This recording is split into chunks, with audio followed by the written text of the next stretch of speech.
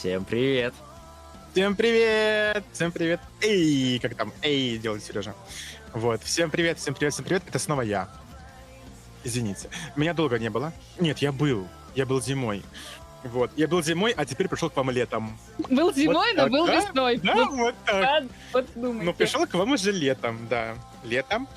А, С чего хочется начать? Во-первых, я соскучился. Я сижу на этом месте. Вот сегодня я перетащил из моей пачки двух. Это Наташа и Тёма. Вот они сегодня здесь. Вот, но также прихватил за шкирку двух новичков. Пнул, выгнал с истерикой Сережу и Сашу. Сказал: все, родители, мы в школу. Как хорошо, да, все получается? Вот, родители, мы в школу. Вот, и мы в школе, и я взял с собой Дума и Катю. Вот. Ну, всех люблю, скучал безумно. Начнем с новостей. Всех наших, которые у нас есть. Первое.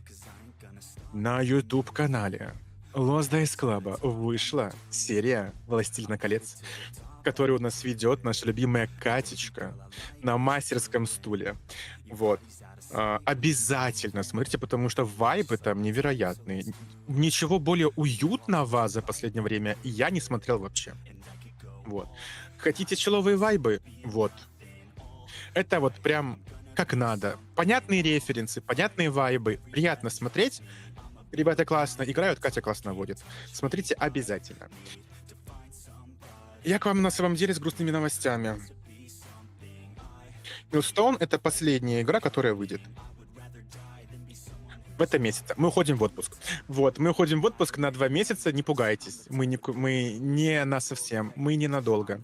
Вот. Ну да, это последняя игра, это последний наш проект, который выходит на канале, выйдет потом на Ютубе, и во всех соцсетях, всех возможных, у нас их уже 30 тысяч. Вот, мы везде. Да, и мы уйдем в отпуск на 2 месяца, и в сентябре вернемся.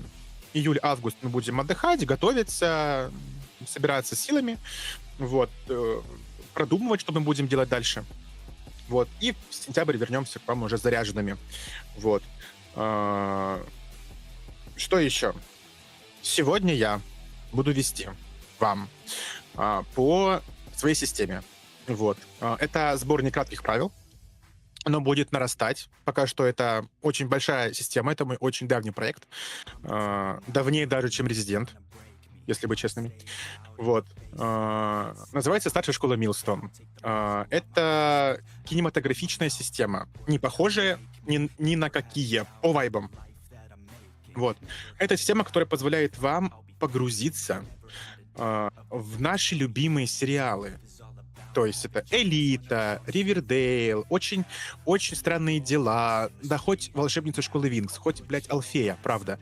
Вот, везде, где фигурирует школа, вы можете брать эту систему и по ней водить, вне зависимости от того, что и как у вас современность, магия, Академия волшебника Хогвартс. Кстати, Наташа, возьми себе куда, блядь, запомни, короче, просто. Вот, у меня язык начинает заплетаться. Спасибо, на самом деле, за оформление вообще большое, Ликсе.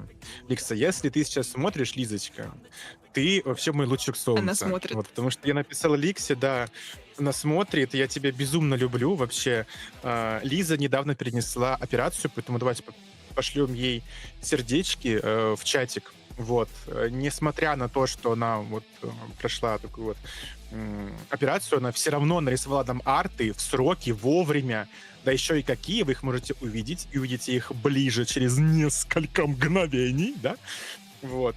Спасибо большое, Ликсе. Люблю тебя безумно. Подписывайтесь на ее соцсети обязательно. У нее ТГ. У нее после операции недавно был стрим, где она отходила от наркоза и играла в Резидент. Ну просто, ну любовь, вот. Тоже чекайте просто Лизу, тоже святой человечек. Ссылка Вот. на ее соцсети в Да, будут... Найтботе, в чатике. Да. И в описании Обязательно под приходите. И этим вообще, видео. внизу тоже, да. И вообще, спасибо всем нашим художникам. В этом году, вот в этом сезоне нашем, вот как мы начали, Художники наши просто творили чудеса, если честно. Что касательно киберпанка, огромного проекта, вообще там столько артов, там столько творчества вообще, это столько работы. Огромное спасибо всем нашим художникам. Два сердечка, это не кулаки, я вас бить не буду. Спасибо всем нашим художникам за то, что они рисуют и делают, творят для нас. Вот. Про систему рассказал, про все рассказал. Про систему еще чуть-чуть. Если вы пришли из обычного ДНД мира, нет. Если вы знаете только ДНД, привет, меня зовут Родя, я вожу не только ДНД. Я его люблю, очень люблю, но вожу не только его, вообще систем очень много. И Милстоун — одна из таких систем. Вот. Она не фэнтези, она про школу, она про современность, она про обычную жизнь, интересный сюжет. В общем, смотрите, пожалуйста, просто гляньте, как эта система играется. Играется очень просто. Нулевки прошли в мгновение ока у нас. При этом, несмотря на то, что нулевки у нас была нулевка быстрая, у ребят готовые концепты. Сегодня гляните. Персонажи безумно яркие. Смотрите. Мы сильно старались. Пройдемся по нашему стандартному протоколу. Про то, как нас сегодня можно поддержать, расскажет у нас сегодня Тёма. Тёма, рассказывай. Дорогие мои друзья, коллеги, товарищи, одногруппники, однокурсники и однокурсницы, наши дорогие зрители, все вы прекрасно знаете, что на наших стримах действует регулярная система донатная, система, благодаря которой вы можете поддержать нас и оказать влияние на ход сценария, разворачивающегося в нашей игре. За каждые 500 рублей вашего доната мы получаем возможность перебросить кубик. Это довольно простая система, с авторством вроде, конечно же, где у вас всего один кубик D6. А характеристики, которые у нас указаны на карточках, которые здесь выводятся на артах, показывают, сколько раз его можно перебросить. Но есть нюанс. Если у тебя выпадает единиц, это провал. И перебросить, исправить эту единицу можно только если ты выкинешь шестерку. А если ты выкинул шестерку, и после шестерки тебе падает единица, твой успех превращается в критический провал. И поэтому перебросы как могут спасти, так и могут все испортить. Ну и, собственно, остальные значения — это просто степень успеха. Вот. Поэтому, благодаря вашей поддержке, и только благодаря ей мы получаем возможность рисовать эти классные артики, улучшать качество нашего оборудования, подготовить всякие материалы к играм и становиться счастливее. Большое спасибо всем, кто нас поддерживает. И я передаю свое слово дальше. А особенно, я добавлю, мы благодарим наших квакционеров, которые поддерживают нас на Бусти и Patreon. Такие легенды, как Балхорн, Рушан Алимов, Никита Пруцкой и Глеб МП3. Спасибо вам большое. Да, спасибо нам, наши дорогие спонсоры. Спасибо большое. Что ж, про наши соцсети. Мы везде, правда. Где нас только нету. Найдите нас везде. Нам расскажет Катя. Катя, поведай, пожалуйста, где нас можно найти. Эй, всем привет! Вы, подписчики наших социальных сетей, знаете, где нас можно найти? Ну а те, кто еще не в курсе и не знает, что на их любимых платформах можно найти нас, а мы везде, то мы просветим вас. Мы есть в нашем Discord-сообществе. Это большая платформа, на которой мы сидим, кайфуем, реагируем на все ваши материалы, на все-все-все. Про это подробнее расскажут ребята. Мы там вообще еще и встречаемся после стрима. Вот такая вот затравочка. У нас есть телеграм-канал, который является основной платформой для того, чтобы рассказывать о наших самых свежих новостях и, например, записывать эксклюзивные кружочки, которые сейчас вот перед стримом улетел от нашего директора старшей школы Милстоун. Также вы можете найти нас в ВК, платформе YouTube-сообщества, и YouTube-клипы выпускаются постоянно. Значит, также вы можете найти нас в Instagram, запрещенной сети с картинками, и многих-многих других местах. И пишите, где нас еще нет. Еще в ТикТоке мы есть. Ну и, конечно же, я как СММщик, я что-то как-то растерялась. Я никогда не говорила про соцсети, а вот на самом деле занимаюсь-то я ими всеми, господи, боже мой. Вот, конечно же, у нас есть Boosty и Patreon, где при помощи прекрасных Наташи и Алены мы публикуем наши новости. И, конечно же, самое главное, что у нас есть YouTube-канал, где выходят наши ролики стабильно. Каждый понедельник выход новых выпусков и всяческие выходы трейлеров, тизеров, вообще контента море. И мы жестко кайфуем, надеемся, что кайфуете и вы. Подпишитесь на нас, где вы еще не подписаны, чтобы следить и не пропускать никакие новости.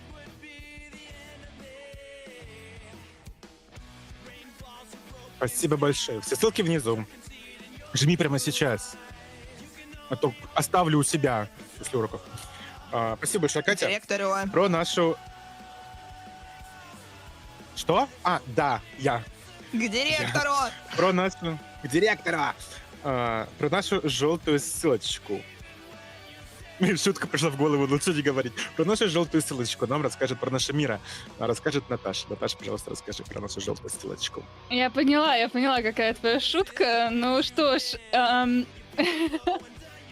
мне теперь неловко, я теперь хочу рассказать вообще, как были подписаны наши арты. Как раз очень в тему. Ну ладно. Это наша внутриковая история. Возможно, она попадет на Бусти, а может и нет. Но посмотрим. Так вот, про желтую нашу ссылочку, которая именуется Мира, а не та, что вы подумали, если вы подумали. Там вы всегда можете найти чарники, а также арты наших персонажей. По Милстоуну, по-моему, еще не успели, да, подгрузить, но все остальные... Скорее всего, те из вас, кто смотрит это сейчас на Ютубе, вот, скорее всего, вы уже можете зайти на Мира и посмотреть наши чарники, посмотреть вообще, как они выглядят, посмотреть, какие у нас статы. Они в целом здесь мелькают периодически, но там есть еще кое-что. Это не все, что есть. Нет, я сказала Милстоун. Ну, если я оговорилась, вы уж извините, если так случилось.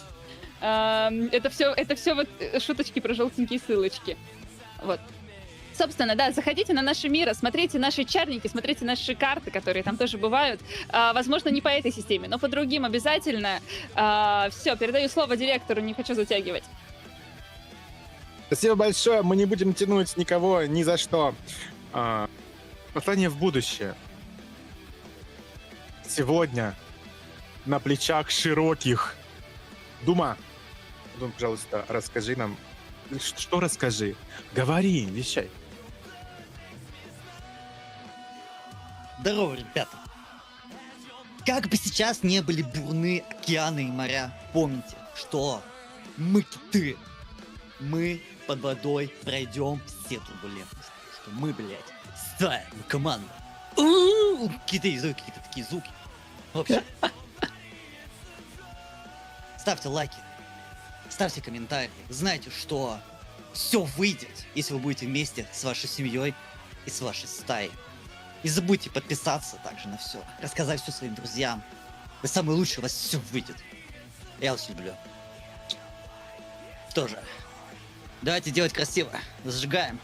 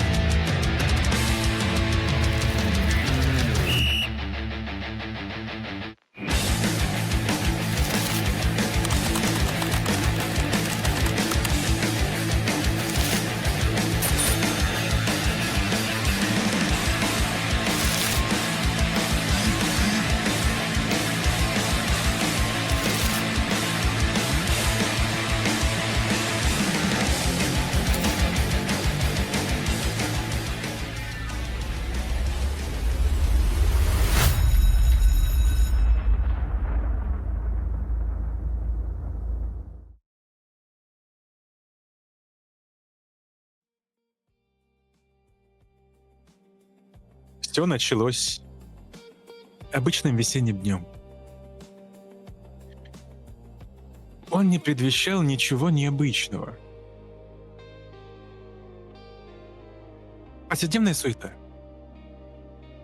Проснуться, почистить зубы, проверить соцсети, не поесть завтрак. Встретиться с повседневными проблемами лицом к лицу снова. У каждого не разное. У кого-то это невыполненная домашняя работа и на ходу генерация оправданий, чтобы сегодня сказать педагогам. У кого-то это проблемы с репутацией. И не совсем хорошие слухи поползли между учениками. И теперь, кажется, пятно останется надолго. Но никто же не знает, что это ложь. Потому что слухи, возможно, пустили и вы.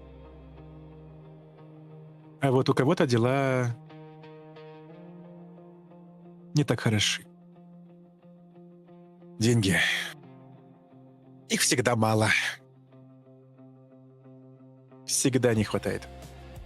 И вы не исключение. Каждый ученик начинает день по-своему. Так же, как и ученики старшей школы Милстон. Старшая школа Милстон — это небольшое учебное заведение, кем-то забытое, кто-то его еще помнит. Оно стоит между двумя районами города, который называется Вестбридж. Первый район — это Норт-Килл. Место, где живут легенды. Политики, директора крупных компаний, владельцы бизнеса, выпускники элитных местных заведений. Все они проживают здесь. Смотрят свысока на тех, кто ковыряется внизу. В попытках стать кем-то большим. Но навсегда вынужденным ползать. Потому что рожденный ползать летать никогда не сможет. И Ист-Ярд. Это промышленный район. Здесь располагаются заводы, мастерские, железная дорога. Это место, где любят зарабатывать. Понимаете, о чем я? У каждого свои методы, у каждого свои способы. А Милстон все стоит. Даже несмотря на все слухи, хорошие и не совсем, которые окутывают это учебное заведение, оно продолжает работать. Каждое утро толпа учеников, кто приезжает на машине, кто-то на автобусе, кто-то приходит пешком, они все равно приходят сюда. Кто-то получить знания, кто-то заработать имя, проблемы, подзаработать. Это институт социальный. И на каждого он работает по-своему. Как он работает на вас? Вот что интересно. Все еще непривычно находиться здесь. Видеть эти лица. Вроде бы времени уже прошло достаточно, но все никак не привыкнуть. Это немного не то место. И тяжело привыкать к худшему. Тяжело делать шаг назад, когда ты была впереди. Элисон, как ты добираешься до школы? И опиши себе, пожалуйста. Элисон — девушка, которая носит одежду, которая явно подчеркивает стиль, подчеркивает статус. Это пиджак, какой-то не то чтобы прям бренд, но все-таки уже и не из масс-сегмента. И другие детали ее одежды, юбка и какие-то кольца подчеркивают это. Хотя можно заметить, что сейчас эти детали успели износиться. Те, кто разбираются в моде, те, кто разбираются в стиле, вполне могли бы сказать, что, это уже прошлый сезон, это устарело, или просто кое-где начинают виднеться следы носки. Но Элисон продолжает носить эту одежду и добирается до школы пешком, совсем не так, как привычно. Поправляю я темные длинные волосы. Где-то находит небольшой кусочек, несколько ворсинок шерсти любимого кота, который стряхивает, чтобы хотя бы это не портило внешний вид. И спешит. Опаздывать нельзя. Опаздывать нельзя.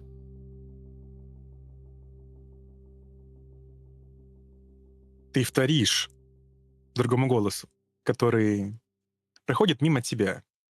Держит в руках книги, на спине висит рюкзак, ее волосы собраны в небрежный пучок.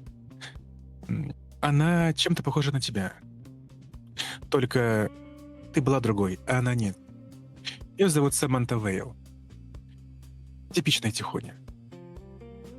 На нее смотрят подозрительно. Скорее всего, ребята из одной из спортивных команд иногда задирают ее. Не сказать то, что она прям какая-то жертва массового буллинга, но иногда дни в Милстоуне выдаются тяжелые. Сегодня ты прям чувствуешь ее надежду, что ли, на то, чтобы сегодня день прошел более-менее гладко. Она также шепчет себе под нос: «Опаздывать нельзя, опаздывать нельзя, опаздывать нельзя». Она торопится, перебирает ногами, ты слышишь, как ее балетки стучат о плиточную дорожку, ведущую к дверям школы. Она переводит взгляд на тебя очень быстро, проверяет книги, смотрит расписание, в какой кабинет ей идти, и ты пересекаешься с ней. Будешь ли ты с ней здороваться? Как-то обратишь на нее внимание или пускай идет, куда шла? В голове, когда я вижу пробегающую Саманту, на мгновение проискакивает мысль, которую Элисон сама от себя гонит, считая это недостойным. Но мысль все-таки проскакивает. Мысль о том, чтобы вот бы я никогда не стала такой, как она. Но, натягивая дружелюбную улыбку, я помашу ей, не стараясь ее как бы задержать, понимая, что для нее тоже важно успеть, и что разговоры могут затянуться, это нам никому не нужно. Видишь, как у Саманты удивленно взлетают брови наверх. Она смотрит на тебя после того, как ты с ней поздоровалась. Для местных ты все еще тайна. Такая наполовину раскрытая, однако это особенное уважение, наверное, это особенное чувство, когда ты привлекаешь внимание кого-то новенького. И сейчас она проживает это чувство. Она смотрит на тебя совершенно иначе. Она смотрит на тебя так, как раньше на тебя смотрели ученики других школ в твоем старом-старом городе. Это приятное чувство. Оно напоминает тебе о том, кем ты была, но и в то же время это такой удар под дых.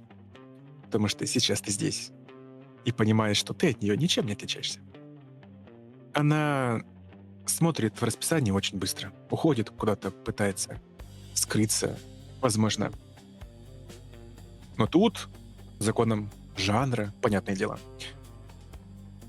звучит громкий сигнал машины, практически свистя шинами, подъезжает, правда, красивое авто. Авто, которое в Милстоуне встретишь не всегда. Странно, что она общается с тобой, Элисон. Она может общаться с кем угодно. Но почему-то в ее круг общения входишь ты. То ли чудо. Возможно, какая-то чуйка. Возможно, какая-то история, которая объединяет вас. А может быть, просто ты хороший человек. Но этого ты никогда не узнаешь. А вот она узнает. Рокси. Личный водитель. Отцовский. Как его зовут? Майк. Майк. Видишь, как старый добрый Майк, который вводит тебя уже, не знаю, возможно, еще начальной школы. Уже как тебе второй отец, потому что своего ты видишь довольно редко. Но Майк любит тебя не меньше. Он подъезжает очень быстро к школе. Обычный ритуал. Он даже ничего уже тебе не говорит, просто с переднего сиденья берет твою сумку, протягивает тебе. Вас сегодня забирать? Спасибо, Майк. Я еще не решила. Я напишу тебе смс-ку. Хорошо. Удачного дня. И тебе, Майк. Она закрывает, хлопает дверью. Очень небрежно закрывает ее. Ты хлопаешь дверью. Майк, как всегда, слегка поджимает плечами. Не первый раз он уже чинит эту дверь, потому что ты любишь хлопать, но сказать тебе что-то против он не может, или боится, или просто не хочет. Взгляды, Рокси, взгляды. Разные. Где-то восхищение. Возможно, ученицы более младших классов, которые смотрят на тебя как на идола. Для них ты все. Для них ты цель. Для них ты отражение в зеркале, которого они же ожидают увидеть через некоторое время. Для кого-то ты проблема. Потому что при виде на тебя они чувствуют лишь зависть. Они хотят быть такой, как ты, но никогда не смогут по разным причинам. Ты знаешь почему. Твоя жизнь — это привилегия. Это не твой выбор, это не твое решение. Так вышло. Ты родилась в нужное время в нужном месте. А вот кое-кто на тебя смотрит Говорят, с интересом. повезло. И я, знаешь, еще пока Майк не отъедет, я в зеркало заднего вида Хорошо. подкрашу губы. Да, ты видишь, как новый слой блеска ложится прекрасно. Идеально.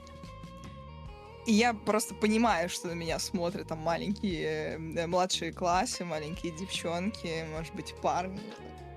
Взмахивает она своим хвостом в этот момент. Рокси, полное имя Роксана Беннет, выглядит следующим образом. Она, как уже описали, центр внимания. Она очень яркая, светленькая блондинка с не очень длинным хвостом высоким сейчас, завязанным в высокий хвост. Челка, стрижка всегда в идеальном состоянии. У нее всегда искрящийся взгляд, в том числе светлых голубых глаз, и идеальный макияж со стрелками. Она трендсеттер, она всегда одевается по последним заветам, которые вывешиваются в соцсетях. Последние новости, последние коллекции всегда достаются ей. Присылаются в этот богом забытый городок, но что делать? Нужно все-таки соответствовать образу лучшей, и она и всегда стремится быть первой. У нее довольно спортивное телосложение, и сейчас она в мини-юбке, в цветах, кстати говоря, школы, в оранжевых с синим, но это не форма черлидеров.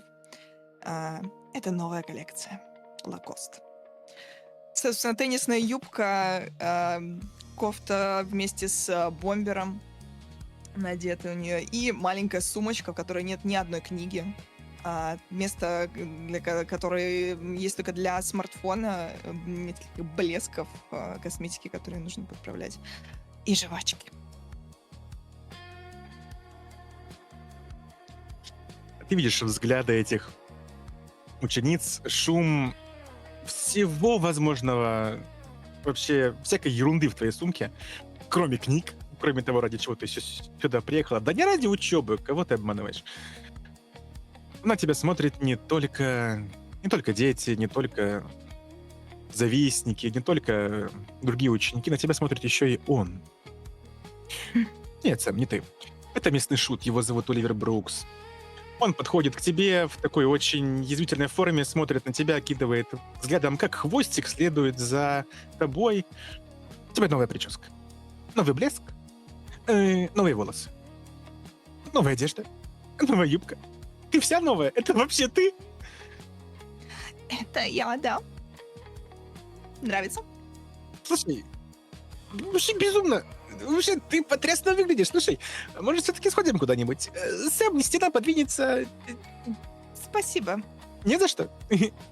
Как тебя там? Оливер, Ага. Оливер. Неважно. Беру вещи.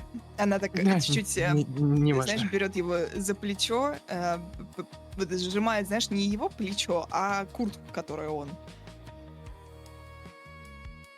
Я подумаю. Правда? Конечно. Конечно, Оли. Без проблем. Слушай, не то чтобы я как бы... я хочу безумно, правда. Не подумай. Ты сногсшибательна. Вообще, Сэму повезло, молодец, крутой парень. Я могу с тобой селфи сделать. Быстро. Объяснить долго. У меня есть 5 Мгм. минут, давай. Секунда. Мне нужна только секунда. Он достает телефон, открывает быстро приложение камеры, делает фото и начинает что-то печатать. Да, спасибо. Увидимся. Да. Все, пока. И он уходит, причем очень быстро. Чудило. Он даже не показал тебе фото. Я знаю, что там получилось идеально. Это получилось идеально. Я начинаю идти Мгм.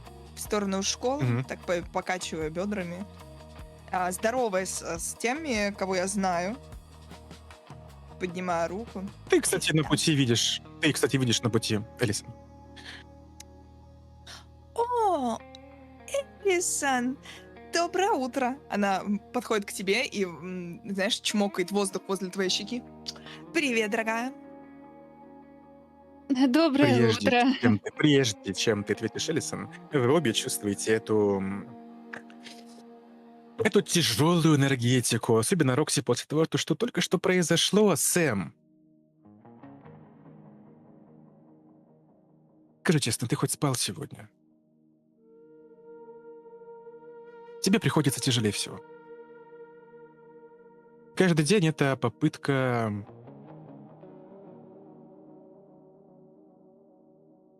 правда, что выжить.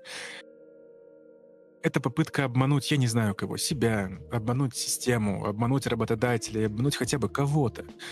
Сэм, в школе ты король. Капитан. Популярный. У тебя лучшая девушка. Сэм, как долго ты будешь врать?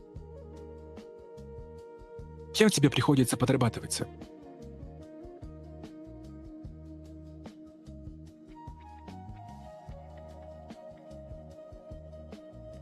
Да что под руку попадется. Буквально все. Грузчик, что-то доставить, принести, подай, доставщикам.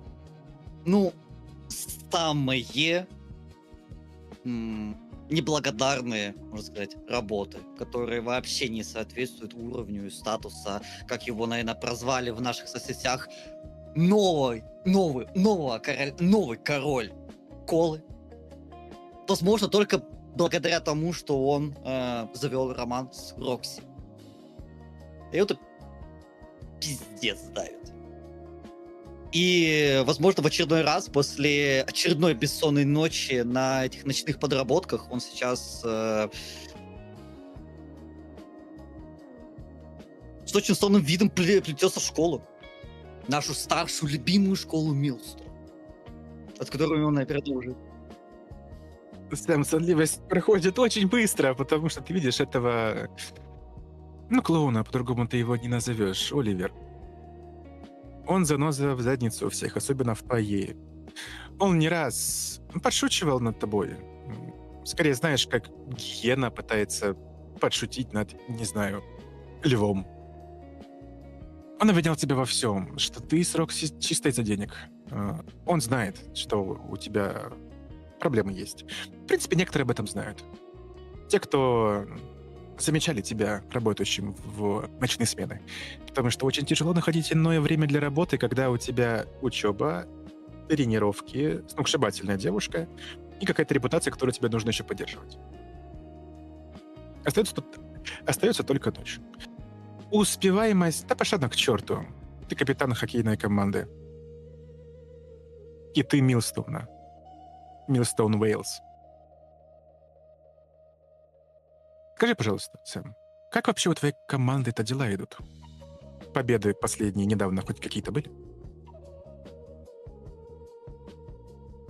Там сказал, что идет очень большая конкуренция. С каждым годом становится сложнее, сложнее, сложнее. И Сэму даже кажется, что ему выпала честь стать капитаном в самый конкурирующий трудный период. Потому что всякие там орлы, волки, крокодилы и прочие ползущие, рычащие твари из других школ вечно хотят откусить свой кусок славы от китов Милстоуна. И эту честь приходится защищать. Это война. И Сэму приходится очень трудно. Потому что если чуть-чуть сдадим назад, нас сожрут с потрохами. Даже знаешь то, что кто вас съест. Помимо старшей школы Милстоун, в Вестбридже есть еще 2 учебных заведения. Первое — это Академия Грандтейл. Там должна была учиться Рокси, но не здесь. Это место, где огромные кампуса, богатые семьи, идеальные оценки, безупречная репутация, где ты король школы не потому, что ты богатый, потому что ты успеваешь в учебе. Не сказать то, что это школа для богачей, но учиться там сложнее, но точно приятнее. Там учатся те, кто буквально может купить себе будущее. И второе. Если Грандтейл — это птицы высокого полета, с ними делать нечего. У них крутые тусовки, но больше ничего. Вот вторые могут доставлять проблемы. По крайней мере, их команда «Риверсайдские орлы». Это технический колледж Риверсайд. Там учатся механики, автомастерские. Направлений много. Робототехника. Все, что связано с цифрами, я о них ничего не знаю. Все, что связано с цифрами, работа руками и прочее. И с орлами дела идут очень тяжело, потому что Риверсайд известен тем, что их ребята, в принципе, всегда они довольно потянутые, потому что обучаются на подобные профессии. Было бы легче, если бы один из твоих друзей не был довольно близок с ними. Но об этом уже поговорим в другой раз.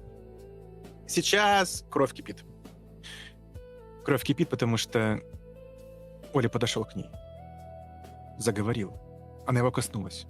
Она его взяла за куртку. Она ему улыбнулась. Он с ней сфоткался, что?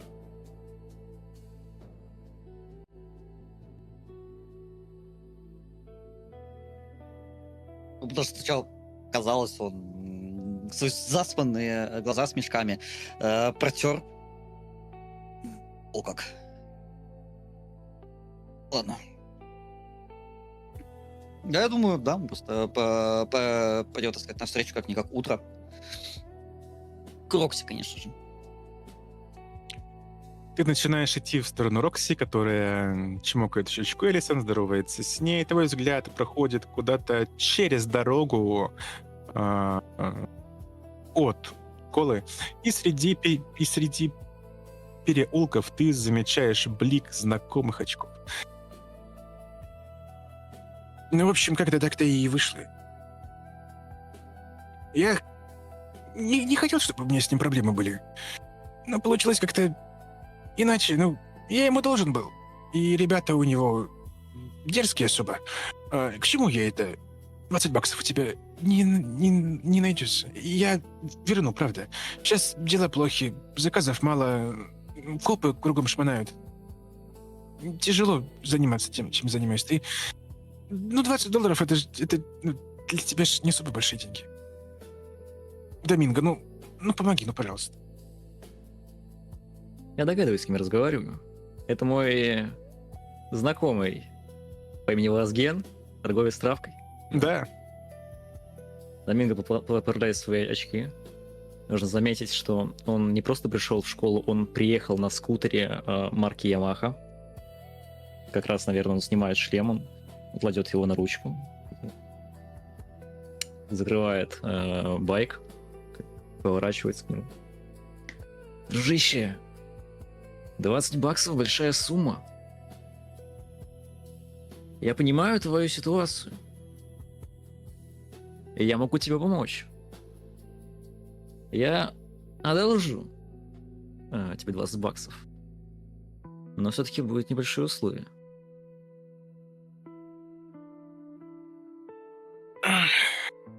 Доминго, не тяни, я тебя прошу. Что ты хочешь? Что тебе от меня нужно в этот раз?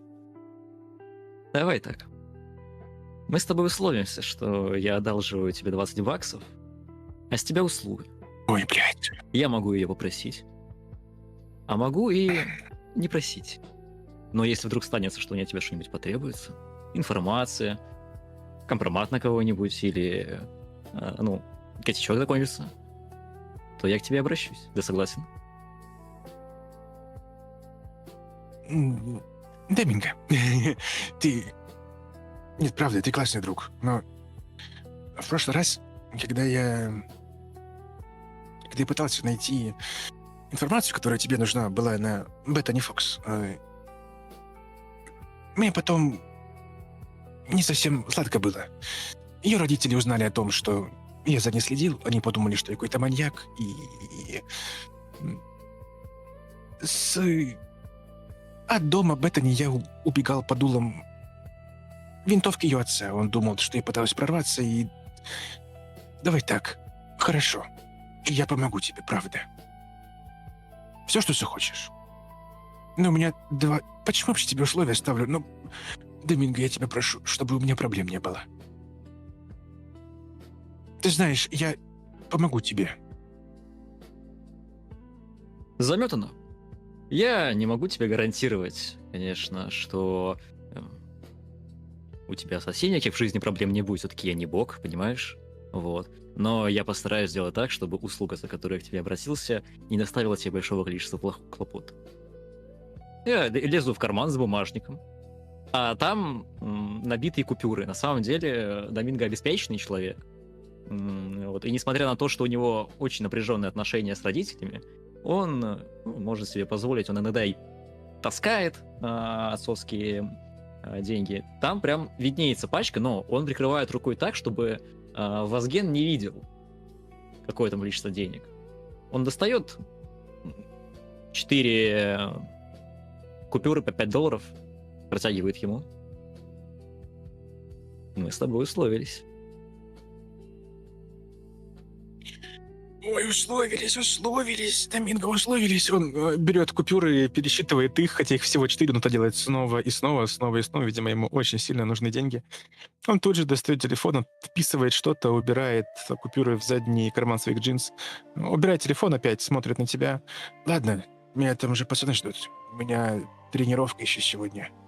Тренировка? Мы... Да, я записался, я тебе не рассказывал. Записался... Они к Сэму случайно, хоккеисты? Нет. Ты знаешь, что Вазген учится не в Милстоуне, он учится в Риверсайде. О.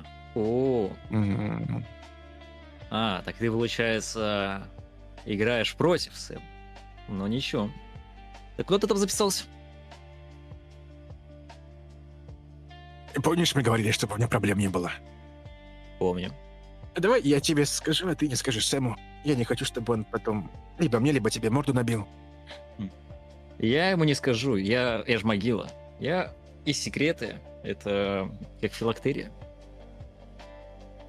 Кто? Я тебе рассказывал о ДНД, ты не слушал, вот теперь не шаришь. Надо быть в теме, это самая модная игра сейчас. Так, куда ты там в итоге устроился-то, рассказывай. Опять ты про свои эти кубические хрени. И я теперь в Орлах. Вот так. Ну ты Да. даешь, конечно. Знаешь, я бросаю на него оценивающий взгляд, он как по телосложению? Он крупный или худощавый? Он... Если сравнивать его с Орлом, то он яйцо, как бы. Вот так, да? Я так скептически на него смотрю. Но успехов тебе в твоем начинании. Я уверен, ты добьешься больших успехов на этом поприще. Да, пока что я им таскаю воду, но меня скоро пустят на лед, и там уже начнутся тренировки и всякое такое. Похлопай его плечом. Давай, не теряйся. И это, если будет этот что-нибудь, я плачу, как обычно. Ты меня в курсе держи. Конечно, платишь, я вот тебе бесплатно это таскать это буду. Конечно, ты будешь платить. За $20 спасибо. Я опаздываю. Успехов. Все, давай, связь. На созвоне. Давай. Он куда-то теряется среди переулков. Он, в принципе, знаешь, он как такая уличная крыса. Вот где-где, вот среди узких переулков, мусорок, там, где из асфальта бьет пар, он там теряется максимально просто и эффективно, в первую очередь. Твой взгляд пересекается, ты видишь, как Сэм смотрит на тебя, ты смотришь на него, искра, буря, безумие. Ну, ладно, рядом Рокси, хорошо. Не сегодня. Я вальяжной походкой. У меня длинный кардиган в темных цветах. Не черный, а такой темно-коричневый. Водолазка зеленого цвета. Я схожу к ребятам. Улыбка на лице. Здорово, Сэм. Привет, Рокси, чудесно выглядишь. Привет, Элиосон. Да, мы это примет. Все подходим, а сам тоже краба, такая, Доминго. Вот. Обнимает, по плечу хлопает. Рокси, моя королева. Подходите, щечку целует. Она, знаешь, в момент как раз она слышит, что Доминго здоровается, она оборачивается, видит Сэма, а Доминго, который подходит и делает комплимент, она на носочки приподнимается, чтобы ты поцеловал ее в щечку. «Привет, милый». Доминго. Она кивает тебе. Протягивает руку, чтобы пожать Элисон. Элис, здорово. Это наша обычная, как бы, я сейчас какой игрок не поняла. Обычно сам с первого дня, он просто протягивает тебе руку. Здорово. Ты видишь, что Элисон до сих пор не привыкла к этому жесту, который стал уже обыденным. Все так же неловко пожимает тебе руку. Да, доброе утро. Чё этот голос во время сами отшивался? Кто? Ну этот, как его там? Доминго. Как его там звали? Оливер. Доминго не клоун. Не-не-не, я... Спасибо, что уточнила. Да-да-да, ты буквально видишь, что у Элисон проскочила та же мысль, но она ее не стала озвучивать. Да, без этого комментария ситуация была бы более неловкой. Если бы наша школа была цирк, Доминго был бы в ней не клоуном, а директором. Это комплимент, это мне как комплимент я, получается, считаю. Ты был бы как величайший шоумен. Смотрели? Да, хороший фильм. Классный фильм. Да. Кто-то там со мной сделал селфи, да. Я просто выходила шикарно из машины. Ну, Майк меня добросил, как обычно. Вот. И, кто-то подошел, сделал со мной селфи. А что? Да. Смотрит вслед, куда ушел, даже, наверное, сбежал. Да так, не хочу, чтобы потом у тебя были из этого проблемы. У меня... Боже, да я там вышла шикарно, 100%. Чем больше фолловеров, тем больше упоминаний, тем лучше. А если какая-то антиреклама, во-первых, у меня ее не может быть. Во-вторых, антиреклама — это тоже реклама. Да-да. Там издевает. В общем, если будут проблемы, скажи, я поговорю. Сэм, ты ему наваляешь, я знаю. Она, как раз, когда ты тянешься, она руками вешается тебе на шею, она вот так вот в замок заключает тебя, повисает на тебе, чтобы тебя обнять. Прикрыв глаза в сторону, тебя обнимает. А моя королева, ваш рыцарь всегда у вас на службе. Прекрасно. Не зря я посвятила вас в рыцаре. Мы целуемся. Пока происходит эта сцена, я просто поворачиваюсь на Элисон. Элисон делает шаги в сторону школы. Я следую за тобой, такой... Не будем этим голубкам мешать.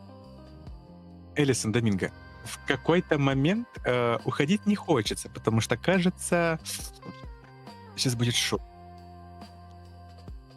Если у Сэма его немезис — это Оливер, то у Рокси он свой. В каждой школе есть королева. Без сомнения, это Рокси. Но не обойдется без Золушки или принцессы, которая стоит наравне. Еще не там, не на той вершине, как Рокси, но очень близко. Подбирается к ней. Ее зовут Джессика Прайс. Такая же обеспеченная. Такая же уверенная в себе. Она теннисистка. Практически копия Рокси. По поведению, будто бы она пытается быть Рокси. Но в некоторой степени у нее это получается даже чуть-чуть лучше. Но Рокси на вершине, ее оттуда сместить нельзя. Но Джессика старается, у нее длинные темные волосы, пронзительный взгляд. Ее окружают ее подруги. У принцессы есть свита, как и у королевы своя. Она проходит мимо, бросает взгляд на вас, Сэма Рокси, когда вы целуетесь. Она смеется себе под нос. Девочки, господи, ну сейчас его съест. Привет, Сэм. Что, завидуешь, Джесси? Она отлипает от Сэма, но все еще держа руку у него на шее, сколько он выше ее, вот так вот чуть наверх. Оставляет ее расслабленно лежащую у него на плече. Что, без своей ракетки чувствуешь себя беспомощно? Ракетка, завидуешь чему твоей пассе? У акулы кривых зубов меньше. Ты давно была у стоматолога? У меня есть хороший. Могу посоветовать. А я чувствую, ты скоро запишешься, потому что я тебе выбью твои... А что это за платиновые унитазы? Это называется виниры. Ясно. Она многозначительно долго прям протягивает. Ты никогда о подобном не слышала? О, нет, я слышала. Не видно. Ладно. Видишь, как... Ну ты раз зубы себе сделала, ты и глаза тогда поправь. Тогда будет видно. Ты не переживай. На мои глаза уже и так смотрят. Да, Сэм? Я сегодня приду на вашу тренировку. Я не пропущу. Видишь, как девочки в ее компании начинают хихикать. Она подмигивает тебе. Они проходят дальше. Привет. Привет, Доминго. Элисон, потрясно выглядишь.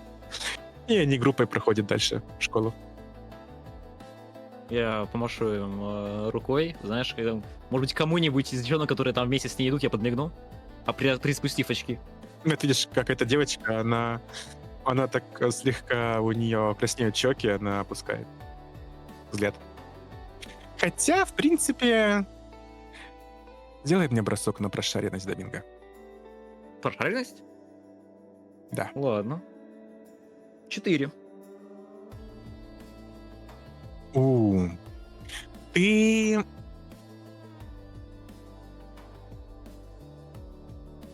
Ты видел ее несколько раз. Имя точно не припомнишь, начинается на М, что ли. Обычно в ее руках то ли журнал, то ли еще что-то. Но в компании Джессики ты ее видишь впервые. Странно, новенькая, что ли? Да вроде нет, никто новеньких не говорил.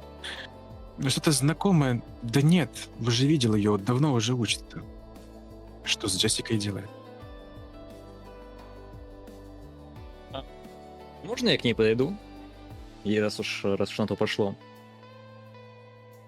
Да, ты видишь, как компания дам замечает то, что ты подходишь к ней.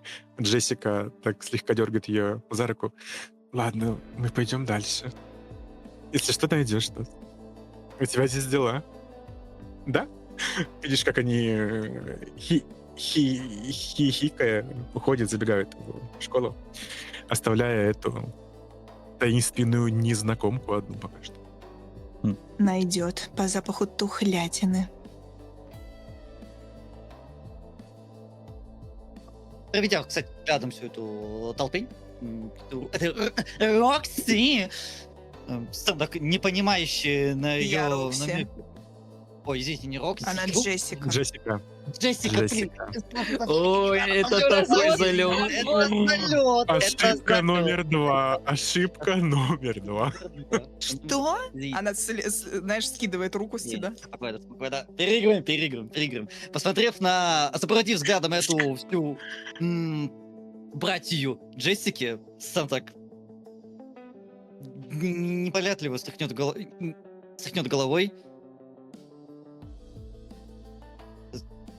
Ходячий курятник, только мне пацанов будет отвлекать от тренировок. Не переживай, такой мусор не пускают на арену. Вот. Правильно, Элисон? Ты видишь, что Элиса немного выпала от количества событий, произошедших за несколько минут. Да, наверное. Моя девочка. Доминго. Обращая внимание на эту девушку, я подхожу к ней, хочу посмотреть, какой у нее журнал в руке она держит. Видишь, что это не журнал, это записная книжка. Если ты бросишь взгляд, она довольно потрепана, ей пользуются очень часто. Она ей пользуется очень часто. Однако на того, кто бы записывал лекции в нее, она не похожа. Привет. Я протягиваю руку. Доминго. Привет, меня зовут Мия. Мия, по-моему, мы не знакомы. А из какого ты класса? Я на год тебя младше. Она учится, значит, со мной, Доминго. Так вы одноклассница. Рокси так выглядывает за Сэма. Привет. Рокси, ты знаешь, кто это? Привет, Мия. Это Мия Сандерс. Это школьная журналистка. Если где-то что-то происходит, она первая начинает туда бежать в попытке добыть как можно больше информации. Она странная личность в школе. Никогда не знаешь, она искренняя или добивается своих целей. Она очень хитрая. Не то чтобы ее боятся, но на нее смотрят как на странную, на ту, которая всегда хочет докопаться. Но на самом деле Рокси к ней относится хорошо, потому что о ней это только ей в плюс. Поэтому она довольно приветлива, то есть она машет. Она вот образ сохраняет королевы. Она должна со всеми быть дружна, она должна со всеми хорошо общаться. И с ней она искренне, всегда приветлива. И она машет ей. Мия, привет. Привет, Рокси. Извини за то, что было ранее. Она просто шутит. Тебя это не касается, это наши с ней разборки. Я не хочу встревать в то, что происходит между вами. Доминго, конечно. У меня такой вопрос мастеру в первую очередь. У нас есть какие-нибудь дискотеки или тусовки после школьной? Да. Да, и да. Их масса. Вопрос в том, здесь вам приходится выбирать, куда вы пойдете, куда вы не пойдете скорее, а не будет ли что-нибудь. Они бывают разные. Прям таких тусовок, где алкоголь льется, тебя держат вверх ногами, в тебя вливают пиво, бросают в бассейн. Таких мало. Обычно вечеринки — это кто-то группой собирается у кого-то под какую-то музычку. Где-то ребята из спортивной команды могут выбраться куда-нибудь в бар, куда их пустят. Обычно это боулинг, какой-нибудь пикник, тоже взяв с собой пиво. Ребята, которые увлекаются тачками и смотрят на тебя на твоем мопеде, как на фрика Доминго, у них там своя тусовка. То есть вечеринки, в принципе, у всех просто они такие локальные тусовки. Главное, скажем так, подсосаться к тому, куда ты попасть хочешь. Мгм. Я понял. Ну, я думаю, есть какая-нибудь такая школьная дискотека. Может быть, где собираются большинство ребят. Ну, в принципе, условно, Рокси могла бы допустим, такое да. организовывать с танцами. Танцевальные батлы. Есть планы на выходные. Не хочешь сходить на дискотеку? А, Я на дискотеке... Доминго, сделай мне бросок крутости. Ой, как хорошо, что я все очки в крутость качал. Практически. Мастер, 4. можно ли помогать вообще при Нет, этом? 6. Мгм. И... Только бы не единица. 3. Ну, 6 у меня есть успех. Есть, отлично. Видишь, как она смотрит на тебя с интересом, окидывая тебя таким оценивающим взглядом. Знаешь, у меня есть идея получше. Я весь внимание. Я заобщалась с одной девочкой. Сегодня после школы она собирает у себя ребят. Это не совсем вечеринка, это больше место, куда все приходят выпендриваться. Она из Грантейла. Живет в верхнем районе города. У нее не будет родителей сегодня вечером, и она собирает тех, кого считает нужным. Можно взять с собой 2. Она смотрит на Элисон, на Сэма, на Рокси. Но я могу постараться договориться. Или ты хочешь тет-а-тет? Предложение сходить тет-а-тет на такую вечеринку слишком соблазнительно, чтобы от него отказываться. Но как я могу так некрасиво поступить по отношению к своим друзьям, что вот я пойду с красивой девушкой, не пригласив никого из них. Поэтому, если ты не против, и тебя привлекает кто-нибудь из моих спутников, то я был бы рад, если бы ты пригласил кого-нибудь из нас. Видишь, как она подходит к тебе чуть-чуть ближе, знаешь, так медленно делает первый шаг, второй, оценивающе смотрит на тебя, снимает с носа твои очки, надевает их себе, примеряя чуть-чуть. Рокси, ты видишь, как ее взгляд меняется? Совершенно. Она не эта приветливая девочка, которая пытается подсосаться к кому-то. Сейчас она прям кокетка. Она смотрит на Доминго с интересом, правда. Ты же Доминго слышишь. Доминго, я журналистка, а не идиотка. Я знаю то, что если ты хочешь пойти со мной куда-то и приглашаешь меня, тебе что-то нужно. Обсудим на встрече. Я поговорю насчет того, чтобы твои ребята пришли вместе. Тебе не будет скучно одному. А на вечеринке уже обсудим. В компании... Только давай так, чтобы потом не поползли слухи, потому что, если что, я все свалю на тебя, хорошо? Договорились? Она обратно надевает очки тебе на нос. Не могу не заметить, что ты весьма проницательна и чертовски умна. Это меня привлекает. Я омываю руки, мы договорились. Она хихикает себе под нос довольно. После чего разворачивается и двигается в сторону школы. Я перевожу взгляд на Сэма. Не, ну ты видал?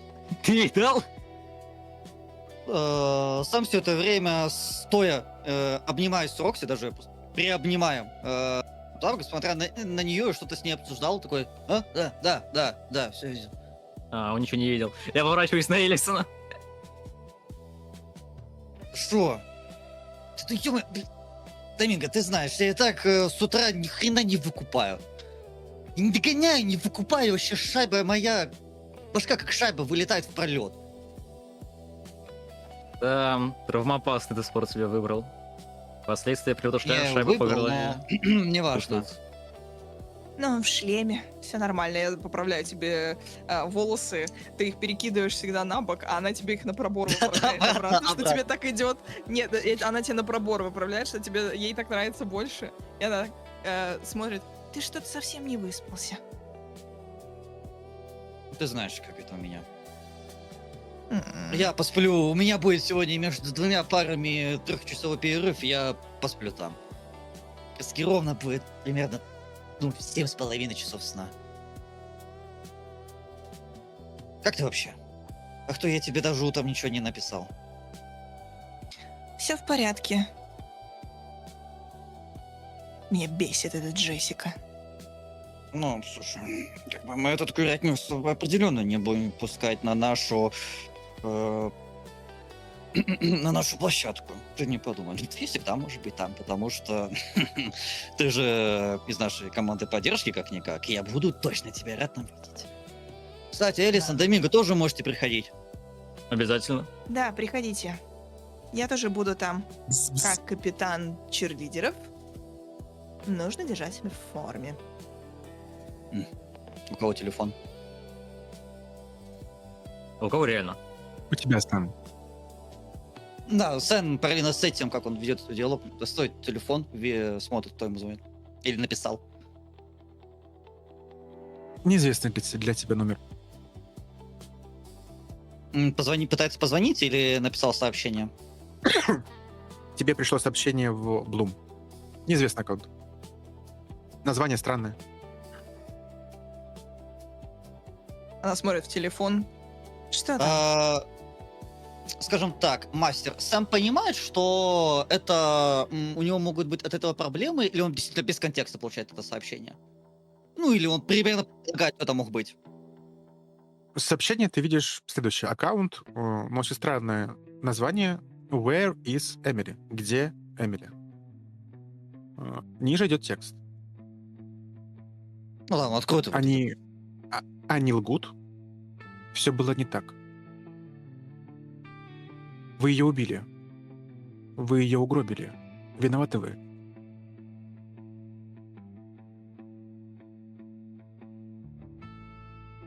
Это личное сообщение, которое пришло тебе.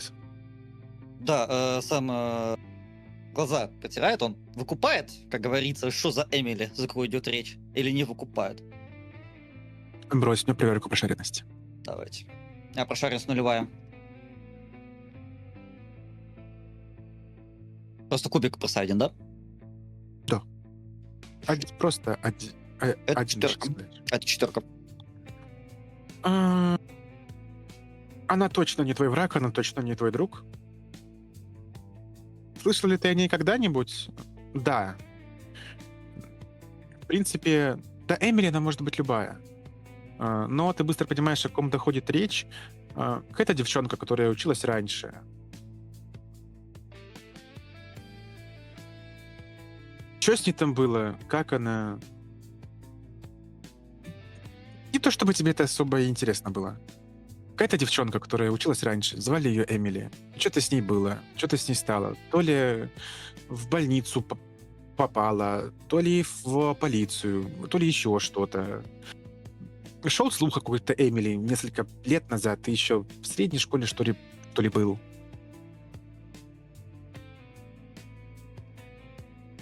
Йоу, какое-нибудь крутое сообщение. Трё? Рокси просто смотрит тебе в телефон. Кто там тебе пишет? Да, вот глянь, неизвестный номер наш, он просто буквально тебе вот показывает напрямую. Где Эмили? Вы убили ее. Она сначала начинает вслух им читать, а потом понимает, что там происходит. Может быть, с твоим телефоном как раз подходит ближе к Элисону, к Доминго. Ну да, мы все вместе подходим, я думаю. Это что за хрень? Как вы сказали, Эмили? Where is Emily? Еще не поздно сделать вид, что я ничего не слышала и уйти, пожалуйста. Я не хочу. Нет, так не попадать в прокатит. Я какое-то беру тебя легонько, на самом деле, за плечо, и куда-то не уйдешь. Подождите. Это же тут реально, ребят, мистика начинается. Я видел Эмили еще до того, как она пропала. Элисон, ты не понимаешь, загадка. А Доминго у нас любит загадки. Это у Снова? кого? Мастер, да, говорите Элисон. сразу, кому бзы.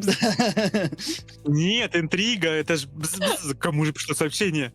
Кому Элисон, пришло тебе. сообщение? Я достаю телефон, ожидая увидеть сообщение от предков. Собственно, смотрю, что... Да, сейчас. Аккаунт тот же, только сообщение еще более жуткое. Они все еще прячут меня там. Я буквально вдавливаю телефон в Сэма. Так, знаете, я, пожалуй, куплю себе новый. Я не знаю, что у вас здесь происходило, и причем здесь я, честно, ну, как бы... Я, Но ты конечно, уже в с вами, теме. но... Но ты уже в теме, от этого не отвертеться. А знаете, что самое жуткое? Последний раз, когда я ее увидел, она уходила. Тогда еще не закрытое школьное крыло. А уже после того, как она пропала, Эмили, крыло закрыли. Это же мы там тусуемся. Ну, наше место. В закрытом крыле. Похоже, она где-то там. А нас, может быть, поэтому нас обвиняют? Потому что видят, что мы тоже уходим в закрытое крыло. Что-то в этом закрытом Что? крыле неладное. My God. Чувак, подожди. Нас должны же, типа, ордер выписать, типа, обвинить в чем-то, где копы, там, детективы, полиция, херня.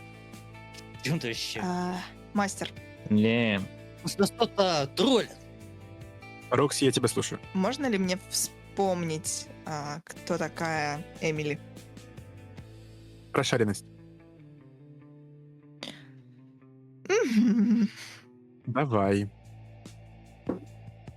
6? о,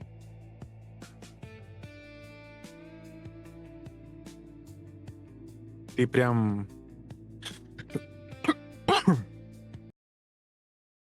Ты прям вспоминаешь.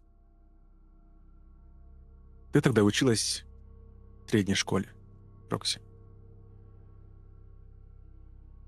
И когда звучат сообщения, когда все это происходит, ты осматриваешься по сторонам, слышишь еще бз-бз. Ребята рядом, не вы, смотрят. Слушай, кто такая Эмили, ты знаешь? Нет, не знаю. А что там написано? Написано, что... Почему вы все еще молчите? Чего? Они приглядываются между собой, и ты... Будто бы как кадры из прошлого. Ты идешь в столовую, в кафетерий. Какой-то... Школа, она как улей, знаешь, она... Все о чем-то перешептываются, все кто-то смотрит. Особенно старшие классы. Они постоянно... Они на нервах все. Кто-то звонит матери. За кем-то приехали родители, за кем не приезжали никогда. Приходила полиция. Плачет женщина. Какой-то странный день. И ты прям кадр этот поминаешь, как подходит один из работников школы. Даже помнишь, кто? Это мистер Рид, уборщик. И он вешает постер. Изображение девочки. Обычная девочка, приличная, ничем не особенная. И это постер о помощи в поисках ее. Она пропала. Она училась в школе Милстоун. Она училась здесь. Ты прям вспоминаешь вспоминаешь, как вешают этот постер, ты обращаешь на него внимание, но тебе 12, что ты сделаешь? Ты просто припомнила ее лицо, этот кадр. Наверное, это первый раз, когда ты увидела то, что человек может просто взять и пропасть. Вот он был, ходил с тобой в одну школу, планировал что-то, у него были планы, у него были какие-то цели. Он с кем-то общался, у него были друзья, потом его просто не стало. И все, что от него осталось, это постер с его изображением этого человека. А у нее имя есть — Эмиль.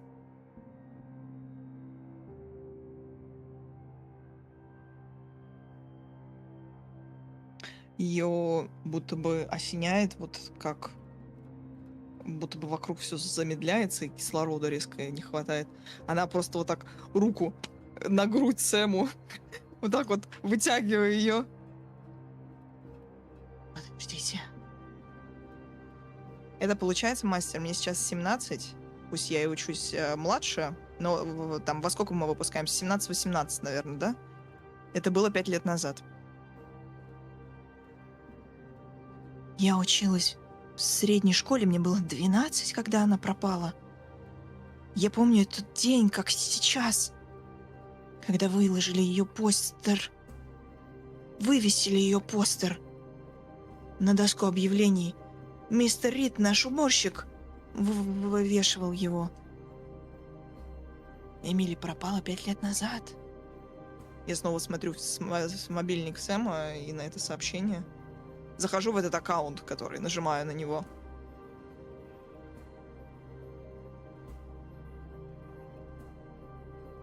Видишь, что это аккаунт, он пустой. Вместо аватарки А написано ли, когда он создан? да, он создан 2 года назад. И пустой. Он пустой абсолютно. Даже вместо аватарки ты даже узнаешь, это та самая фото с постера. Та самая фото Эмили. Пока Рокси ведет этот диалог, размышления, когда она ударила, вернее, положила руку на грудь Сэма, там еще Хлопнула хлопнула, да, там еще была рука Элисон с телефоном. Я стараюсь аккуратненько ее так, чтобы не потревожить, не привлечь к себе лишнего внимания. Телефон я все-таки забираю. И... Да, блин, ладно, я погорячилась. Нужен мне он еще, конечно. Но она пропала, да, 5 лет назад. Здорово. Нет, в смысле, это плохо, но... А мы здесь при чем, если нам в среднем было по 12? А ты представь, Видишь, это всем рассылают. но неспроста явно. Смартфоны вокруг вибрируют. А ты представь, что если она все еще где-то в закрытом крыле школы. Мне плохо. Айда ждет. Я, пожалуй, нашла нужную подработку. Прямо сегодня, прямо сейчас. Ну разве это не интересно? Надо раскрыть эту тайну, ребята. Надо разгадать эту загадку. Да стрём. Ничего интересного. Мне страшно. Мне плохо. Что случилось? Сэм, Макалева, Сэм, тебе мне плохо? плохо. Что сделать? Ну, правда же. Я начинаю падать. А, На ну, тебя. Мне плохо. Это какой-то ужас. Мы ходим туда, в это закрытое крыло. Или, может быть, ее фантомный дух витает, подобно призраку, по темным коридорам закрытого крыла. Я ненавижу. Я не выдерживаю, и вы, кажется, впервые видите, как Элисон позволяет себе самостоятельно кого-то докоснуться, тем более так. Пока Доминго начинает эту тираду, я хочу его прервать, слегка, для Доминго слегка, но, кажется, для Элисон со всей силы по плечу ударить кулаком. Типа, чтобы он замолчал. Ну, я затыкаюсь, поворачиваясь в сторону Элисон, смотрю на нее. Доминго! Мы ненавидим с Элисон ужастики. Вот так, это я тебя в это твое подземелье дракона, ты ж я испугался. Жуть! Чувак, ты? Да не поверю никогда в жизни. Ты чё, да это было стрёмно. Ты думаешь, что я сделал тогда? Не потому что я был тупой, мне было стрёмно. Да, я признаюсь. Даже короли боятся. Накинул кубик и умер. Обидно было. Ну, тебе не повезло, просто в ловушку вступил. Так бывает. Хуйня ваша игра, блядь. Да ладно. Извините. Ладно, Фу. Сэм, можешь поставить меня, а то ты сейчас меня кинешь как кубик. Она знаешь, поднимаешь. Да-да-да, все, извините. Так это, что, идем туда, смотрим, где этот фантом, ему там двоечку пропишем. Я не боксер, конечно, но может он испугается, меня улетит. Мне нравится твой настрой. Ты наваляешь ему, Сэм. На, Я не хочу тебя расстраивать, но вряд ли фантомы могут бояться. Видите, как к вам подходят шаги? Это женщина. Она работает здесь. Вы ее знаете. Ее все называют миссис Хэллоуин. Это школьный психолог. Она видит вас, она видит, как падает Рокси. Она подходит к вам. Господи, у вас все хорошо? Рокси, с тобой все в порядке? Да, да, Тебе какая-то помощь, может быть, нужна? все нормально. Все год. Вы вообще собираетесь на уроки-то? Скоро уже первые уроки начнутся. Ой-ой. Мы бежим. Не знаю, о каких фантомах вы говорили, но вы же понимаете, что это выдумки, правильно? Вы же умные. А чего вы подслушиваете наш разговор? Ну, конечно, мы знаем, что это выдумки. Мы умные. Да, Сэм? А, ты один из самых умных млекопитающих на Земле. Сэм, безусловно. Да, Доминго, прости, пожалуйста. Я просто проходила мимо. Вы настолько живо разговаривали. Это произошло случайно. Извини, пожалуйста. Нет, не надо особенно так разговаривать. Я знаю эти психологические трюки. Со мной также мать разговаривала, когда пыталась получить от меня то, что она хочет. И со мной такие вещи не прокатят. Лучше уж быть откровенным Как и честным. скажешь. Хорошо. Я откровенно, мне жаль, что так вышло. Я послушала, решила дать совет, что действительно на подобные вещи не стоит тратить время. Вы молоды, уже довольно взрослые. Пора не о фантомах думать, о чем-то более значимом, о целях в жизни, о планах, об учебе в том числе. А вы сами-то, может быть, что-нибудь знаете об этой девчонке пропавшей? Какой? В этой школе пропало много девчонок. Я знала, что я зря сюда перевелась. Эй, Элисон, нет. Я так подхожу, тебя, знаешь, приобнимаю за плечи. Все нормально. Нет, ты от меня никуда не уйдешь. Я так начинаю на тебя. Ты повязана со мной, ты должна доучиться со мной до финала. Кто будет помогать мне на философии? Как хорошо, что я в выпускном классе, думает тихо про себя. Я не совсем понимаю, о какой пропавшей девочке вы говорите. Да, в Милстоуне происходили определенные инциденты, но полиция вела расследование, все дела закрыты, и все в порядке. Никто не пропал. Всех нашли, вроде как. Либо я чего-то не знаю. Если вы что-то знаете, расскажите. Поделитесь. Мне интересно, она откровенно то, что она говорит, или она пытается солгать? Можно это понять? И она пытается что-нибудь утаить? Пошаренность? Ну. Давай даже Надо так, давай лучше дерзать. Дерзость? О, если Давай не лучше перебрал. дерзать. Да, 3. 3 у меня. 3. А вот хрен поймешь. Она общается очень правильно. Вот так, как будто бы...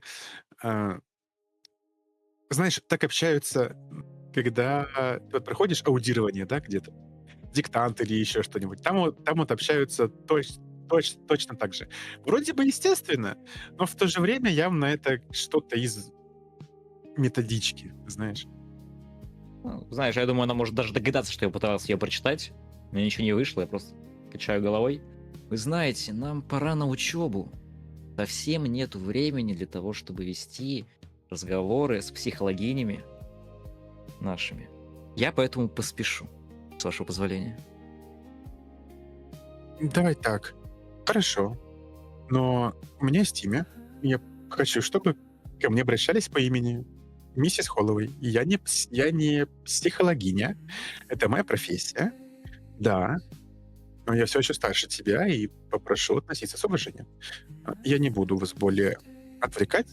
Пожалуйста. Всего доброго. Хорошего дня, миссис Холлоуэй. И тебе, Рокси. Тебе точно не нужна помощь? Все хорошо. Да, я в руках Сэма. Цуху Она так умиляется больше такой школьной влюбленности. Прекрасное время. Поторопитесь, скоро звонок. Она следует дальше, заходит в школу. Некоторые ученики тоже постепенно, знаете, такой поток начинает образовываться всех, кто заходит в школу.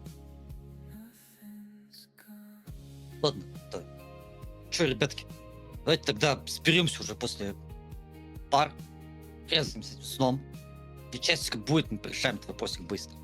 20 минут зайдем, выйдем. Сон — это очень важно. Вы вообще серьезно собрались идти на уроки? Я так просто откосить от нее пытался, а сам за гаражами потусоваться. Крейзи, он же тебя бьет голову. Вообще. Ой. Аккуратненько забирай свой телефон у Рокси свой, чтобы быстрее посмотреть по расписанию. Ну, косить можно будет. Знаете, что мне не нравится? То, что нам это сообщение пришло первым. Ну, мне и Эльс. Что-то не так. Давайте... Блин, это явно какой-то тролль на стрелку хочет нас вывести. Просто пойдем, посмотрим, разберемся и все. Меньше проблем будет. Я не хочу, чтобы мне какой-то тролль звонил или писал в час ночи, когда я работаю. Ну а так лучше тебе Я буду волноваться за вас, ребята. пары не пропускать, Сэм. Тебе же нужна стипендия все-таки, как капитану. Поэтому вот она смотрит расписание свое тоже. Давайте скипнем обед и пойдем вот в это время. И поэтому я тебя люблю. Ты умнее меня, Рокси. Жать тебя. Что-то. Поцелует еще раз щечку. Ладно, план есть. Наша королева все составила. А мы как войско китов, должны бы его выполнить. Все, увидимся. И он развернется, со всеми распрощавшись, он пойдет. Лучший! Показывает пис. Итак, А у меня философия. Обожаю. кто куда? Она показывает Элисон. Нет. Я на пару. Я Тоже прогуливать... учиться. Я прогуливать, слушать слухи с уличных пацанов каких-нибудь. Хорошо. Сэм, ты тоже на... На пару, да, чтобы поддерживать минимальную необходимую успеваемость. Хорошо. Посещение. Да просто я был.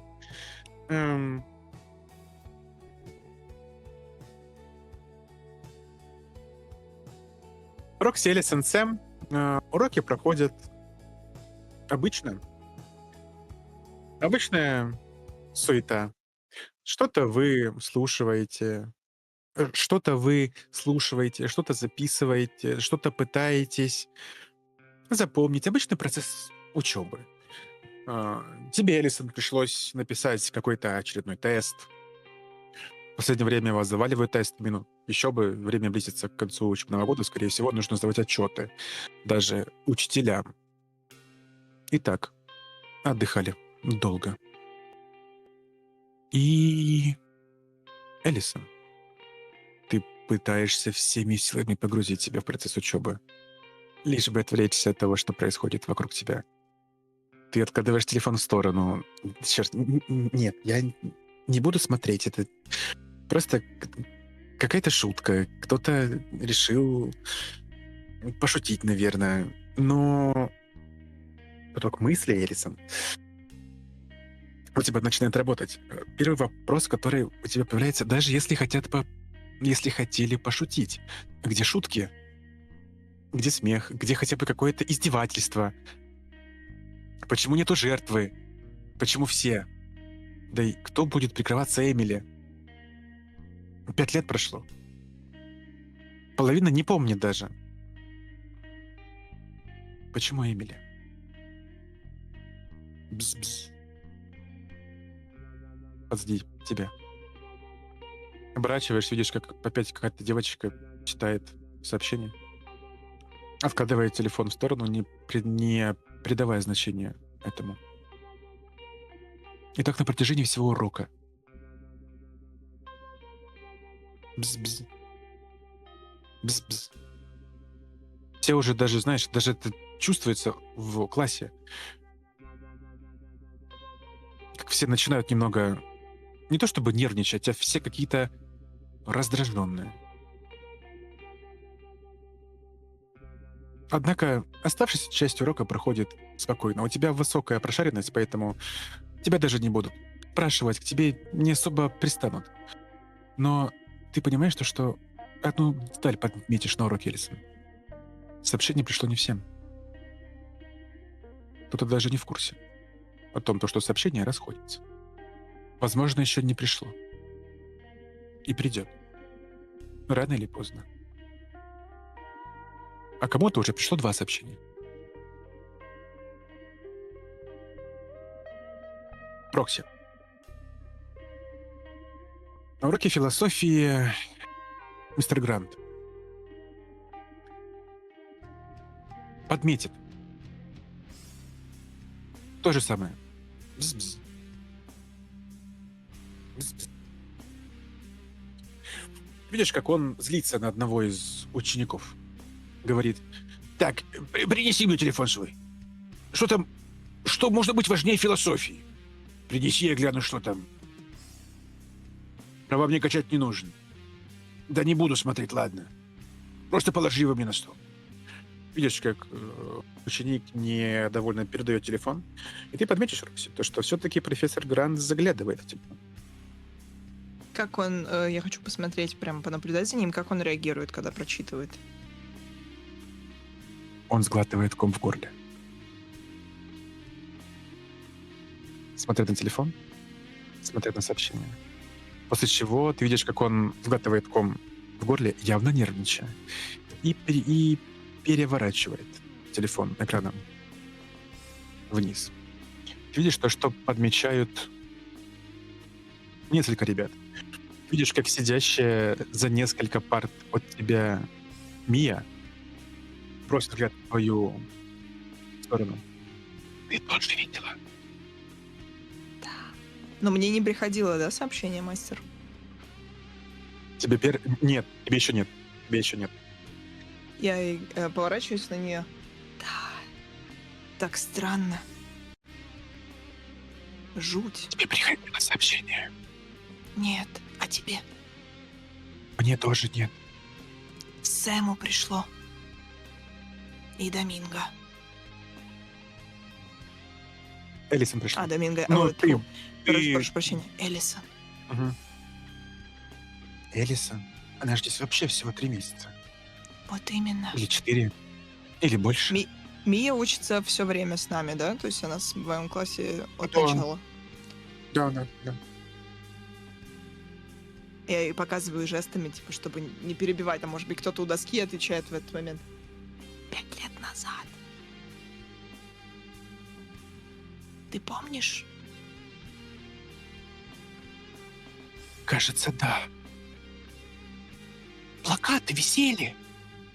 Да. Мистер Рид вешал, помнишь? Нам было 12. Он может что-то знать. Ты видишь взгляд Мии? Ее расследование начинается. Я, знаешь, что еще? Я Мии подкидываю. И он знает. На профессора мистера Грант. Видишь, она смотрит по сторонам, все бросает взгляд на тебя.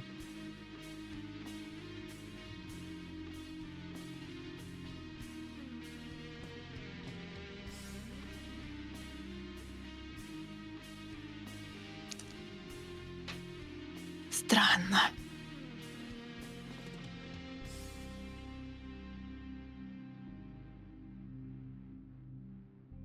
Она спрашивает тебя: ты в деле?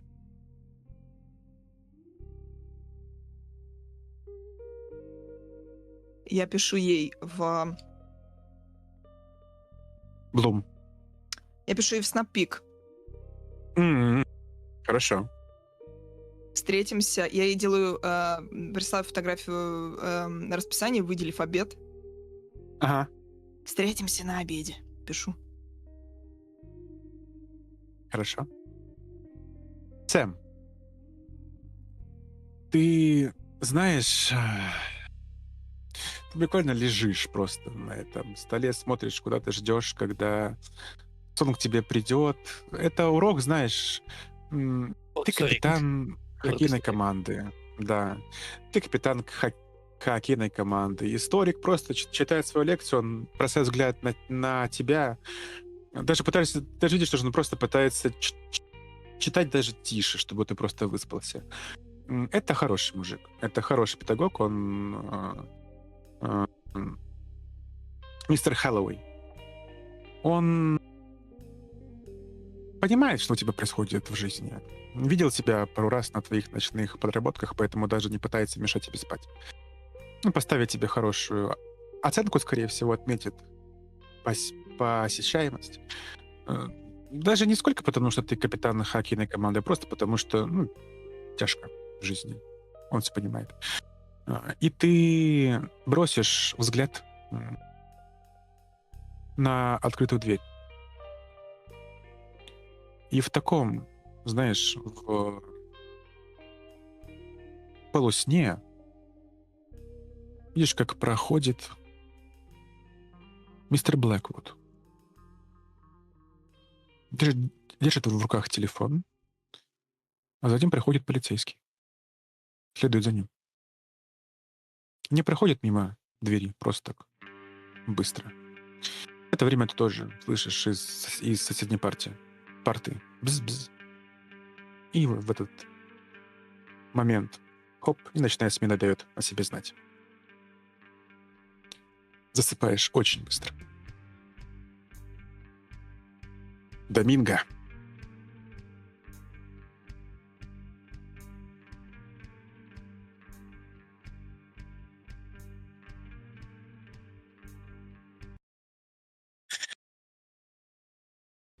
Ты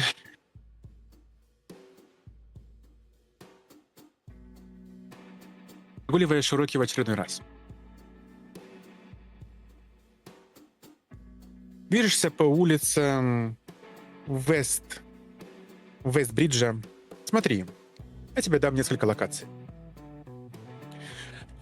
Ты знаешь, что поговорить с кем-то можно в следующих местах. Первое — это кафе, которое называется «Пятница».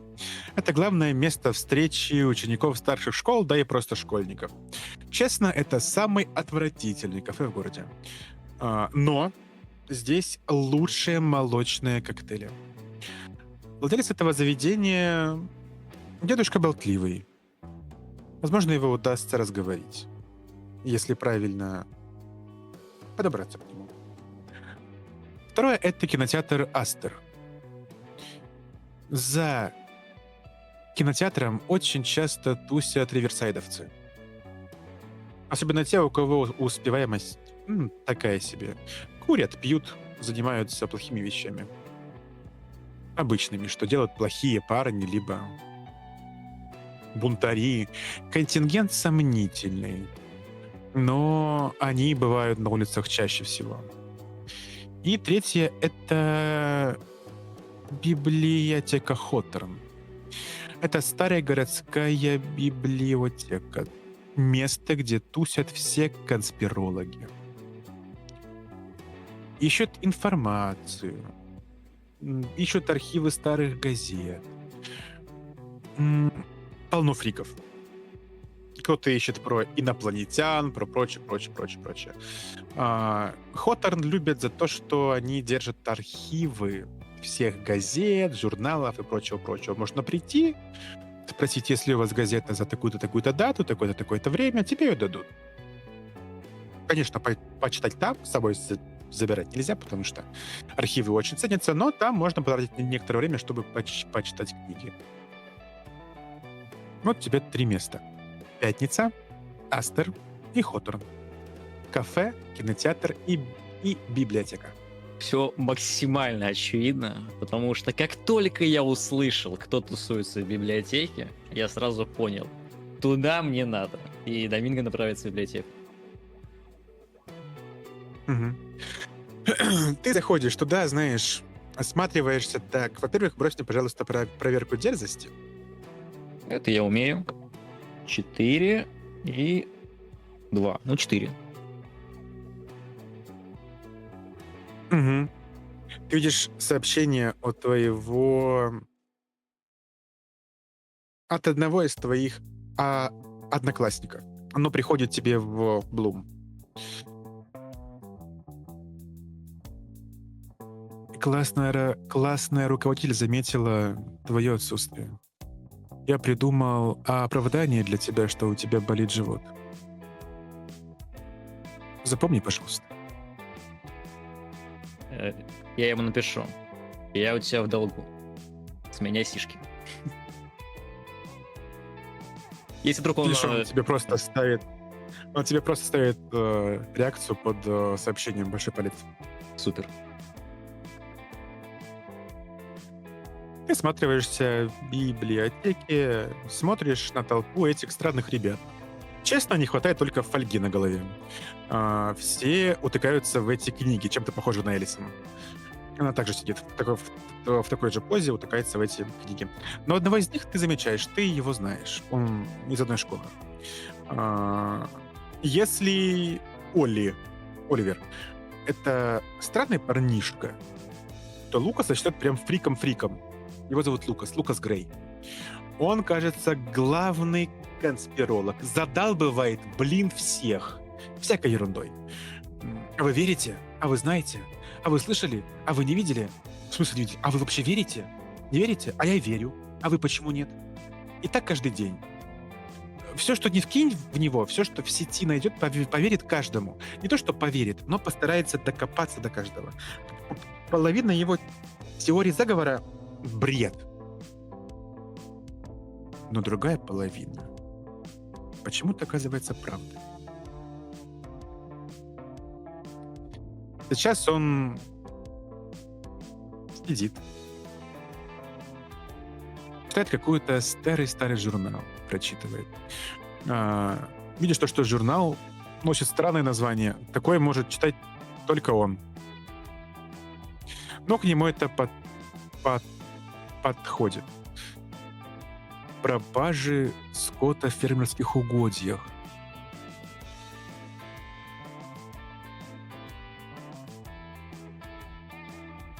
Он сидит за столом. Я такой подхожу к нему, Да. опираясь на стол. Я прекрасно понимаю, что рыться в бумагах я не стану. Я читать-то не особо-то и люблю. Но если я сам не хочу это делать, нужно найти человека, который сделает это за меня. Я замечаю этого парня. Такой: эй, здорово. Лукас, если не ошибаюсь.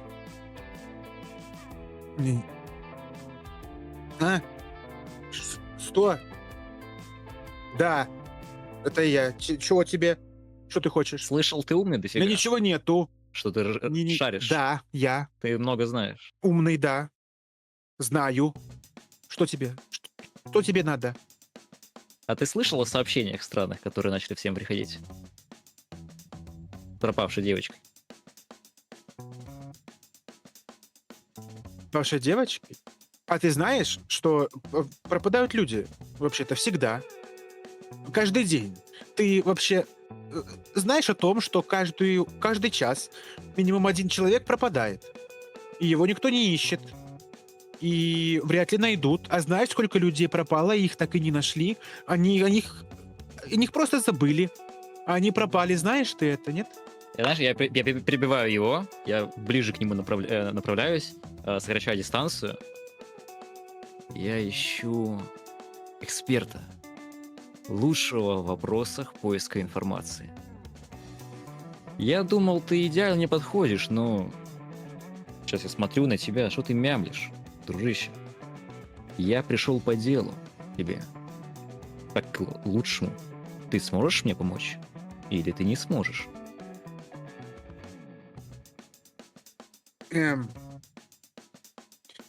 Как оно? Ладно, давай. Отлично. Что ты хочешь?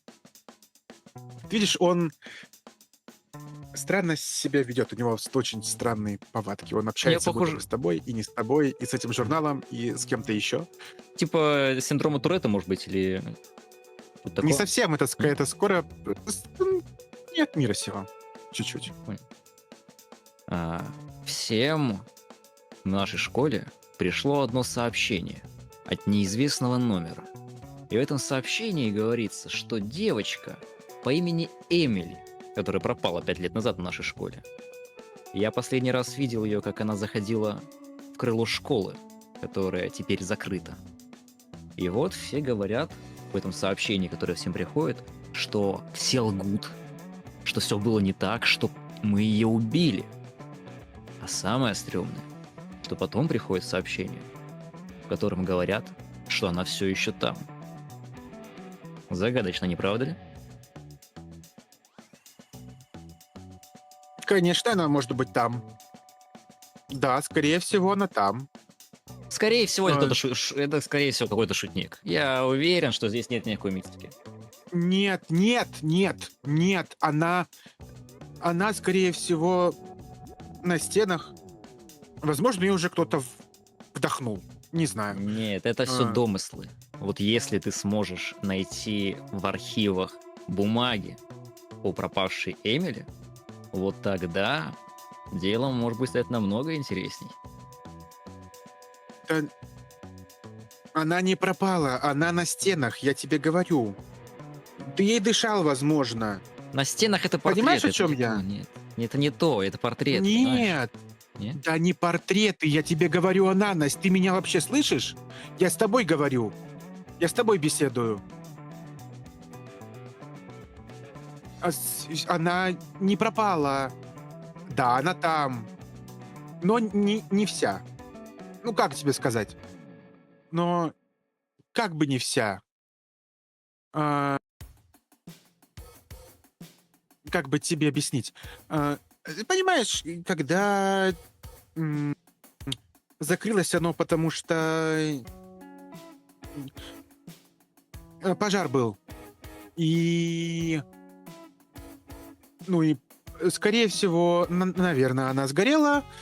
И если она сгорела, то она, скорее всего, пепел. И она на стенах, и под пепел, пыль. И, скорее всего, ты и дышал. Мгм. Понимаешь, о чем я? А это правда? И такие пожары, Какие между пожары? прочим, где люди сгорают, их бывает очень много. Если ты не знал, то как минимум в одном штате раз в неделю случается около 5 пожаров, где сгорают люди.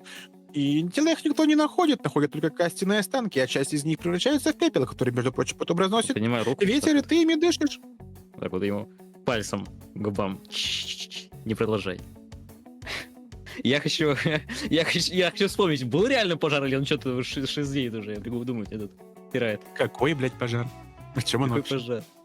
Чего ты несешь, дружище? Не было никакого пожара. Ладно. Я, похоже, не по адресу обратился, да? Ты не сможешь найти в архивах свидетельства о газетах пропавшей Эмили. Слабо тебе. Дерзость. А может, крутость? Как навык моей манипуляции? Ну давай крутость, хорошо.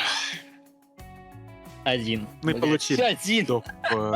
Получи до переброс. Тут переброс? Хорошо. Ну ты манипулируешь. 6! Открыто. 1, 6. Хорош. хорошо. И чтобы Два. единица опять не выпала. Так, у меня получается 3 раза кидаю или 4? 1 у тебя переброс опциональный. Тогда последний раз просто. 4. У меня 6, у меня успех. У тебя 6. Да, у да. тебя 6. Ты задеваешь его вот это вот странное эго, которое находится в нем. Он бросает на тебя взгляд. А кому ты пойдешь еще? Кто еще найдет тебя? Я Тебя знаю, никто не знает. Я с тобой учусь. есть один чел, который самый умный. Короче, его зовут Оливер Брукс. Вот он точно сможет меня Он научить. клоун. Нет, он Нет? клоун. Он Клоун, клоун. да? Он не поможет тебе. Он только шутить умеет. Он глупый. Я найду. Я пришлю тебе почтой. Я пришлю тебе почтой, как только закончу с моими делами. Я найду. Как тебя зовут, напомни. Доминго. Я ему скидываю свой Хорошо. контакт в Блуме. Я не пользуюсь Блумом. Там взламывают им промывают мозг. Блум, ладно. он опасен. Ты не знаешь, что Блум опасен? Он опасен, между прочим. Очень Хорошо, сильно. я даю ему адрес моей электронной почты. Хорошо. На почту я тебе пришлю. Если увидишь, скорее всего, тебе сообщение пойдет в спам. Я пользуюсь шифрованной почтой. Ну, я буду проверять спам. Если твоя информация кажется верной, Проверяй меня спам. Магарич. Хорошо, да. Все, да, хорошо. Пока. Пока. Я выхожу, знаешь, в какой смысле? Ну, какое задание такие, судя по всему, и у меня контакты. Как оплачено, так и нахуячено. Да, на этом я просто направляюсь обратно, уже скоро обед отходит, я, собственно, в школу обратно направляюсь. На обед как раз. Ты ходишь в школу чисто обедать? Ну, оно не на уроке же, ну, что за бред, ребята. Да. Он Тоже. учится в школе жизни. Да. Да. Что ж, совсем скоро звучит звонок, который будет тебя, Сэм, который наконец-то выводит тебя из этого ощущения, что что-то вокруг происходит не так, Элис. Буквально как будто бы открыли форточку и стало чуть-чуть легче дышать. То эти вечные бз-бз-бз уже начинали давить на мозг. Очень тяжело Уже читать, глаз дергается фокусироваться. в какой-то момент. Уже глаз да. дергается, уже просто невозможно. Только тебя Рокси возле дверей ожидает. Нет, она тебя не ожидает. Написала ей сообщение, где ты с ней встретишься. Что ты написала, напомни, пожалуйста. Я написала ей, что на обеде встретимся. Ну, то есть Все отлично. у кафетерии. Супер. У кафетерии, хорошо. И, наверное, мастер, я когда начинаю следовать мимо стола профессора, я вижу, что у него там уже какое-то количество телефонов лишь. Да, скорее всего. Психованный он и все, причем экраном вниз. Сэм, у тебя есть заявка. Рокси, ты направишься в сторону столовой на встречу с Мией.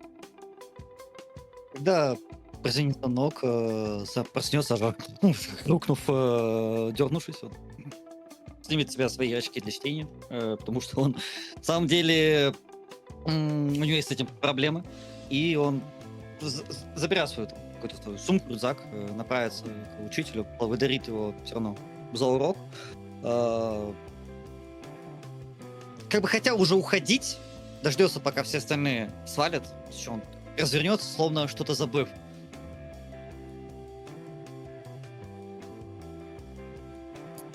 Думает некоторое время. Блин, учитель, на самом деле жалко, что я не могу нормально слушать ваши уроки. Сами понимаете. На самом деле лучший учитель в нашей школе. Хотел сказать, что я, да и вся наша команда вам очень сильно благодарна за то, что вы нам подсабливаете. Сэм, ну ты чего? Все хорошо. Я знаю, тебе не пригодится история. Я не обижаюсь. Такой у меня предмет. Думаешь, мне было весело на него самому учиться? Нет. Кому-то нравится история, кому-то не очень. Для кого-то это захватывающий предмет, который рассказывает о том, что действительно произошло. Для тебя это возможность выспаться. И это хорошо. И тому, кто хочет узнать историю, и тебе мой урок одинаково полезен. И это главное. Он подходит к тебе ближе, кладет тебе на плечо ладонь. Насчет моего предмета не переживай. Я все прекрасно понимаю. И сам тоже работал, как и ты. Все хорошо. Ну, как же вы сами говорили, те, кто будут выучивать ошибки прошлого, их совершать в будущем. Как... Тот, кто не совершает ошибки, тот не учится. Да. Вам это... Кстати, сообщения приходили поганые на телефон? Какой-то тролль завелся в школе. Вы слышали эту историю, да? Бредовую. Какую? Ну, про эту... Как её, про Эмили. Всем начали приходить сообщения, типа, это все неправда. Они все прячут. Вот это вот все. Короче, какая-то стремота. Это что, реально правда? Ты чувствуешь, что он чуть-чуть сжимает твое плечо сильнее, смотрит на тебя, знаешь, таким отцовским взглядом. Сэм, проспись. У тебя хватает проблем. Подумай лучше о том, что правда имеет значение. На эти слухи не трать свое время. Если ты уж собираешься спать на моих уроках, я хочу, чтобы ты это делал осознанно. Чтобы я понимал то, что ты отсыпаешься не потому, что всякой ерундой занимался, потому что для тебя это правда важно. Важно иметь хороший сон, чтобы лучше тренироваться, лучше себя чувствовать. Да, это лишний час, но час сна тоже может привести себя в чувство. Хорошо? Я обещания с тебя брать не буду, но давай так. Держи мозг в правильном русле, хорошо? Там его кивает. Хм. Спасибо вам, учитель, все равно. За все. Я обещаю, может быть, что-нибудь даже запомню. Там. На С, может быть, на Д, ну да, Д плюс. Минимум. И дальше это уходит, кидая это ему вслед. Он просто так вздыхает тяжело, когда выходишь ты. Элисон, Сэм, Доминго, Рокси. Вы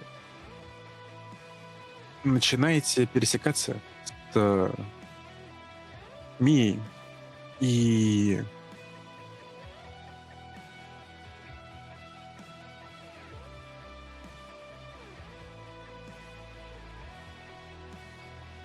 Рокси.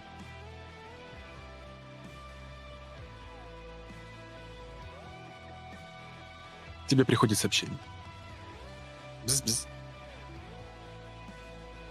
Мгм. Я смотрю в телефон.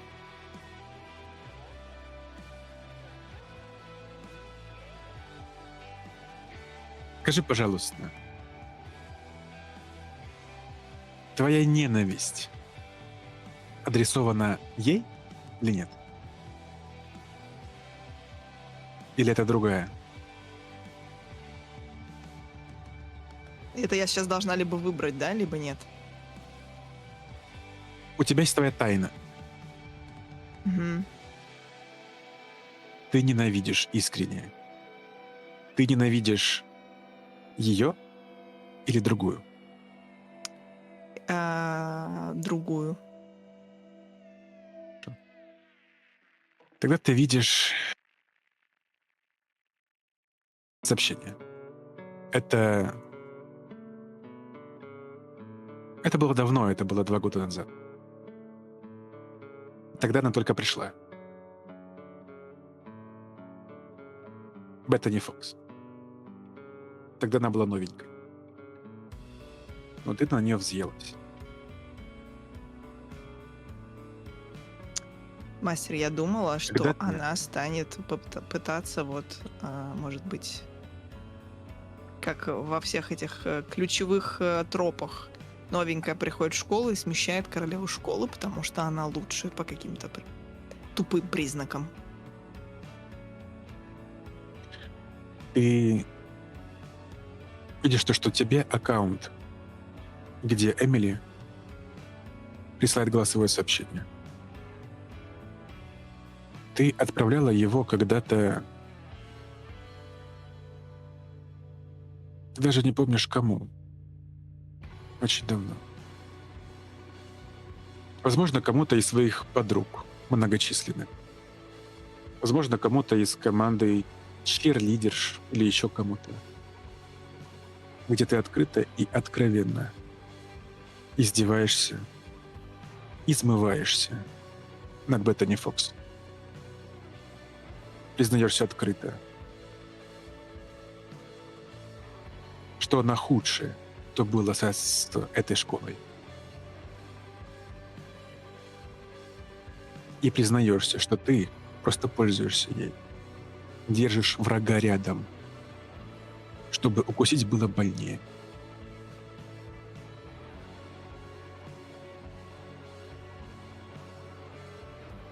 Ты видишь это сообщение, вокруг тебя замирает все. Через коридор.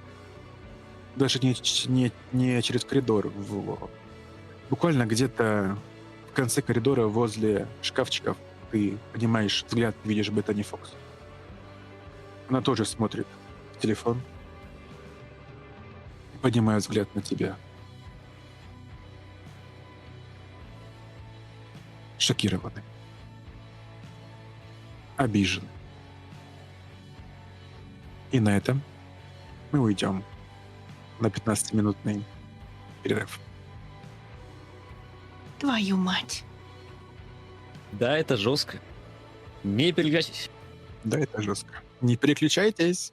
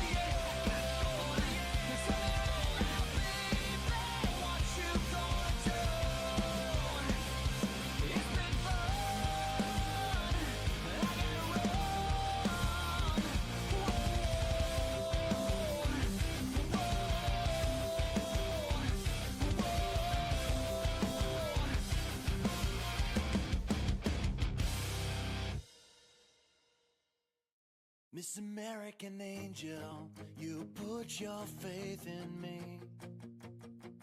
Miss American beauty, I'd wait my life to see. And when you come back, will you remember me? Miss American angel, I miss the way you stare. A motion picture in your eyes, your story's still to share. I'd give it all to prove to you I care. Would you believe me if I call? Would you know it's me at all?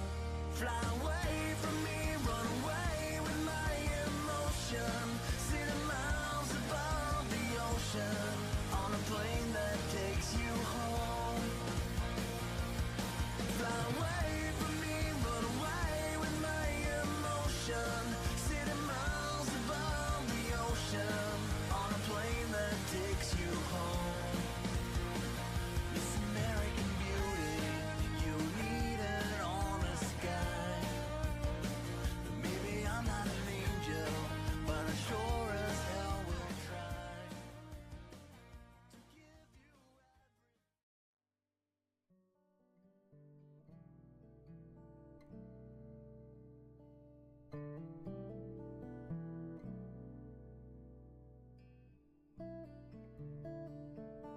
Рокси, ты видишь, как на глазах Беттани будто бы наворачиваются слезы. Беттани не знала, что ты ей завидуешь, что ты ее боишься. Она тебя считала искренне своей лучшей подругой.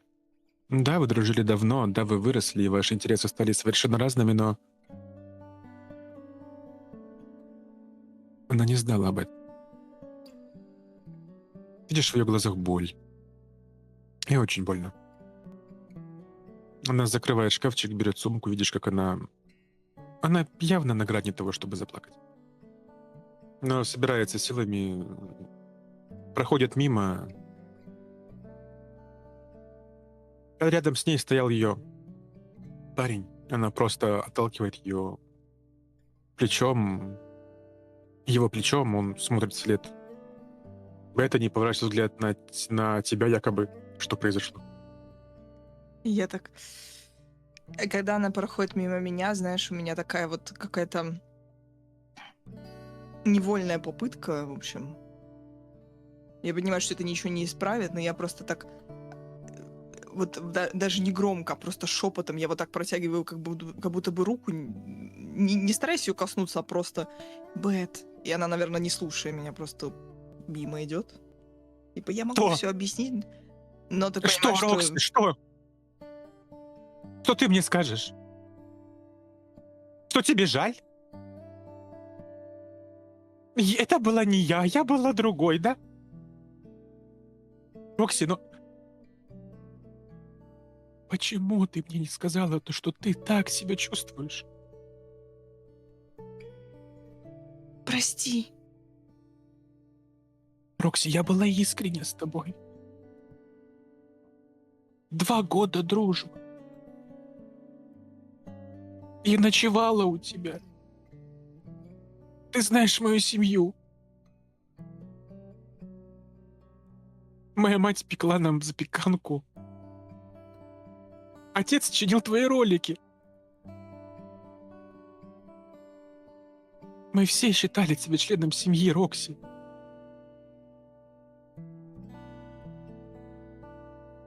Наверное, Джессика была права. Такие люди, как ты, не меняются. Извини, что это не отнимало у тебя время. Надеюсь, что пользоваться мной было удобно. Бет, нет, все не так, как... Не должна была так это узнать.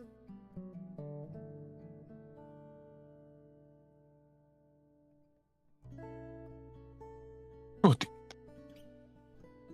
Вот видишь, она вытирает слезу, разворачивается и уходит. Наверное, опять же, проходя мимо тебя, Элисон, ты прям будешь идти, она прям толкнет тебя слегка, ты так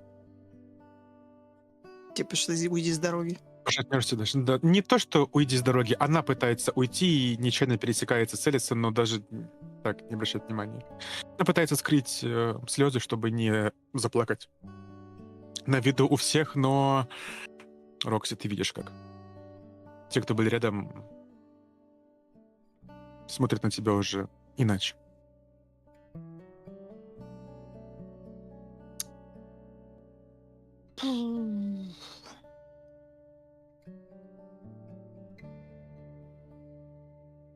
Твою мать.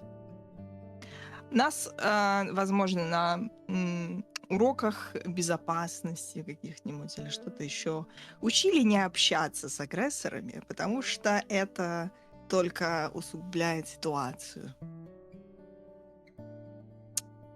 Но из-за того, что произошло, Рокси попробует написать в ответ этому аккаунту.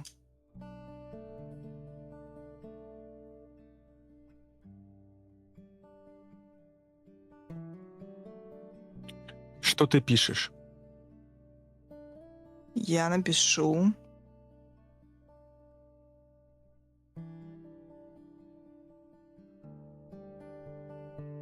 Что-то вроде: это дела минувших дней. К черту эти игры. Чего ты добиваешься?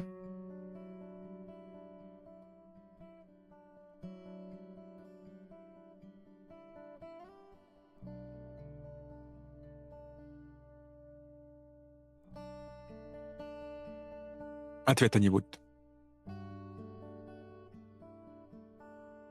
Ты смотришь на это голосовое сообщение, смотришь, как уходит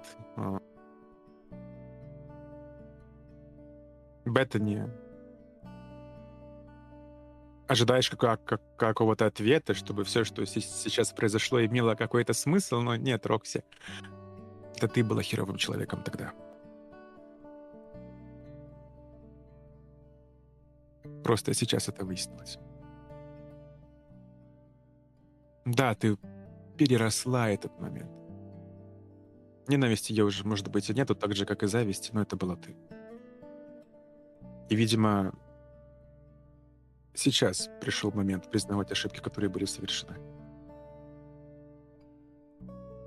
Ранить людей — это очень просто. Тем более, когда ты на очень близком расстоянии.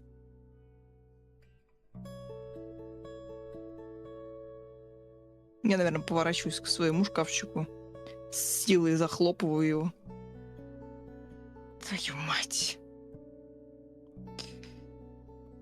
И если я вижу...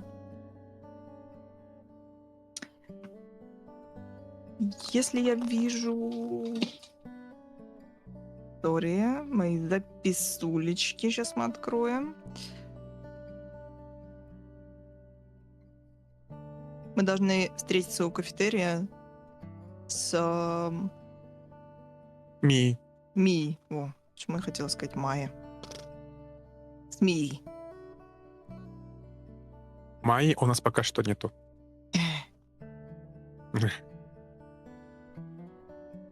Да, ты опять спишь? Ты видишь, как Майя уже стоит. Мия. Она наблюдала.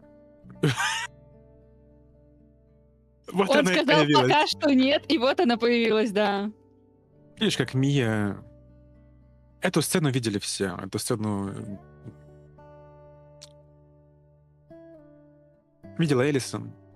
Эту сцену видел Сэм. Эту сцену, по крайней мере, уходящую, расстроенную Беттани мог заметить и ты, Доминго, который возвращаешься к обеду в зону кафетерия.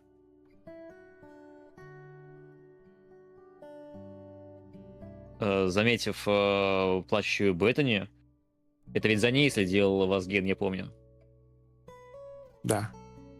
А можно узнать, а для чего он за ней следил? Какую информацию хотел узнать? Точнее, какую информацию я хотел от него узнать? Скорее всего, это что-то, что нужно было Рокси. Ага, понятно. На тот момент она ненавидела бы это. Мгм. Я замечаю ее, не пытаюсь ее останавливать, потом перевожу взгляд на Рокси. Подходя к ней. а, Что случилось? Смотря вслед уходящей Беттани. Я протягиваю Доминго телефон свой с голосовым. Я прослушиваю его. К этому моменту я тоже подойду поближе, поинтересоваться, но я как бы молча присутствую рядом. Я прослушивал свое сообщение. Верну тебе телефон. Рокси, я постараюсь сделать, что смогу. Но мы должны найти того человека, который прислал это сообщение, и я следую с ним поговорить. Определенно. Я написала ответ. Не ответил. Ты помнишь, кому ты отправляла это голосовое? Мастер, могу ли я вспомнить?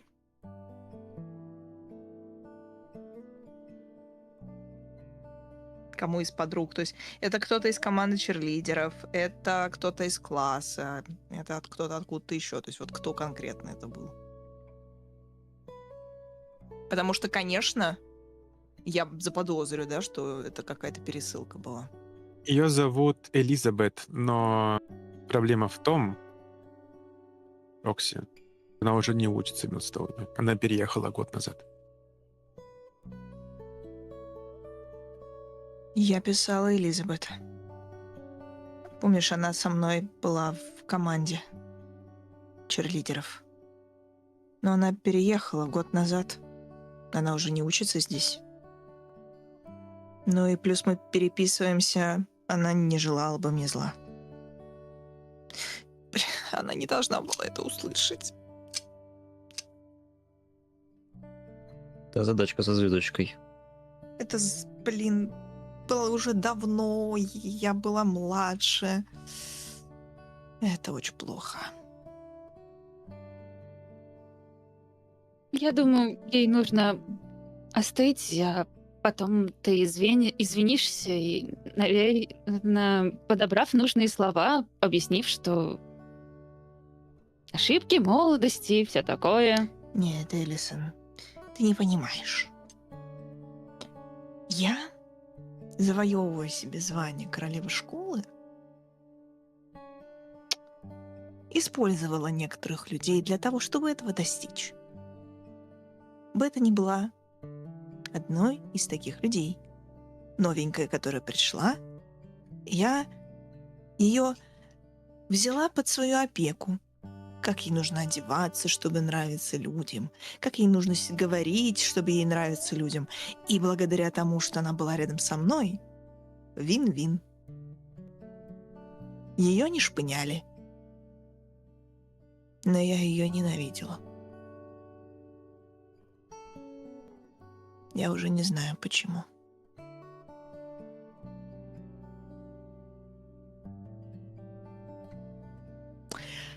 Неважно. Звание все еще мое. Мы найдем эту суку, и Сэм ее наваляет.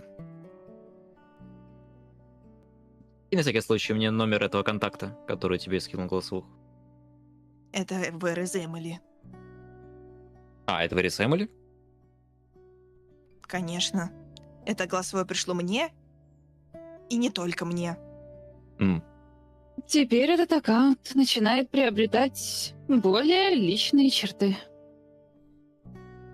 Да. Поэтому это Сэм, который всех слушал, он ничего не говорил.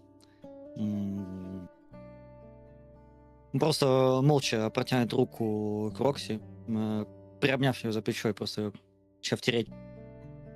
Пытаюсь ее как-то поддержать.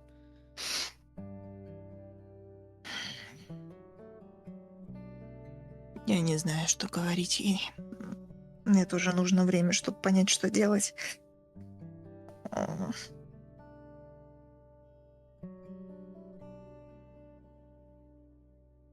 Ну, это того. Шух-шух. Двоечку пропишем. Это паскудик, кто все это устроила. Фигуральную, так сказать. Мы не хотим иметь проблем с законом. Но если тихонечко, то можно. Как говорит Доминго, за гаражами потусить там, решить вопросики. Надеюсь. Если ты действительно хочешь извиниться перед ней, это будет сделать очень непросто. И важно понять один момент. А захочет ли она прощать тебя и возобновлять отношения? Ты сможешь попробовать с ней поговорить. Лучше выжить некоторое время, когда это уляжется.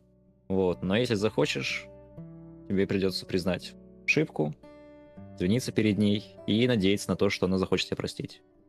Но если она не захочет, то меня жаль, Рокси. Ой, к тому же, ты же сожалеешь о том, что произошло искренне. Поэтому...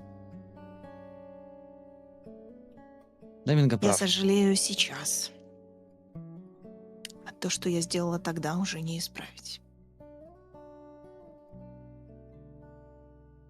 Ты сделала что-то еще, кроме этой голосовой? Этой голосовой достаточно, чтобы понять, что все, что было между нами, это был фейк. И сейчас? Сейчас мы уже... Как это сказать? Не так общаемся, как раньше, наверное.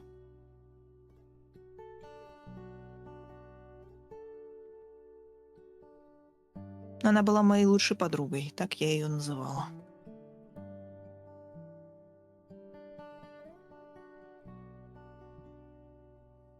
А это значит очень многое.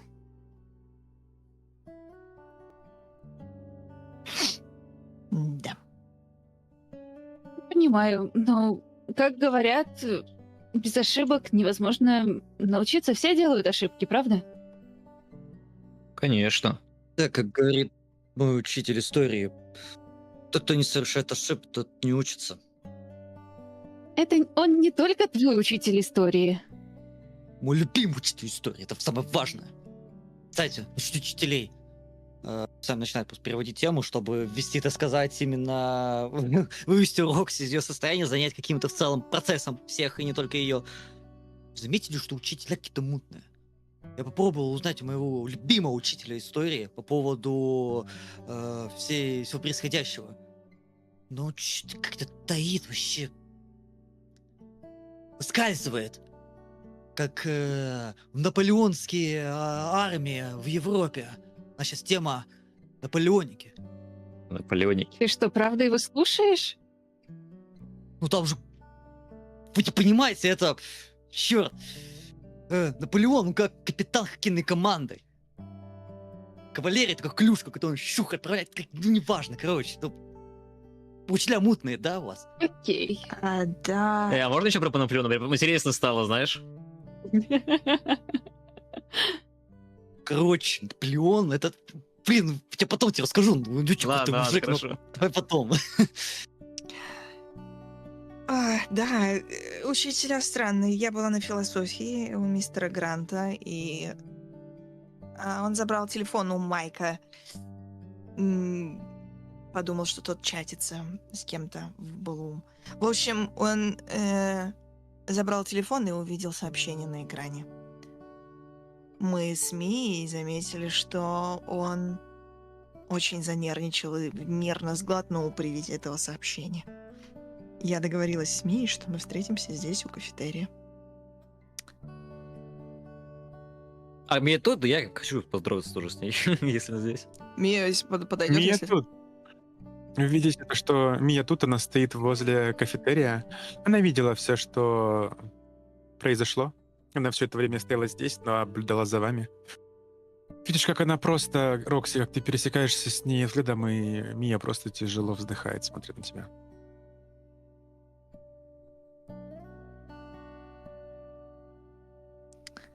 Ой, ты тоже видела, да? Сперва это всегда тяжело.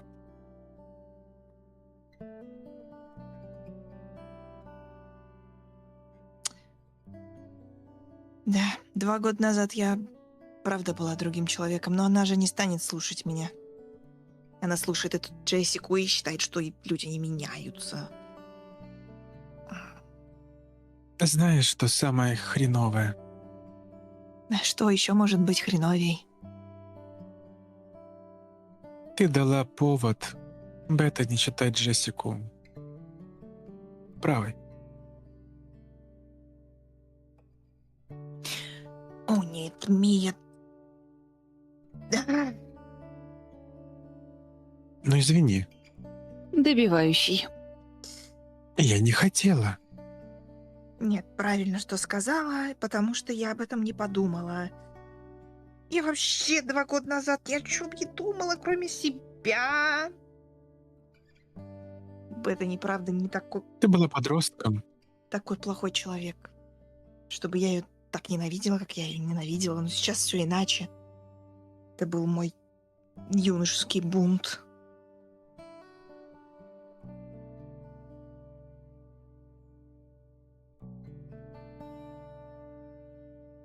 Прошлого уже не изменить, королева моя. Нам нужно делать то, что сейчас мы можем сделать.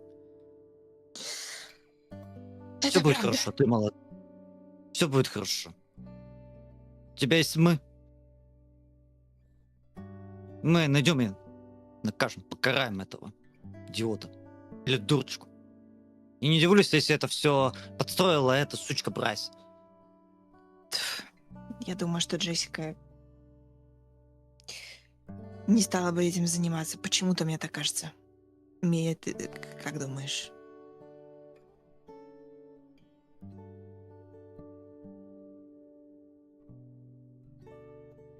У всех есть своя темная сторона. У кого-то она проявляется рано, у кого-то позже. Беттани не святая, но Джессика. Джессика сука.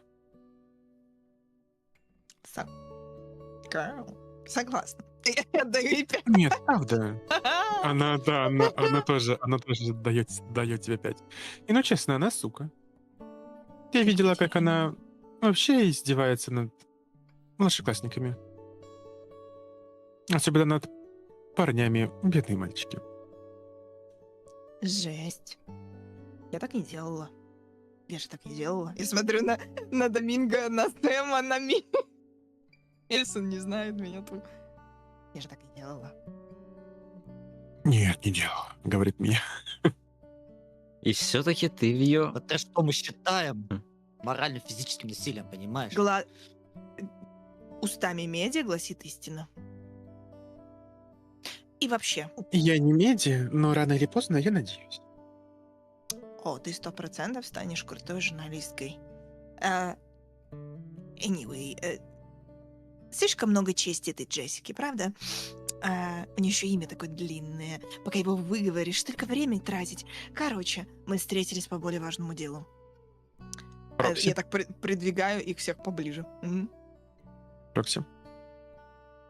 И Элисон, да, вся ваша группа.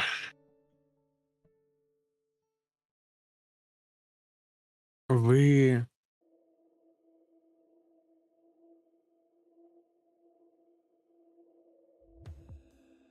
собираетесь перейти к делу. Но, Элисон, удар под дых доносится из толпы.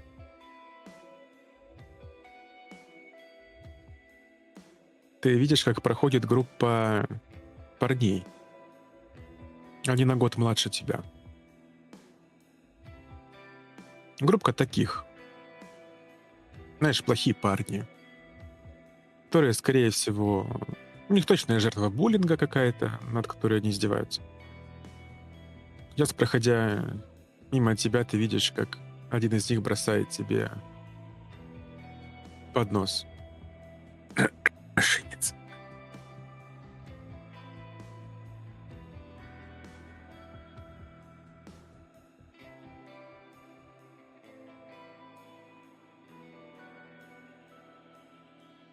Я кривлю лицо не в силах сдержать подкатывающие эмоции. Но затем, вспоминая вот ситуацию с Беттани, она слишком свежа, чтобы я сейчас отпустила это, чтобы я как-то высказалась в эту сторону, но я запомню этого парня. Если он на год старше меня, значит, выпускаться в этом году... Ой, младше меня, значит, выпускаться в этом году он не будет. Если вообще теперь будет. Да. Я возьму его на карандаш. Хорошо. Другие из нас это слышали? Если позволит Алиса, Я думаю, да. тогда все слышали. Услышал этот комментарий, Сэм очень резко развернулся в сторону этого хлопца, который начинает там уходить.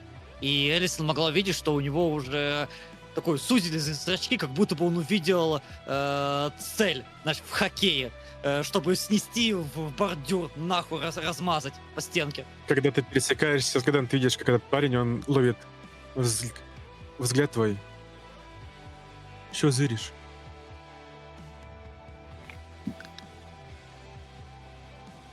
Ты видишь, как еще парни вокруг него. Да, чего ты уставился? Элисон хотела за плечо остановить Сэма, типа, чтобы он не вмешивался в это, но после этой фразы уже очевидно, я убираю руки и отхожу в угол подальше. Я узнаю, не знаю, это принадлежит какому-то клубу, что это за туса, что это за ребята? И сколько их? Ты знаешь, кто это. Это ребята из местной футбольной команды. Это волки. Волки. Да. Это Millstone Wolves. Если хоккеистов здесь держат за таких образцовых ребят, то футболисты держатся чисто за счет очень хорошего перформанса на играх и в лиге. Ну,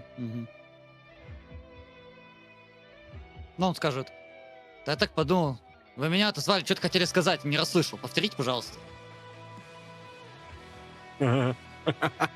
Они начинают смеяться.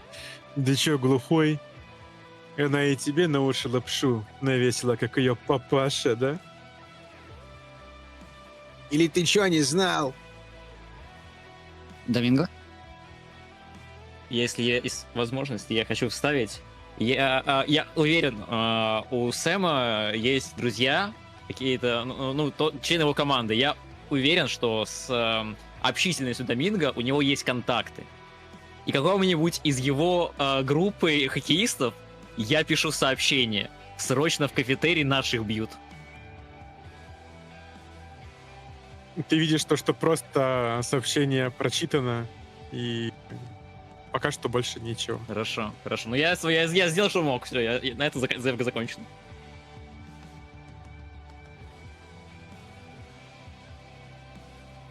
Видишь, они все еще смотрят на тебя, Сэм. Так что, ты что-то хотел сказать мне? Я тебе все высказал. Что ты меня пялишь? Общаешься с этой мошенницей дальше. Она тебя на бабки еще кинет, смотри. Или что, или тебе проще под юбку своей богатой девочки спрятаться? Эй, слышь? Чтобы ж мы не видели. Сэм потирает свою челюсть и уже, словно, уже представляя, как она ему будет в нее бить, готовится. Руся что-то хотел добавить. Сэм еще ничего не успел сказать, тут буквально все просто инициативу вкидывают. Слышь, кто там тявкает, не поняла. Видишь то, что они тебя даже и игнорируют, Рокси. Они даже не особо смотрят на тебя. Вы слышите, как из толпы доносится. Да ладно, оставьте уже их. Идем.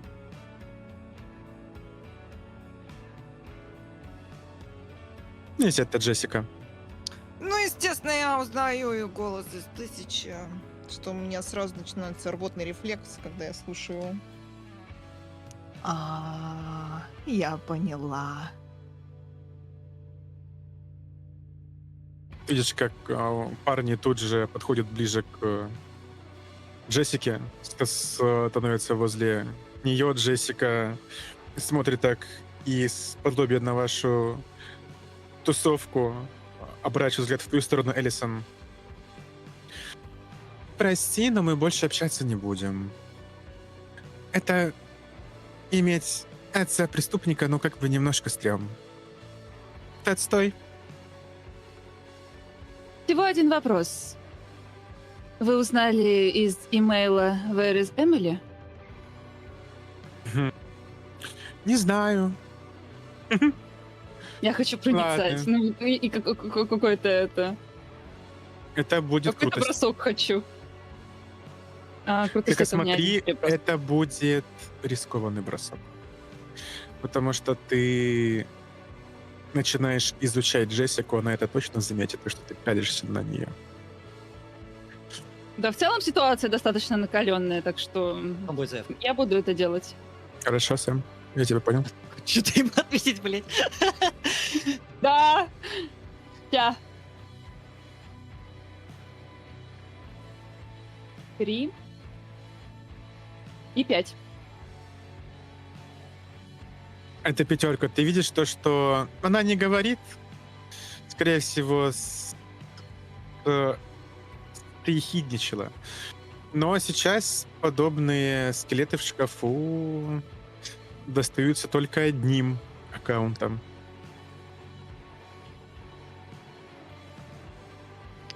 Можно я мастер кину? Сначала Сэм. Я его заявкала. Мгм.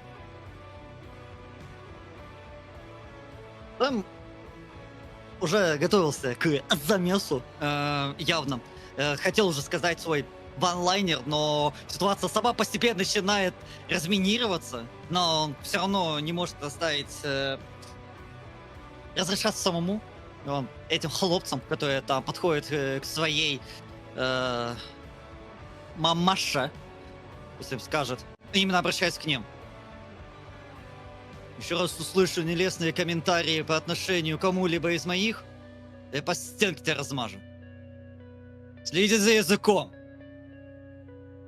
Видишь, как один из пацанов вперед рвется. Джессика... Сам в ответ Выставляет. вперед делает шаг. Да, ты видишь, как он тоже еще ближе. Остальные тоже бросаются. Вы слышите позади просто шум, блядь, топот. Оборачиваясь, Довинго, ты видишь, как примерно 6 человек, видимо, все те, кто были в раздевалке на тот момент, мчатся киты. Киты плывут, китов выбросило на берег. Просто толпа ребят, хоккеистов Они бежит. Они Они хоть одеты или одеты в полотенцах? одеты, конечно. Слава богу. Один просто бежит, в нижнем белье. Нет, они одеты А то я, может, все. их реально на берег из душа выкинула. Китов. Ага. Заметив их, я машу рукой. Мужики, пацаны, сюда! Ты видишь, как один из них подходит, Сэм. Это вратарь ваш. С ним ты знаком, наверное, дольше всех. Вы с ним дружите вообще, мне кажется, с самого детства.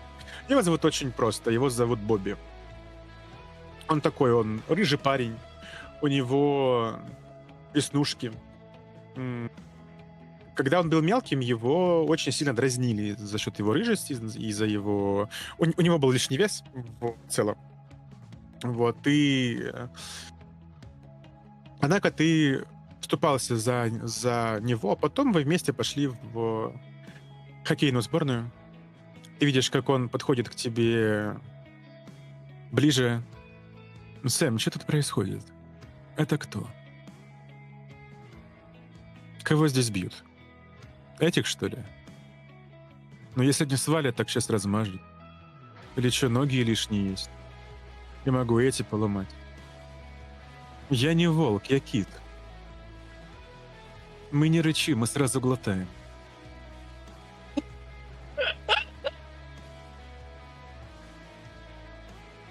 Потом смотрит на реакцию волков. Не поджали они хвосты, что у Сэма появилась хоть какая-то небольшая свита. А ты видишь то, что ребята, которые на год младше, как бы их по количеству меньше, они смотрят на Джессику. Ладно, идем. Здесь нечего ловить. Кучка неудачников. Можно, Джессика мастер? смеется. Да. Пока Джессика не ушла, я ей крикну. Эй, Джессика, подождем, пока и про тебя всплывет какой-нибудь нелицеприятный слух, там и побазарим. И подмигиваю ей. Ты видишь... Ой, соверши мне бросок. Крутости. Угу.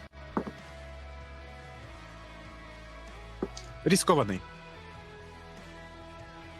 4.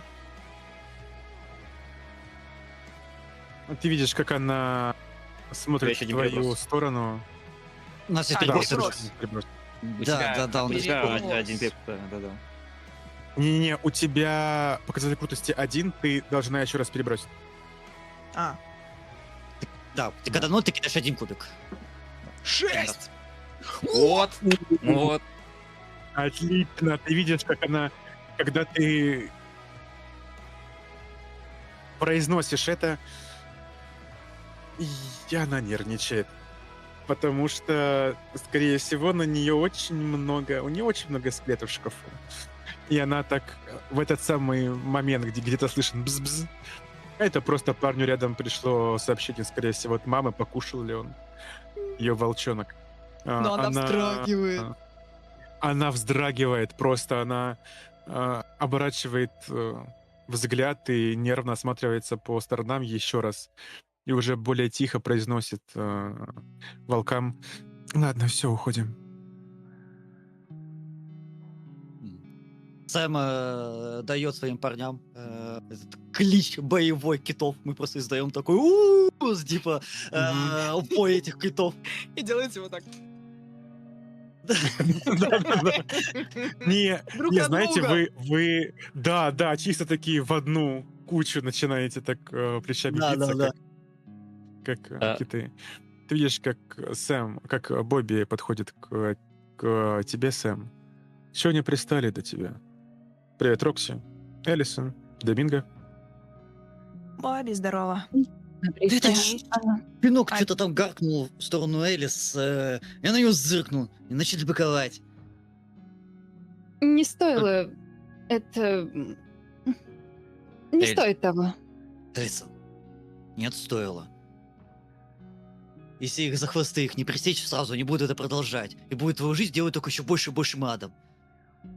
Поверь мне, пару синяков это все заживет, а вот когда на тебя душевно разрывается, и потом это все душевно, короче, травмы не заживают вообще, короче, вот что я хотел сказать. Короче, если будет еще проблемы, говорить, вот там, ребятам напиши, он указывает из своих китов, ну или мне. Мы Разберемся. горой друг Ты за видишь- другом. Ты видишь, как Бобби смотрит на тебя, Элисон. Сэм дело говорит. Когда херово просить о помощи, это нормально. Если бы в моей жизни Сэма не было, мне бы тоже, наверное, тяжко было. Правда. Мне так-то Бобби, знаешь, он тоже в плечо бьет, очень тоже помог в свое время. Да и мы тут все в команде. Да, кстати, Киты друг друга не бросают. значит, этого, Сэм, пойдем, отойдем. Переговорим. Ладно, да, сейчас, секундочку. Я хочу подойти, перед тем, как отойти, хочу подойти к Рокси и произвести к ней вот так вот руки, таких обнимашки. Обнимаю. его тоже в ответ. Как его, он смотрит на нее, так сказать, чуть ли не пощенячьи, глазами грустного кита. Мгм. Смотрит на нее и говорит... это, Подержи вообще обнимашки. Поддерживающие обнимашки. Обнимает, просто чуть не на ручки берет, очень крепко обнимает. Да. Все будет хорошо. Я ему Китюш. Моя рыбка. И пока они там 5:1, типа, размеры. Да. Пока Достаточно... это происходит, Элиса немножко отворачивается от того, что ей неудобно, что за нее заступились. Это не то, к чему она привыкла, тем более в этой школе.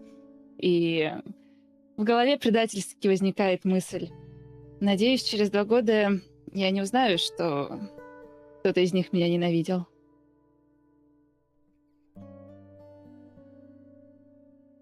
Доминго мысли читать не умеет, вот, но он отвернется от голубков и, знаешь, пересечется, уверен, просто другого места нет, пересечется взглядом с Элисон, и, скорее всего, увидит на своем лице какую-то грусть или задумчивость. Улыбнется, подмигнет и скажет: надо держаться за своих. Когда есть опора, тот из друзей, на которых можно положиться, тогда и жить легче, и проблемы становятся не такими страшными. А когда ты один, вот тогда, считай, ты в жопе. Ты знакомый, считай, ничего. Ну и что?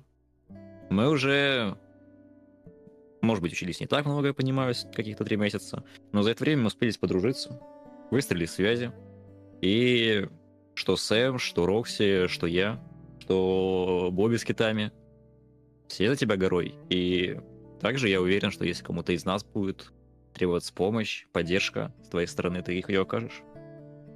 Я ведь прав? Наверное. Ну вот и славно. Так что нос выше и не кисни. Все будет нормально. Знаешь, вы странные. Ну, в том Конечно. смысле, что в прошлой школе такого не было. Я учился раньше, когда еще мелким был в средней школе. Я учился в крутом элитном лицее. И я был таким лентяем, ничего не делал, и, скорее всего, бы и так вылетел, но в один момент меня спалили за курением и вышвырнули просто туда с позором. И вот когда я перевелся в эту школу, я как раз-таки оказался в той ситуации, похоже, как ты. Никаких знакомых, совсем один, без друзей, и я был немного из другого общества, и на меня все смотрели свысока. Ну и тогда я увидел Сэма и Рокси, вот, которые не смотрели на меня свысока, как на какое-то недоразумение, ничтожество, а как приняли как нормального человека, как друга. И благодаря ним я во многом смог преодолеть этот тяжелый этап в моей жизни. И у тебя все получится. Спасибо. Я даже это делаю. Как вы там сказали, ребята, поддерживающие обнимашки? Да. Поддерживающие обнимашки. Тем временем, пока у Доминго и Элисон поддерживающие обнимашки с Сэм, Бобби отводит тебя в сторону, видишь, как вокруг него становятся еще ребята, еще киты. Они все с переживанием смотрят на тебя, и Бобби кладет тебе на плечо ладонь. Слушай, Сэм, ты почему не рассказывал?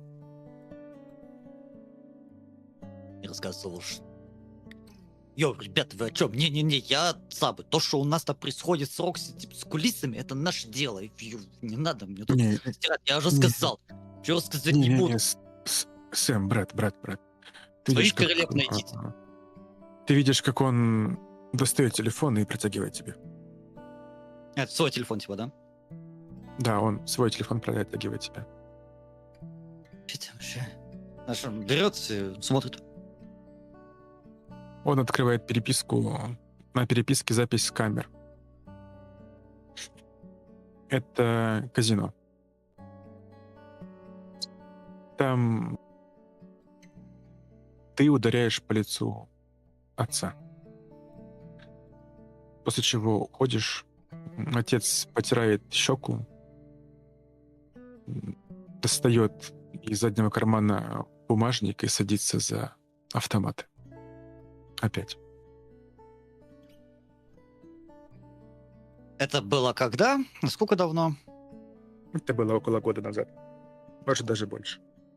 Думаю, да, чуть побольше, И побольше. когда ты узнал о том, что отец вас вогнал в очередные долги?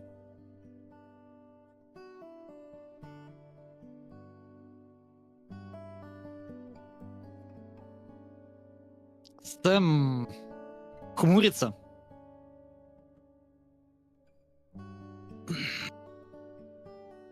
Неловко потирает себе шею, возвращает телефон, хотя видно, что у него явно рука трясется, как он сдавал телефон. Ребят, все нормально. Это дело семейное. Ну, что вы тут... Реально, что вы тут можете сделать? Ты видишь, как один из парней говорит. Так у меня У меня тетя, она пекарню держит. Им там на кассу паренек нужен. Смены вечерние по 3 часа занятости. Я могу поговорить с ней. Она тебя поставит. Другой О. тоже произнесет. Так, да, и я подрабатываю тоже. Тебе если что-нибудь нужно будет, ты говори. Мы поможем, чем сможем в целом. И молодой парень, самый новенький из китов, он из-за плеча Бобби выглядывает, говорит: у меня тетя тоже этой херней страдала. Я клинику хорошо знаю, могу контакты дать. Сэм стоит немножко в растерянности, потому что для него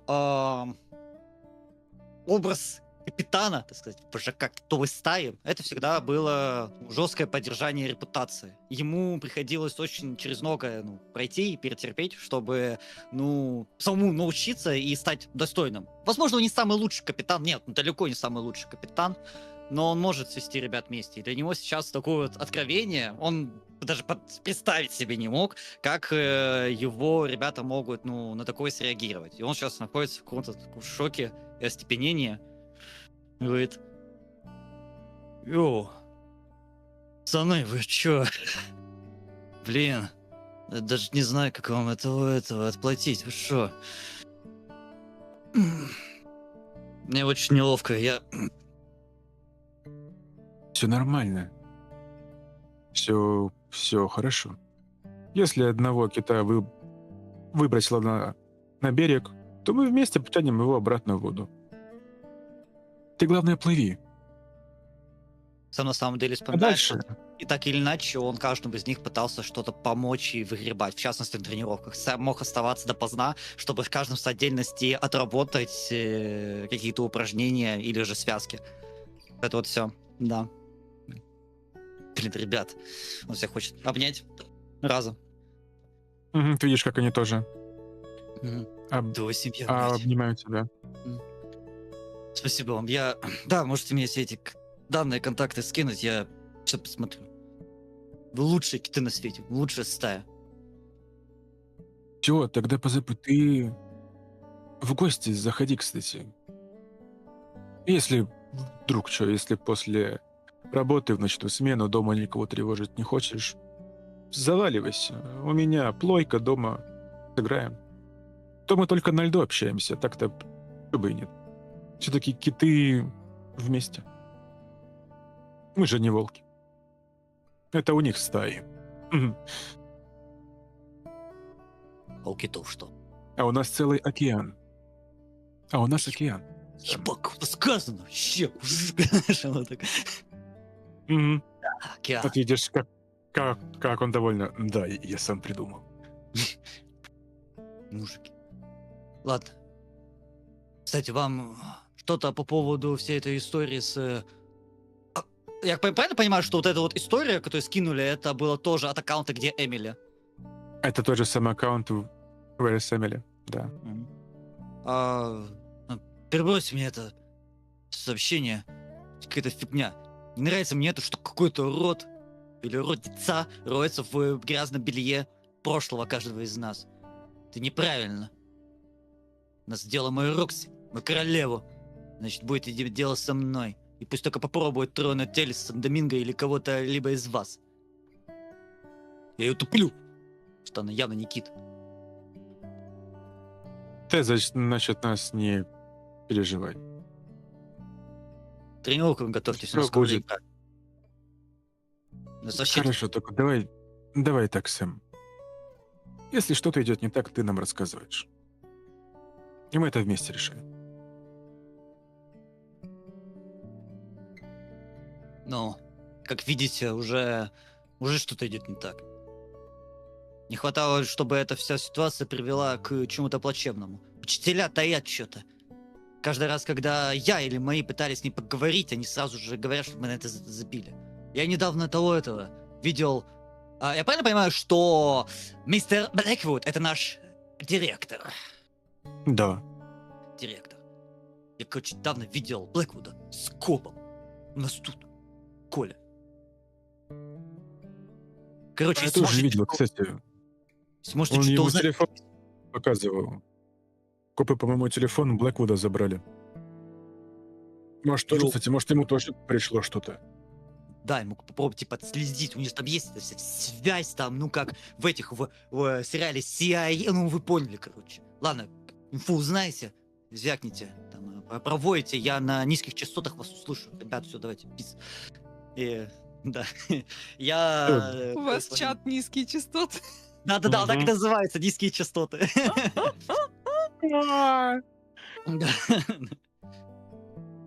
У нас есть иногда бредовая да, тема, типа 2 часа ночи, кто-то один записывает голосовуху, типа, своим китов, и там потом до утра просто эти, типа, вои идут И голосовые. там, да, и там они Да. по очереди. Да-да-да. Да, ты видишь, как ребята последний раз так пожимают тебя по плечу, после чего расходятся по своим делам. Мия смотрит на вас. Неплохо вы устроились. Это... Банда. Что хотел сказать? Короче, директор Блэквуд был с копом.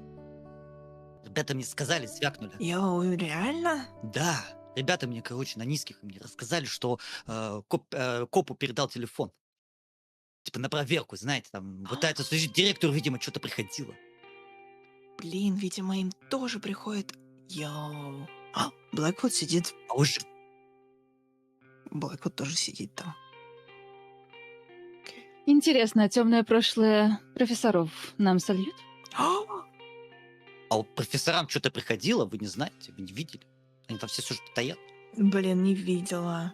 Мия, ты видела? Видите, а что, если это будет не профессор? Пример. Кто еще знал об Эмиле? Помнишь, я тебе сказала, 5 лет назад я, как сегодня, вошла в кафетерий, вокруг суета, и мистер Рид повесил плакат, что Эмили пропала. Мистер Рид работает в школе уже больше 30 лет. Он точно должен что-то знать. О, Может, информатор, знает все, ведает во всем в этом школе. Нужно его попросить, поговорить. Мия, нам нужен твой журналистский нюх. Ты будешь помогать нам. Она осматривает всю вашу группу. Сперва начинаете вы, если что-то пойдет не так, я влезу. Ты- Окей. Давай так. Я схожу к мистеру Риду. Я думаю, всей толпой нет смысла идти. Может быть, я схожу с Доминго?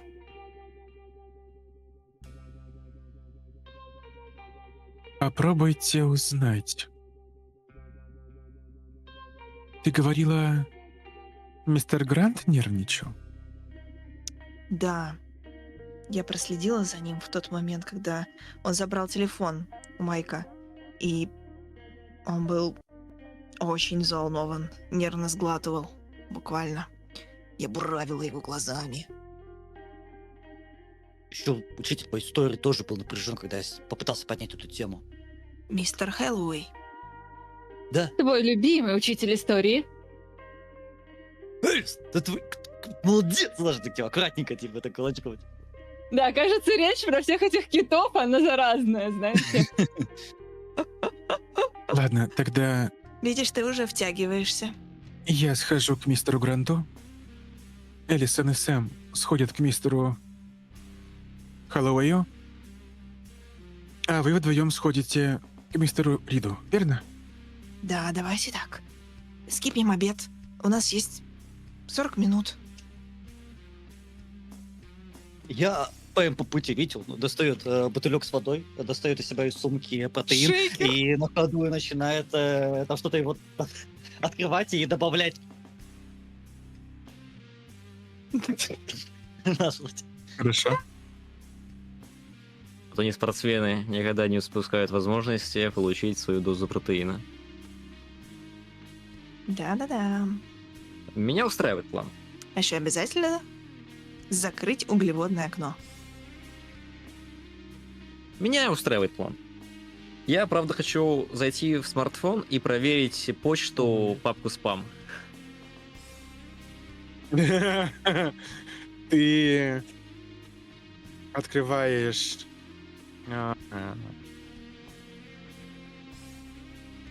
Кажется, там пусто. Кажется, Капуста, да? Капуста, ладно. Мгм. Я Пусто, капуста. закрываю его, ну ничего. Я верю в этого парня. Себе под нос бурчу. Пойдем к уборщику.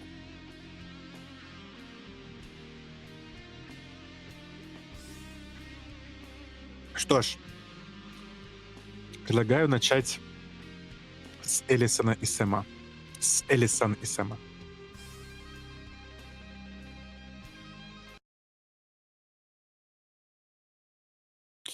Вы подходите к кабинету истории. Здесь сейчас пусто. Опасная улитка. Готова.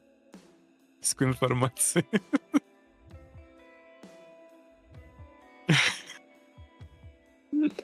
Это так смешно выглядит. Элисон, Сэм, вы вместе начинаете двигаться ближе к кабинету истории. Он сейчас открыт внутри. Внутри пусто. Сейчас, в принципе, видимо, урока истории сейчас ни у кого не будет. И мистер Хэллоуэй сидит спокойно, он рассматривает какие-то доклады, скорее всего, он их перечитывает и изучает. На столе у него спокойно так покоится, очень уютно. Кружка, скорее всего, с кофе или с чаем.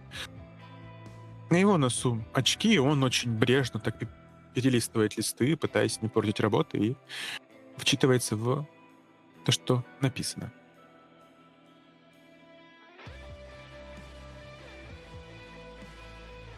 Что вы делаете? Я ожидаю, что начнет Сэм. Сэм ожидает, что начнет Элисон. Да, я ровно это и хотел сказать. Мы когда подходим к кабинету, вообще, не знаю, там, ты знаешь нашего лучшего учителя. Очень крутой, он любит историю. Но если я снова подниму эту тему, подумает, что он очень хочет, чтобы я в это все не ввязывался. Понимаешь? Он нам всем из китов помогает, чтобы мы могли спаться и закрыть его предмет.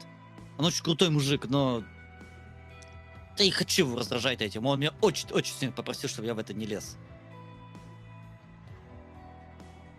Но, может быть, можем схитрить. Прямо как он говорил, как Мюрат, король-кавалерист, точно, из Наполеоники. Один из маршалов Наполеона. Короче. Я слышала, что информация во сне лучше усваивается, но чтоб настолько? Он ему снился даже. Да-да-да. Короче, будь как Мюрат. Хитро к нему подойдешь, сланга. Он понимает, что на меня полагается, не хочет мне в это влезть, и если я ему эту тему, меня быстро сядет, и мы можем поссориться.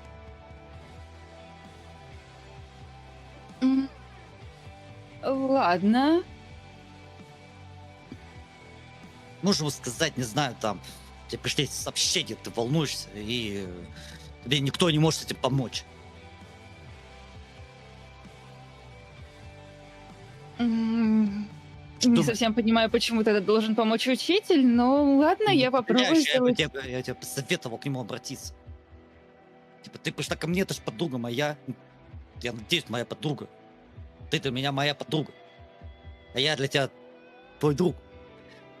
Короче, ты пришла ко Я мне. знаю советом, я язык, не сказал- надо говорить со мной как с пятилеткой. Сэм выстраивает отношения, но очень медленно. Но очень уверенно. Он старается, у него получается. Короче, ты пришла ко мне, типа, Сэм, не страшно. Я сказал, типа, не волнуйся, пойдем к нам лучшему учителю истории. Он скажет, что тебе делать. Как тебе такое? Да, я думаю, что можно попробовать. Хорошо. Супер. На лету схватываешь. Молодец. Жаль. И, видимо, направляюсь, да, к профессору. Да, мы вместе идем к профессору, так сказать, когда заходим, он его откликает. Профессор! Привет! Так, как вы тут? Вот это, с вами Элиса хотела поговорить. Да, здравствуй, Сэм. Да, доклады проверю. Что-то стряслось? Разворачивает взгляд на Элисон. Ну, как бы, вы знаете, по школе сейчас ходят эти дурацкие сообщения, которые, в общем, очень странное содержание имеют, и они теперь начали дискредитировать участников школы, всех учащихся. Вот, и меня это беспокоит.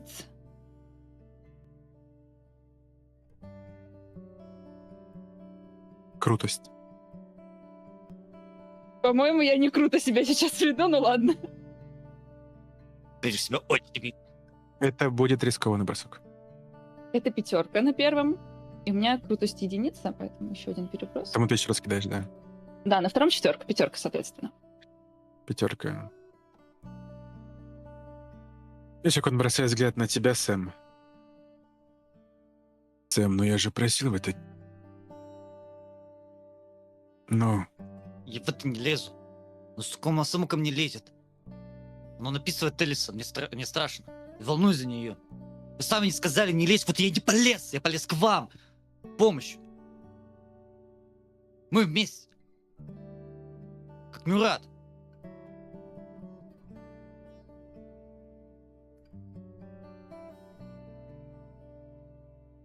ну, вы же понимаете, что... Это было очень громкое дело. Я тогда преподавал.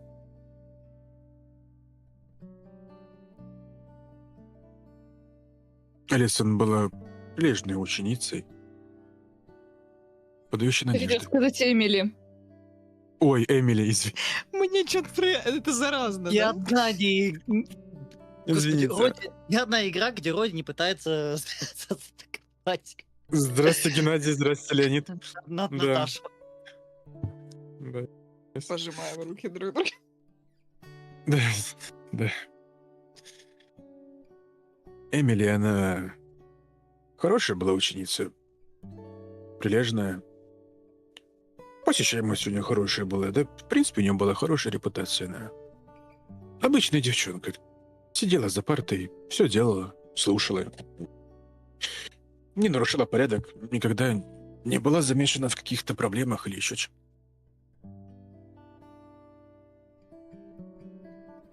Она...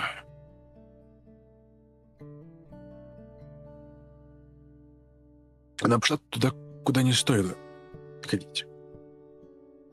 Ну и все закончилось не очень хорошо. Дело замяли. Вот, не знаю, с помощью кого-нибудь или не без помощи. Зачем вам это-то?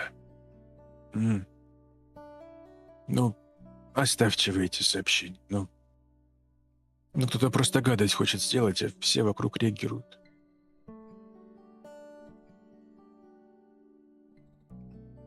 Слишком большая куча дерьма. Ой, учитель. Но он реально начинает портить жизнь. Каждому из нас. Мы не знаем, что они могут опубликовать дальше. Что если тот, кто это делает, начнет публиковать информацию о учителях, и тогда ваш авторитет или еще что-то может стать под сомнение, а это уже прямая угроза школы.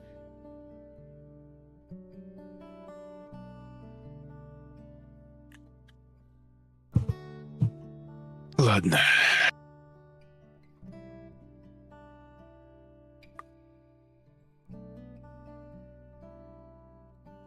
Только...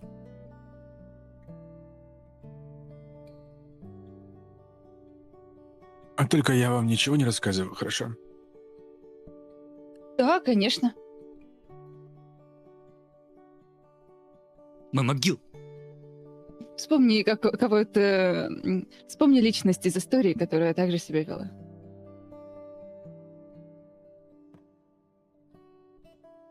Ну, это сложно. Раньше. Сложно. У Эмили... У нее были одноклассники. Не самые простые, скажем так. Сейчас они учатся в Грантейле, перевелись резко и очень быстро. В общем, раньше...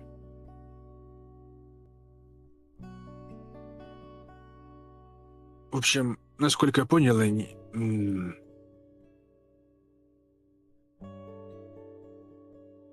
Кто-то из них, из этой группы, нашел Эмили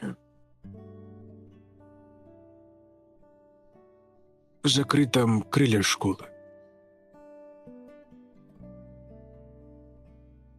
Говорят, что случился пожар в старом кабинете химии, где была Эмили. Она то ли хотела позаниматься, то ли еще что-то. Никто не знает, как она там оказалась. Ну, ребята вызвали полицию, завели дело, долго расследовали, такую бучу подняли. Мистер Блэквуд пытался сделать так, чтобы ученики не замечали каких-то расследований или того, что происходит, но отсутствие Эмили почувствовали, заметили, ну и...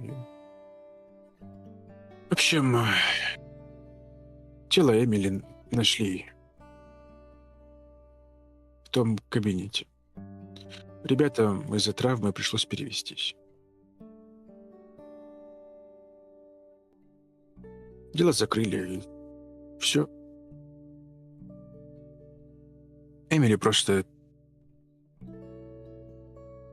не соблюдала, наверное, протоколы безопасности или оказалась в ненужное время в ненужном месте, или совпадение, может быть, так. Судьба решила, история сложилась именно так, я не знаю. Ну, вот так. А что было в заключении? Умерла от ожогов. Точнее, от угарного газа. Вам это не нужно знать. Вам это не нужно слышать. Был пожар? Да, был пожар.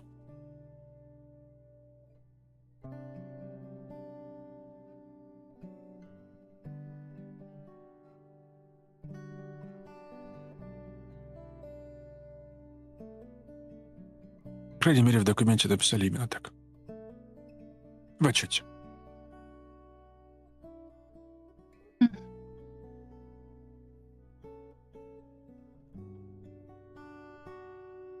То есть вы думаете, что эти сообщения шлют ребята из Грантейла? Я не знаю, вы спросили у меня насчет того, как все это может быть связано с Эмили, я не знаю. Я рассказал то, что знал, и... Тебя же Элисон зовут? Ну да. Слушай, Элисон, оставьте вы это дело. Сэм, ну у тебя и так проблема. Ты же сама это прекрасно знаешь. Ну зачем же вы лезете туда? Ну, дети, ну, то что такое? Ну, да живите спокойно. А в кафе сходите, не знаю. В боулинг. Развейтесь. В торговый центр, не знаю, займитесь шопингом, чем-нибудь, домашнюю работу сделайте. На кружок запишитесь. Куда вы лезете?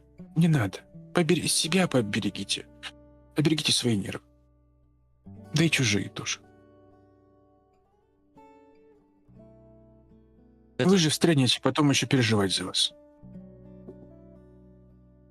То, что этот аккаунт, где Эмили уже нам начинает мешать нашей жизни, моим тренировкам, спокойствию Элисон, Рокси, Доминго, другим моим ребятам, это нужно что с этим делать, проигнорировать. Не знаю, учитель. Как мы бы с радостью с этим заниматься, то, что вы сказали, перечислили, но так выходит, что в итоге мы страдаем. Сэм, Да, волнуйтесь за нас, но а что нам делать остается? Просто хотим, чтобы Сэм, этот тролль прекратил все это дело. Сэм, на эту реакцию не рассчитывай. Жить ошибками прошлого — это тоже неправильно. Важно уметь их исправлять, но в моменте, когда ты совершил ошибку. Если ошибка уже была совершена, что ты с ней сделаешь? Да, ты совершил ошибку. Ты чувствуешь себя виноватым, тебе плохо. Но время, история, оно никуда не девается, но двигается дальше. Так выдохни. Сэм, оставь обиду и все, что произошло, там, позади себя. Думайте о завтрашнем дне, а не о том, что было раньше. То, что произошло раньше, этого уже не исправишь. Такова жизнь, так течет время, так течет история. Я каждый день рассказываю о вещах, в которые уже не могу вернуться. Все, что мне остается, это помнить. И поверьте мне, видя равнодушные лица учеников, которые плевать хотели на историю и на все это, история продолжает идти вне зависимости от того, знает из них кто-нибудь имена всех полководцев Греции или не знает. Время будет идти, их жизнь будет двигаться дальше. От того, что они не знают чего-то, забыли, не выучили. Сдали экзамен по этим полководцам на 2, это не исправит того факта, что время движется, вы растете. Как личности, как люди. Мы растем. Вокруг все меняется. Отпустите прошлое. Поверьте, совсем скоро это будет просто история, которую я опять же буду рассказывать. Все еще сидя здесь. Когда вы уже все разъедетесь, разлетитесь.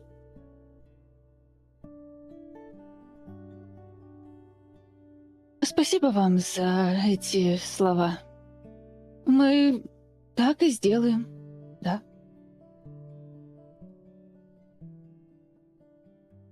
Ой, чувствую, Сэм, что все увидеть, наоборот будет. что Элисон, да, такая, нет, мы так не сделаем.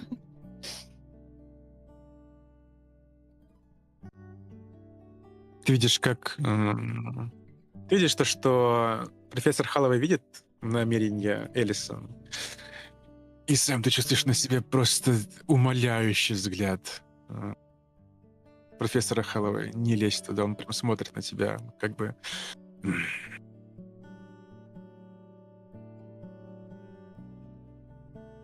Там сидит, он напивает со своего этого шейкера, свою микстуру с протеином.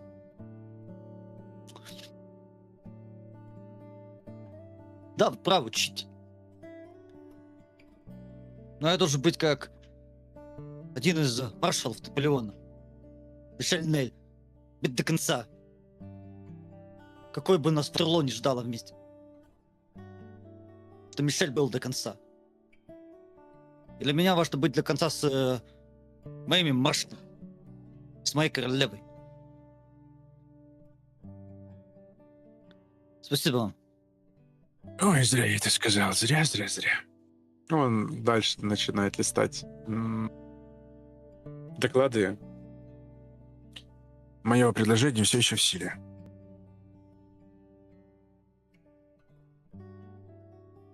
Какое предложение? Мастер, типа о том, чтобы мы Ну, забили. что на это? если что-то...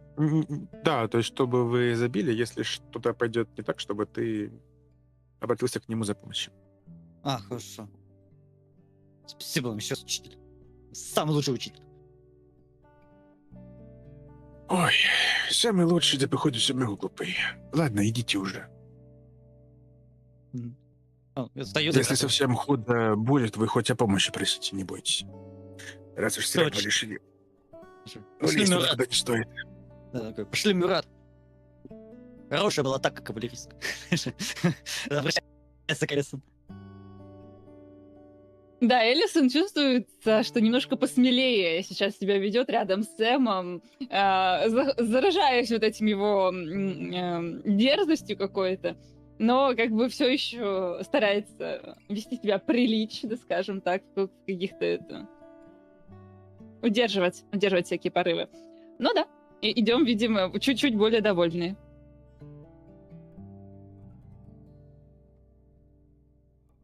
Тем временем, на сегодня последняя сцена.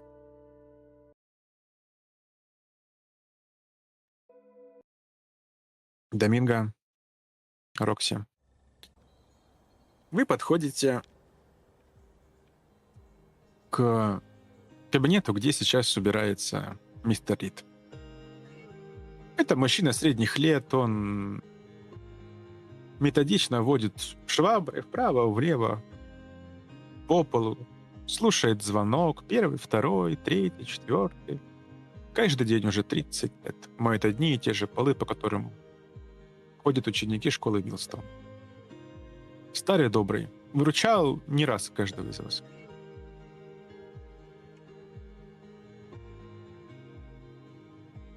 Я постучусь в дверь этого кабинета, где он сейчас убирает. Ты видишь, как он поднимает взгляд, удивленный даже, то, что он по сторонам смотрит. Что, кабинет освободить нужно? Я сейчас уйду. Я почти убрался. Сейчас. Я скоро. Я почти все. Если вас Нет, чуть-чуть домыть. Нет, мы как раз вас искали. Мы хотели с вами поговорить о делах давно минувших дней. Вы сейчас в свободном распоряжении? Не против? Вы меня искали? Да, вас. А что случилось? Да, мистер Рид. Здрасте. Она запрыгивает, наверное, на парту, садится на нее и ногами болтая. Наблюдает за- Спарты слезь. Наблюдает за Еще тем, как другая он это моет пол. Ну ладно. Садится на стул рядом. Угу. Дело в том, что нас беспокоит одно дело. По всей школе распространяют компромат на учеников. И делает это один человек под одним аккаунтом, который называется Вэрис Эмили. И мы начали разбираться, как Рокси вспомнила, что 5 лет назад вы вешали плакат, объявление о том, что Эмили пропала. Я протягиваю Понимаю. ему телефон с этой, открывая фотографию в этом аккаунте, заглавную вот эту, в кружочке. Вот этот плакат, сэр. Понимаю, что дело очень поздних лет, но, может быть, у вас в памяти сохранились какие-то сведения об этом деле. Ой, Единственное, что я знаю, последний раз я ее видел, когда она ходила в крыло, которое сейчас закрыто. Больше я ее не видел. кто-нибудь один из вас проверка на крутость. У меня Будет 2 рискованный просто. бросок. Кидай Ты, я думаю, тогда. А у нас еще 2 переброса есть на всякий случай. Ты как раз Да. говоришь с ним.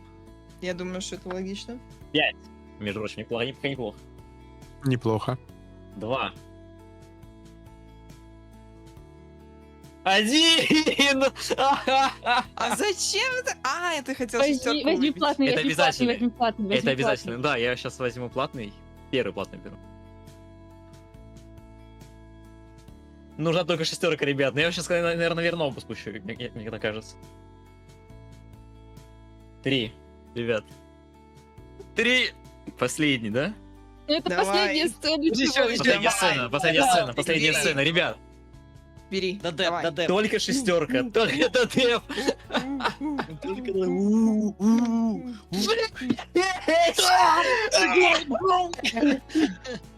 Я не знаю, как вам показать.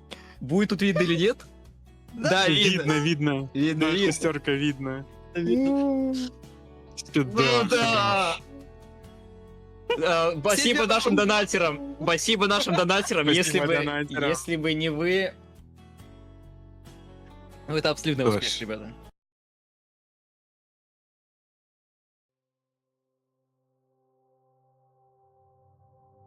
Вы видите, как мистер Рид сглатывает ком в горле.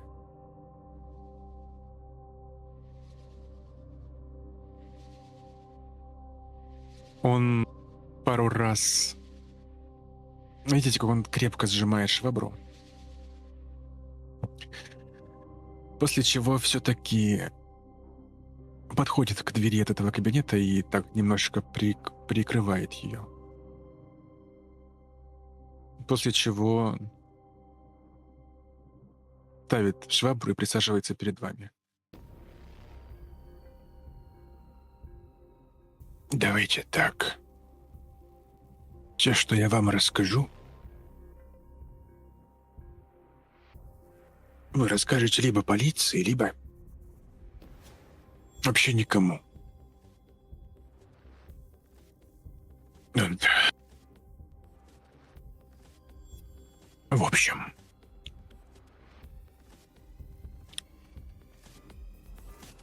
я тогда убирал коридор первого этажа. Недалеко от холла, как раз-таки тот, который ведет в закрытую секцию. Я оставил швабру, пошел тряпку вымыть. Когда заходил, никого не было. Когда закончил мыть, выхожу, смотрю, девчонка внутрь заходит. А я до этого видел, как слышал, как там кто-то смеется. Может, кто-то после уроков остался или еще что-то. Не знаю. Но там точно кто-то был. Эта девчонка зашла туда. А после... Крик такой, что я на всю жизнь запомнил. Причем кричала точно девочка. Не знаю, она ли кричала или нет. Но буквально спустя 1,5 часа мне сказали развесить объявление об ее пропаже. Но как же она пропала, если я ее вот только что... Но она там. Мне сказали нет. Она пропала. Заявление родителей. И все. Я не знаю, что там. Не надо вам... Его я много Никому.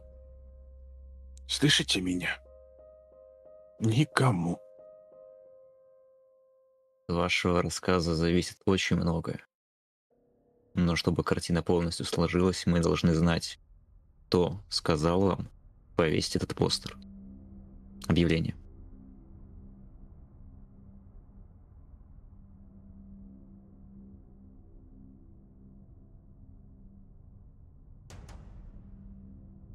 Перед тем, как сказать, вы слышите стук. Видите, как медленно открывается дверь. Сложив руки в замочек. На вас смотрит миссис Хэллоуэй. Ее улыбка спокойна. Она смотрит на вас. Мистер Рид. Мистер Блэквуд вас вызывает к себе. У него есть очень важный разговор. А у вас уроки. Не задерживаемся, хорошо? Да, миссис Хэллоуэй. Мистер Рид, найдете мой кулон, пожалуйста, сообщите, ладно? Может, правда, куда-то в мусор затесался. Хорошо? Я смотрю на него, я не оборачиваюсь на миссис Хэллоуэй, но я смотрю на него из серии. Видишь, он сглатывает ком в горле. Да, я кулон. Да, конечно, если найду, я передам тебе его обязательно. Спасибо. Вы очень добрый. Идите. Все, идите. Видишь, он произносит «идите» специально так, как бы. Уходите, пока не поздно. Я подхожу к миссис Хэллоуэй. Я смотрю прямо ей в глаза. Я даже приспускаю свои очки. Смотрю ей прямо в глаза.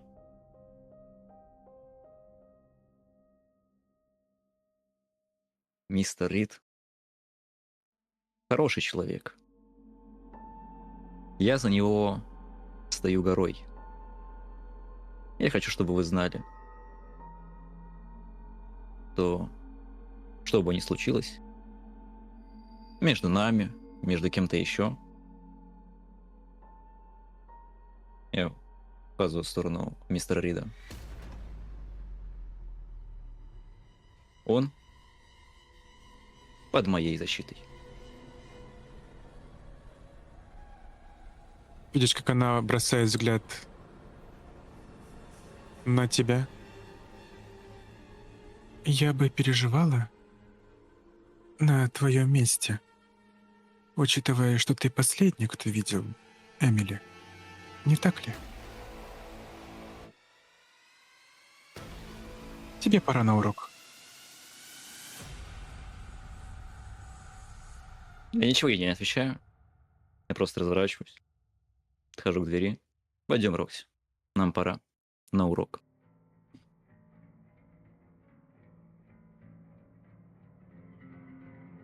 Когда вы уходите, вы слышите фразу позади вас. «Мистер Рид, задержитесь на пару минут». И она закрывает дверь.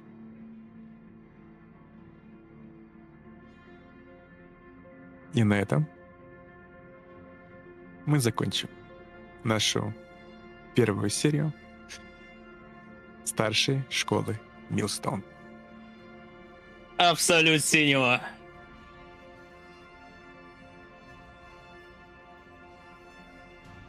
Мы уйдем на 5-минутный перерыв. Обещаем, что в этот раз... Выдохнем. Да, обещаем, что 5 минут. Вот. Уйдем на Должны уходить на 5-минутный заглушку перерыв. китами. Да, с китами, да. Скоро придем. Поделимся нашими впечатлениями, все расскажем. Сейчас нам нужно чуть выдохнуть и собраться. Скоро придем, 5 минут. Не переключайтесь.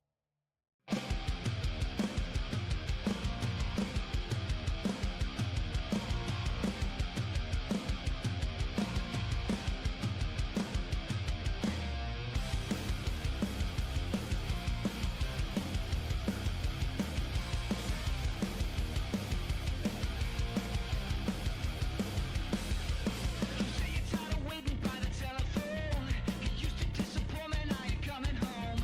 And I don't really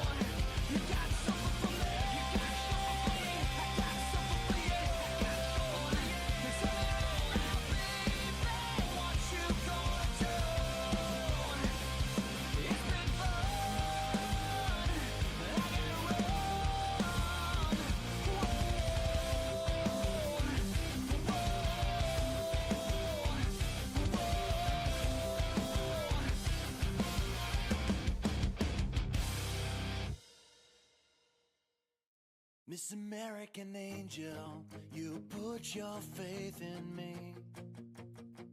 Miss American Beauty, I'd wait my life to see. And when you come back, will you remember me? Miss American Angel, I miss the way you stare.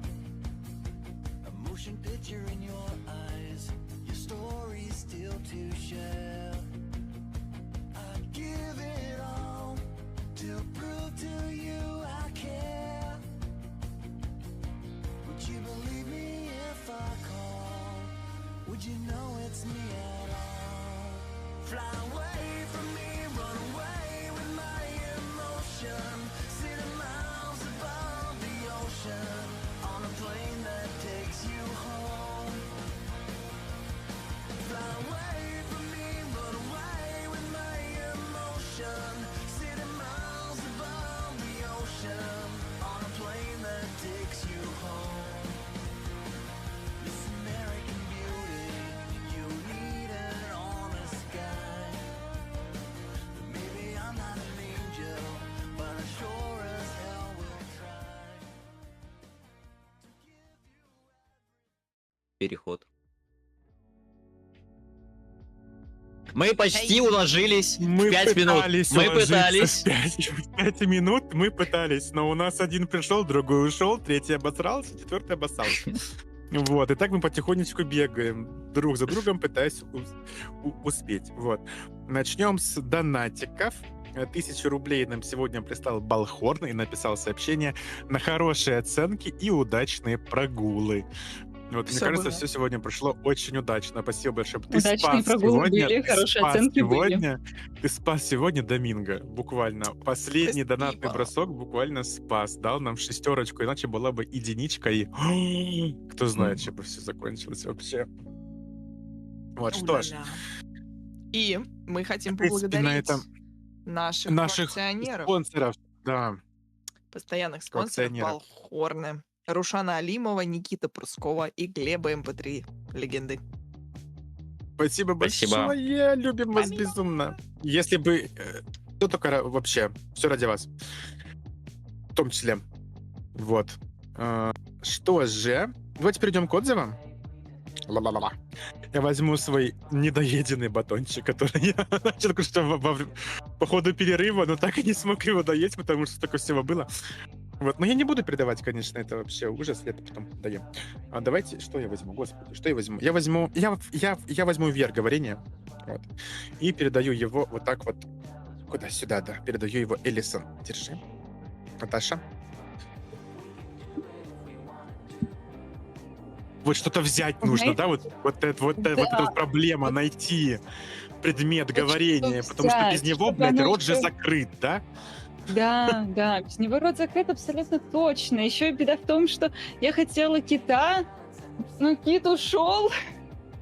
Тут прямо ровно секунду назад он взял и ушел, подставил меня. Вот. Беда. Я растеряна. Что ж, Уплыл. ладно, пусть это не кит. Да, уплыл. Пусть это не кит, но это какое-то земноводное говорение. Это геккон. Вот, я вспомнила, как это называется. Это геккон говорение. О май гад. Ну, маленький кит. Да, маленький кит. Вот. Что? Блин, классная система, классный сеттинг. Я уже какое-то время видела, да, что Роди как бы сделал эту систему, проводил там плей, тесты, вот, но у меня на них не получилось попасть, вот. Поэтому рада, что получилось вот так вот в формате стрима. И вообще классно, мне очень нравится, какая у нас получилась химия между персонажами. Вот, давно не играла с Думом. Блин, забыла вообще, что это такое. Как ты сегодня влетел, как ты с Элисон вот замочился, мне очень понравилось. Ладно. Без кита так без кита. Но он требует на руки, он не может. Кит говорение сейчас будет. Ура, кит говорения, пока он еще помещается в руках. Да, совсем маленький еще кит говорения. Это Вот нелегально. Это, господи, какой мы пицца, как мы кусаемся. Да, мы привет. Да, привет. Мы Он сделали. реально вас видит, если что. Всё, Мы это, сделали. я считаю, 35 тысяч подписчиков просто себе Он прям буквально сейчас прилетает. смотрел вот реально на вас. Надо когда вы- в шарце это, Катя, надо быть в шарце в Обязательно. этот момент. Да. Вот. Мы перешли на высокие частоты. Да, в чате. да. Реально. Да. Вот. Собственно, что я хотела сказать? Блин, мне очень понравилось то, как вообще происходит генережка. В первую очередь хочу заметить, что генерация внутри этой системы очень приятная. Приятно и то, что когда вот ты роляешь какие-то там черты, что это тайна ролялась отношения, материальное положение, и что-то еще, по-моему, роляется. Враг. Ну, в общем, Враги. Враги, да, точняк, враги. Вот, все это, когда роляется, блин, очень прикольно у меня получилось вот такой концепт, собственно, который вы сегодня видели. Вот, очень прикольно все это дело сошлось и как-то собралось в один единый концепт, опять же, закруглю это слово. У меня просто птицы по духам поют, я не мочь, я на них Подохла? отвлекаюсь. А, по духам.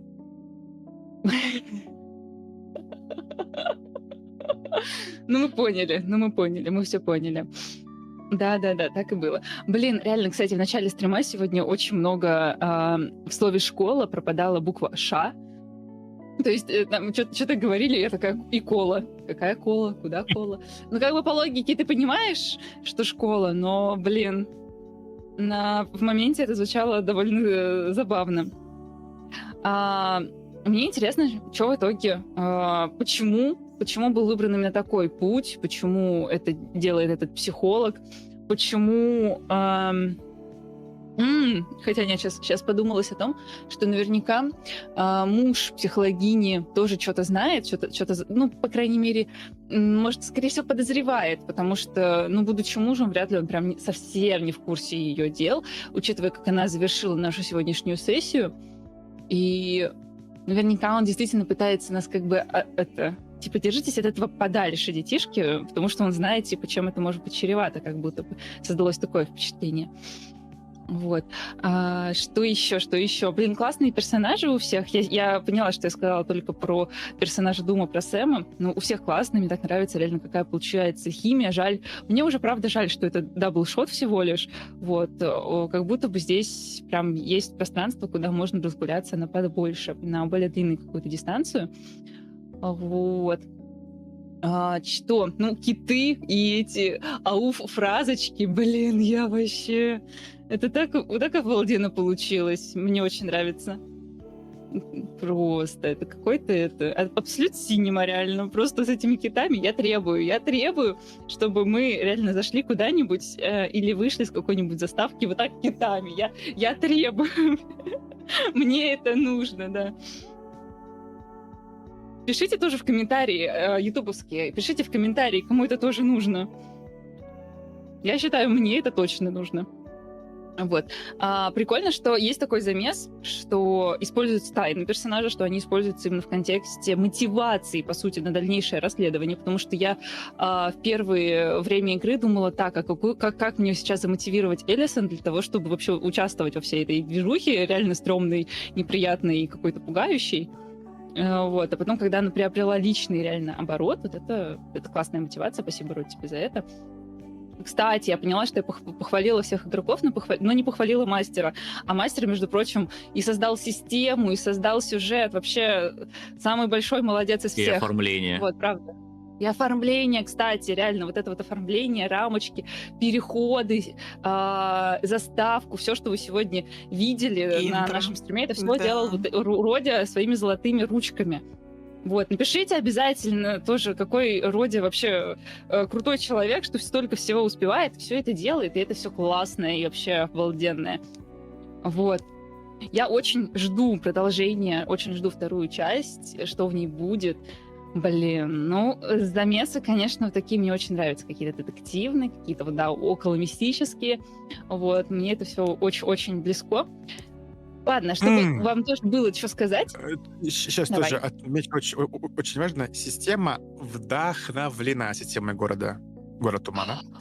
Если вы Что я хотела хотите сказать. узнать, что такое город Тумана, у нас есть игры, Мини-кампейны сыграны. Первый — это Killing Her Softly, который вел Санечек. Можете глянуть у нас. Это наша первая игра в «Город тумана». И вторая у нас — это «Беспамятный городок», где как раз-таки Наташа и Тёма играли. Это было у Ссылочки нас вот на там. стримах. Родя Ссылочки водил. будут наверху. А я вел это «Город тумана» тоже. И внизу. Вот. И наверху. Ты сказала, я вспомнила, у меня причем даже выписано, и я почему-то не смотрю в свои записи вообще, нафиг они нужны реально. Так вот, я, знаешь, на первые 30 минут игры, когда я увидела, что название стрима Where is Emily, я такая сразу поняла, так, у нас пропала Эмили. И я поняла, что я абсолютно случайно, я не задумываясь, я рандомизатором создала имя своей героини Элисон. И потом я не могла отделаться от мысли, что первое официальное приключение города Тумана, В значит вирусный, там весь Мгм. замес на двух именах Эмили и Элисон. И я не могла отделаться от этой мысли, не знаю, наверное, часа 2 точно. Потом еще, когда их начали путать, эти имена, я думаю, да, бля, как вообще? Ну, в общем, очень прикольно, Это да, что совпадение. система если что. вдохновлена, еще и случайно так получилось. Очень прикольно. Все, передаю кита говорения, собственно, главному киту сегодняшнего стрима. Сэм, принимайте кита говорения. Поплыли. Он превращается в... блядь, не то долго в протеин говорения. Вот. Что я могу сказать? Дэн, сегодня, кстати, был очень крутой. Единственное, что меня напрягло в процессе, так это то, что мы играли там первые, типа, полчаса. Я смотрю на свой список с персонажей, уже, типа, 7 имен. Это не считая, типа, персонажей игроков. И я такой, бля, мы успеем вообще за 2 сессии это закрыть? Потому что чем дальше мы шли, тем все больше и больше и больше и больше и больше контактов. Тут у меня уже в целом, наверное, сколько? 3, 6, 9, 12. Ну, я успел записать 13 имен. Больше дюжины, совсем чуть-чуть. Так что посмотрим. Посмотрим. После сессии я насчитал, у меня в списке успел записать 13 персонажей. И они не заканчиваются. И видно, что вроде очень много чего заготовил. Это прикольно, это круто. Главное, чтобы мы просто-напросто успели. Но я не сомневаюсь, мы все Успеем. сможем. К тому же мы уже как бы пошла динамика, мы уже как бы получаем ключевую информацию, типа чё почем. Так что прям бодро идем. Давайте пройдусь быстренько по персонажам. Ну, блин, как нужно сначала отметить нашу королеву Рокси. Вообще просто мы с Катей придумали вместе сделать такого парного персонажа, и как будто бы вышло просто шикарно, идеально, прям невероятно круто. Мне еще тут сестра недавно моя старшая рассказывала про сериал Off Campus, и я оттуда взял некоторые тоже вдохновения своего главного героя. Решил добавить это все, присыпать волчьими цитатами, и вышло невероятно круто. Рокси вышла, как-то мы говорили во время перерыва, типа, блин, я хотела сделать сучку, но вышла какая-то, типа, сучка на пути исправления. Я ей говорю, ну, слушай, в этом уравнении все еще есть сучка, так что все норм. Так что да. Так что все вылечим в норм. Я в полном восторге от Рокси. Я также в полном восторге от Элисон, то, что у нас с Наташей, с ее нашим персонажем вышло тоже какой-то типа матч, взаимодействие.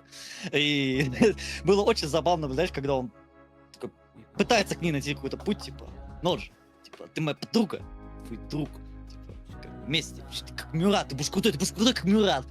Мне эта еще идея с этой Наполеоникой пришла рандомно в голову, она просто идеально наложилось, все благодаря нашему учителю истории. И я не думал вообще ничего такого вводить, но учитель истории, то, что ввел мастер, это было очень круто с его стороны. И также еще понравился наш Доминго. Люцифер, блядь, он обожает просто таких таинственных манипуляторов. Он это каждый раз так кайфует. Таких максимально харизматичных решал. Вот прям он реально решал. И это прям реально круто. Там сейчас какой-то замес такой, типа, чук-чук, братки, так сказать, наших бьют сюда. Это было очень классно. Мне кажется, сам бы так отпиздили, бы там были бы еще проблемы потом. Так что очень хорошо, что он об этом попросил. Потому что самая была главная проблема с этими ебаными волчарями. Их больше было. Я сам спросил, так, кто сказал? Сколько у нее подружек? Чтобы понимать примерно шансы. К сожалению, мы не на льду. Выйдем на лед, там порешаем. Что-то такое. В общем, да. Доминго, сразу же начал тоже сходу задавать темп, следовать, пофиг на уроки. Элисон тоже со своей стороны активно участвовала. Я сразу, когда у нас была такая сцена, я такой думаю, блин, надо, короче, типа, Элисон, типа, пусть она там, типа, разбирается, как-никак мы там уже говорили с учителем, уже с ним все выяснили, и пусть нас Наташа посеяет, и она все сделала, она молодец большая, вот. Рокси капец, у нее просто драмой, блядь, задушили, просто вылили на нее. Знаешь, когда все это произошло, я сижу такой... Прямо в таком состоянии, и я прям чувствую, когда все стали такие в руки, такие пу-пу-пу, пу-пу-пу, что делать? И я, главное, стою такой, и я понимаю, что сам не выкупаю, что сказать. И я, типа, если нет ничего умного сказать, молчи, это самое лучшее, что его в жизни знает. И поэтому я придумал такую тему, так сказать, поддерживающие обнимашки, это прям оно. Я просто... Братва, подождите, сначала нужно королеву, так сказать, поддерживающие обнимашки. Потому что там может быть тоже быть такая драма, и давить на Сэм тоже могут. Типа, вот, Рокси, как она вела с твоей подругой. Может быть, она тебя и тоже использует. И просто хочется взять вот так, и вот так за кадык. Чисти. Но это уже будем посмотрим, как в следующей сессии, будет ли это мастер использовать. Потому что нет, он как я и говорил ранее, он как некоторые, не все, маршал Наполеона, будет до конца со своими братвой и со своей королевой. Потому что ему плевать. Ему важно только то, что у нее есть Рокси сейчас, а не то, что она там была в прошлом, или то, что у них могло быть поначалу. Все. Мастер, большое тебе спасибо, Роди. Было классно. Систему мы еще потом пообсуждаем, там, что можно там наработать, там есть какие нарекания. Но интересный бросок. Очень, как всегда, стиль. Очень крутой стиль. Очень хорошая там генережка. Создает сразу же драму, так сказать, крючки на взаимодействие с персонажами. И жду с великим удовольствием следующую сессию. Мне очень жалко Эмили, я проникся ее историей. И скажу разве что про Сэма, если кому-то могло показаться, что типа, блин, вплыло прошлое Сэма, и сразу же зарешалось на этом моменте. Нет, ребята, это, так сказать, только прогрев, это только маринад. Дальше будет прожарка. Там, поверьте, это еще меньше из проблем Сэма. Это еще меньше из проблем Сэма. Да. Так что все, передаю слово дальше. Передаю свой протеин говорения моей королеве. Ой, нифига себе. А я принимаю свой блеск, собственно говоря, которым я сегодня орудую. Все к нему липнет, все волосы, шерсть собаки, все липнет. Но я себя чувствую максимально, при этом вот то, что надо. Для образа обязательно. Спасибо огромное вам всем за игру. Было вообще супер круто. Я вообще в диком кайфе. Мастер, что нас собрал. Блин, очень крутой. Правда, у нас получается экспириенс. Очень интересно, как это все будет закручиваться дальше. Быстро скажу, пока не забыла. А вы заценили, что историк говорит, что ее нашли в этом крыле, и у нее, получается, она умерла от пожара и удушья вот этим угарным газом, да, ожоги. При этом нам уборщик рассказывает, что она потерялась, и все как бы знают, что она пропала, да? То есть ее объявляют пропавшей, при этом история говорит, что она мертва, и как бы тело найдено там. То есть она пропала на 1 минуту, а потом ее нашли в крыле. Ну, типа, странный момент, да, как бы заставляет задуматься, почему одни говорят, что она умерла, другие, что она is missing, как бы. Заставляет задуматься. В общем, очень интересная детективная часть, безумно. У меня тоже очень много записей. Мне интересно, что к чему проведет. И я правда хотела сделать такую немножко тетю-суку, но при этом у меня есть любимый мюзикл «Злая», «The Wicked». И там есть злая ведьма зеленая, злая ведьма Запада и добрая ведьма Глинда. И, собственно, у меня немножечко... Ариана Гранде. Арианочка Гранде, как бы, да, Sensation я взяла, потому что вот она такая, вот она со всеми очень добрая, все говорят, что она Короче, у меня было вдохновение было на, собственно, Глинду, добрую ведьму. Плюс, что она все говорят, она just too good, она очень классная. В то же время она как бы, ну, неспроста она такая, да, она немножечко стервозная. Ну, достигает своих целей, она хочет везде быть первой, и тут вдруг появляется на горизонте какая-то другая прошмандовка, которая тоже хочет быть первой. слышишь, Джессика. Джессика! Ой, ио. Вот, поэтому Айкон.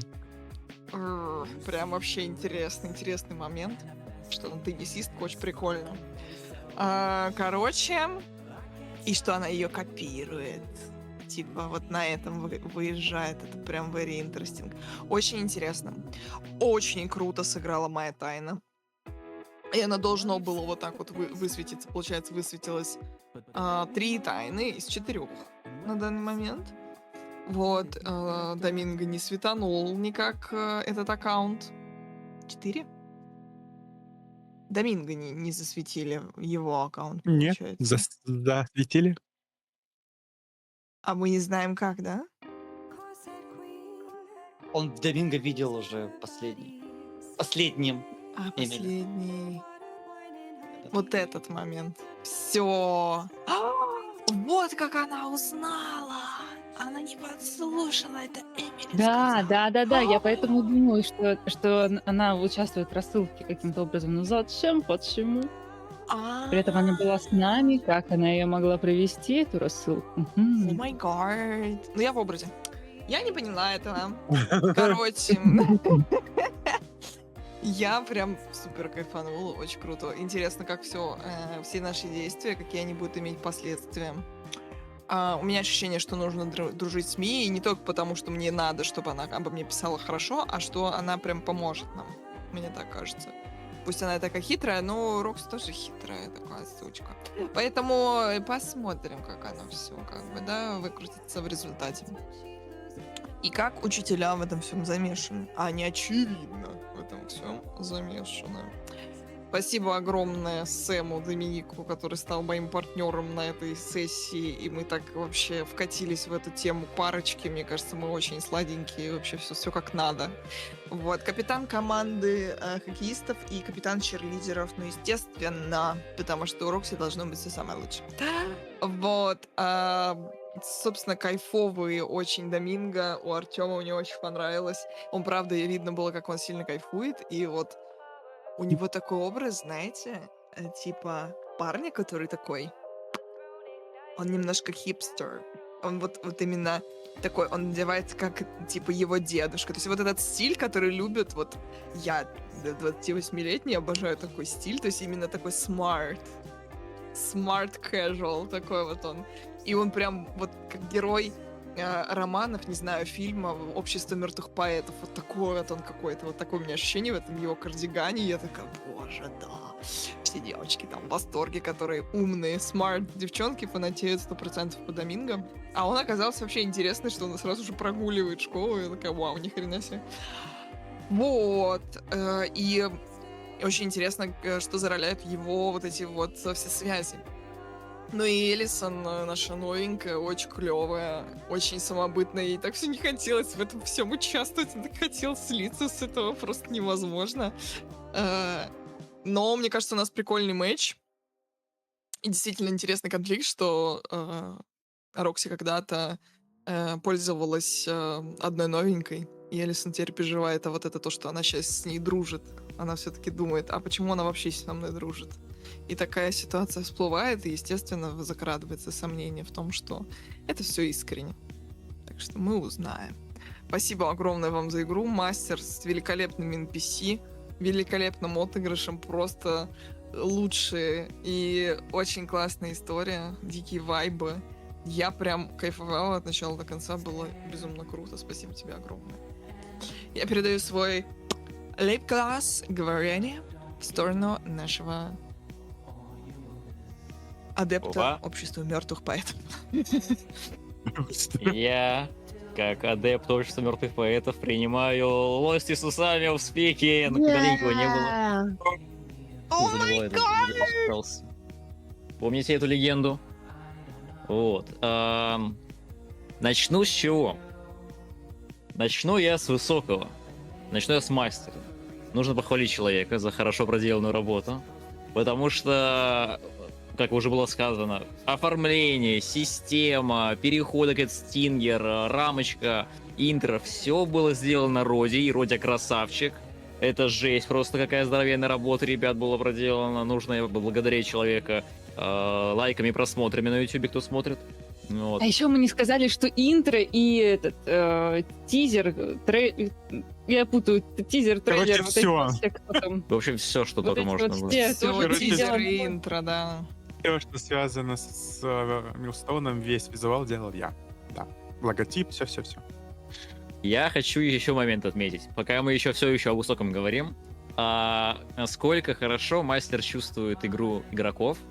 Я на первой своей сцене, когда Доминго замещает проходящих девчонок, я хрен знаю, что делать как игрок. И я такой, я сыграю как чувствую, сыграю на эйсе, просто подмигнул какой девчонке, которая там есть. И как мастер шикарно это развил. Он взял, это не просто девчонка какая-то там безымянная, нет, это вот журналистка, которая на самом деле вообще не нравится ей Джессика, она собирает, судя по всему, инфу про нее, а еще ее знает Рокси, они вместе учатся, и тем самым создал шикарный момент для того, чтобы взаимодействие как раз было и между нашими персонажами, между персонажем мастера, и пропушил сюжетную линию вперед, и мне как игроку стало проще в этот момент, и я такой расслабился сразу, все, потому что вышел шикарно. И отыгрыш Мии, он просто был великолепен. Потому что понятное дело, что Доминго с ней не флиртовал, не заигрывал, он именно хотел от нее инфу собрать про Джессику. Вот что он хотел. Он позвать куда-нибудь на танц, на дискотеку, а потом, вот ты там с ней тусуешься, ну-ка скажи какие-нибудь ее секретики. Я эти секретики просто Рокси бы слил, вот, и она там сама этим занималась бы, это делала. Вот, и она это просекла, ну, мастер это просек, и девчонка это просекла, и вышла очень классная сцена, когда она поняла, давай, без хуйню свою, не неси, Доминго, давай как на чистоту с тобой поговорим. Вот, и я уверен, я хочу делать со мной после титров, когда мы с ней на этой тусовке, куда она меня позвала, разгоняем. Вот. Хочу еще заметить. Доминго терпеть не может мозгоправов. Он просто ненавидит всех этих психологов, психотерапевтов. Потому что у него родители психотерапевты уже извели его всю бедолагу. И когда вот появляется вот психологиня, когда мастер говорит, что это психологиня, и я такой, все, ей не нравишься. И как оно сыграло под конец, что вот она похожа, судя по тому, что мы сейчас видим, она как будто главный злодей. Либо как-то связано с происходящим злом, она как-то, неспроста эта женщина здесь, она явно не хороший персонаж. По крайней мере, чувствуется пока что так. Может быть, это оказывается, может, там мастер такой, вот я вот не прав, вы не правы, я там переворот вам сделаю сюжетный. Вот. Но пока вот ощущается так, и когда оно вот говорит, что вас там, мистер Ред, вас там ждут, и я такой, ага! И финальная сцена, это просто апогей эмоций Доминго был по отношению к ней. И когда он говорил, что вот этот человек под моей защитой, он почувствовал, что он подставил его, он поставил уборщика, и Доминго это не простит. Он сделает все, чтобы человеку помочь, если у него будут какие-то проблемы.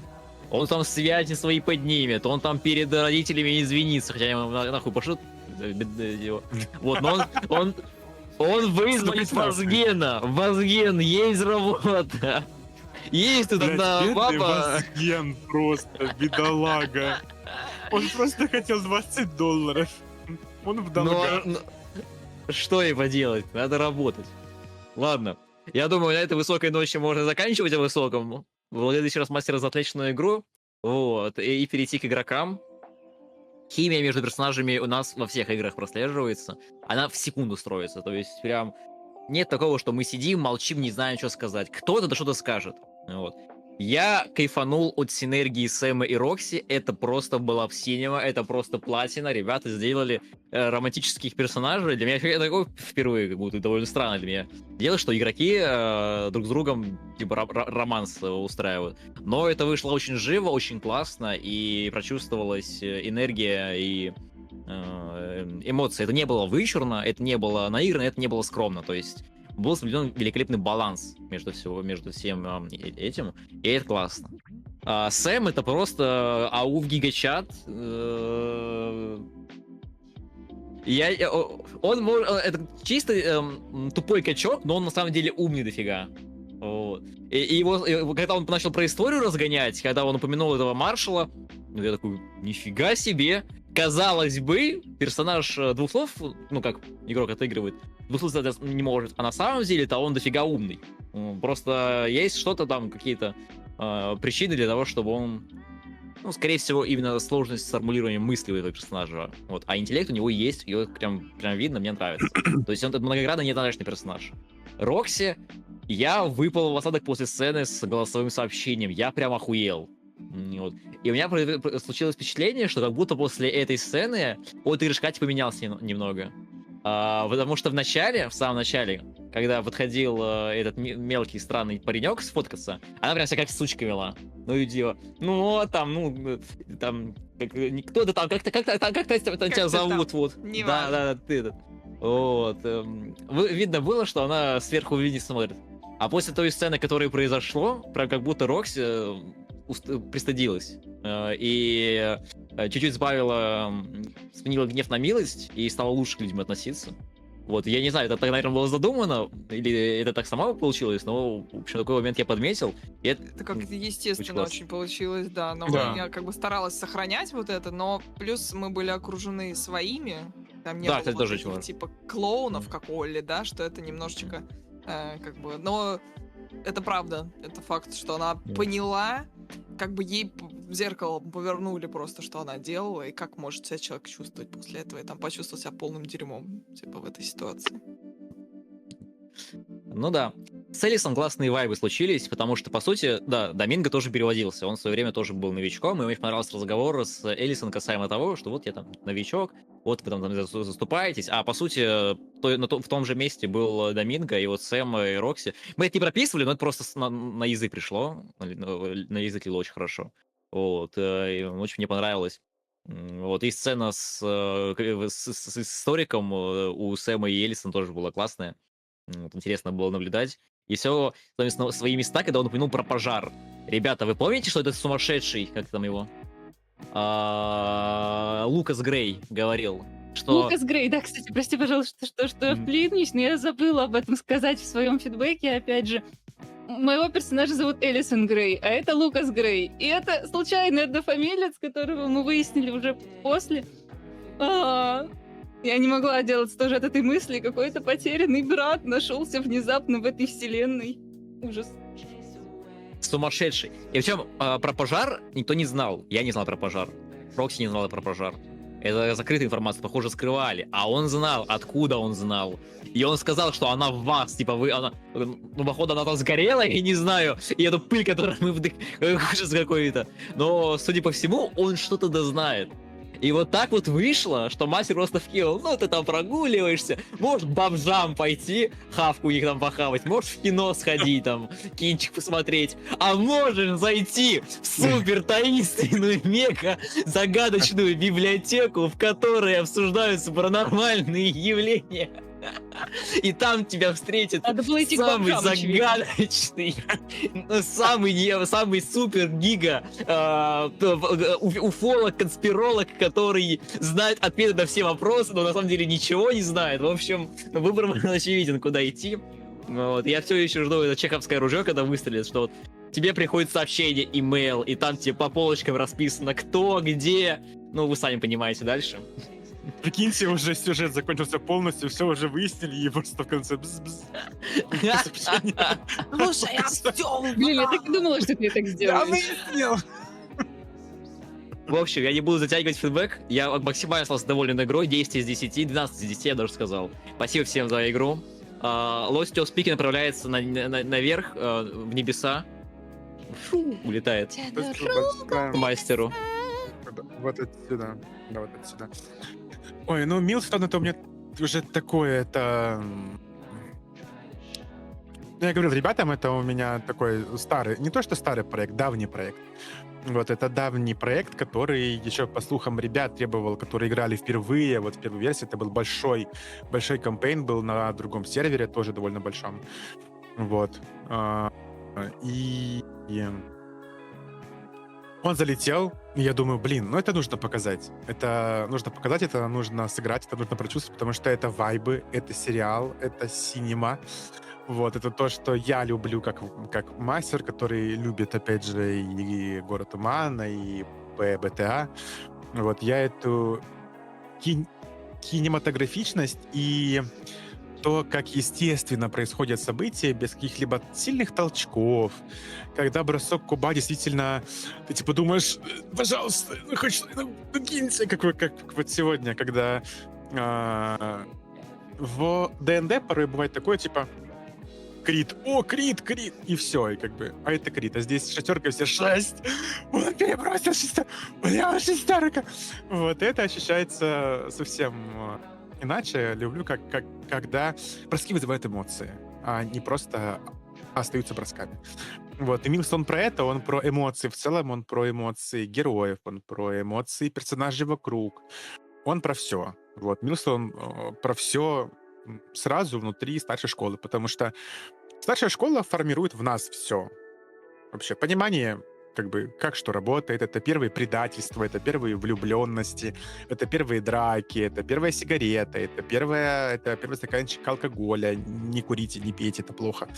Вот, это первый опыт, это то, что порой вспоминаешь, думаешь, блин, вот как же было здорово вот тогда, когда все это начиналось, и именно тогда формируются личности и дальше не растут, и вот очень такой фундаментальный момент и возможность отыграть такого персонажа, который только растет, который только начинает развиваться.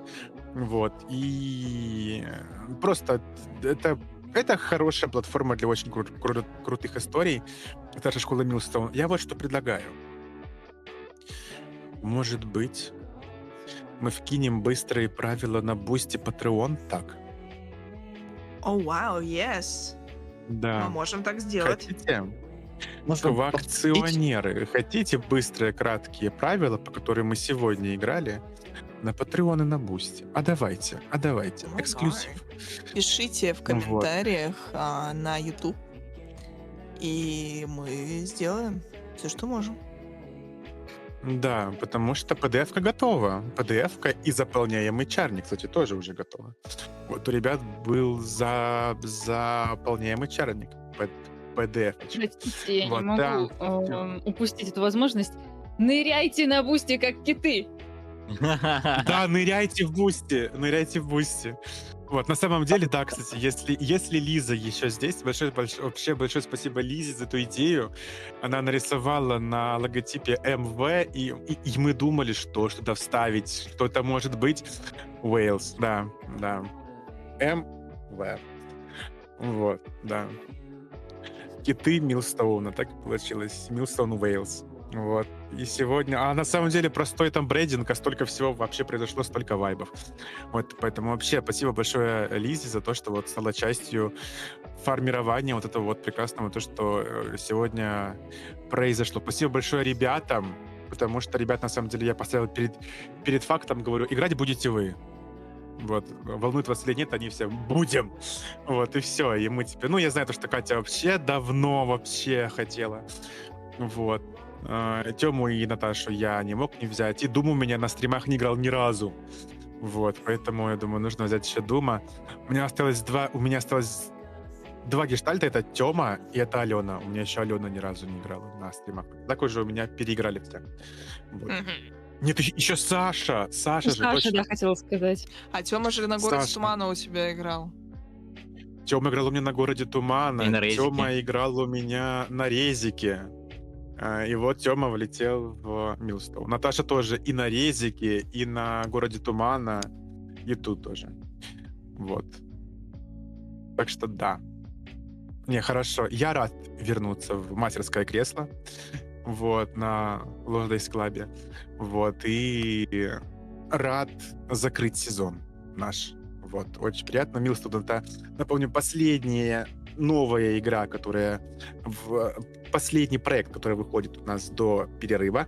Следующая игра у нас это у нас будет «Властелин колец». Обязательно приходите. Это будет у нас Катя вести. Вот.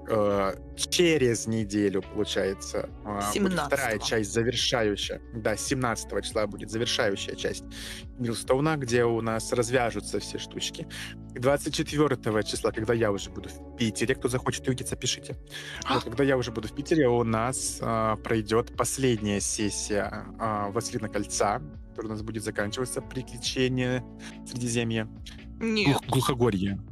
Среди глухомания. глухомания. Значит, приключения в Средиземье в тени Лихолесья идут В тени полномерно, Лихолесья.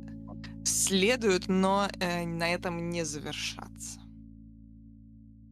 Это вот для Как тех, и кто как? досмотрел до самого момента этого, потому что у меня план шире, чем хватило дней просто до финала. Значит, смотрите 24 числа многоточие «Властелина кольца». А дальше посмотрим, что будет.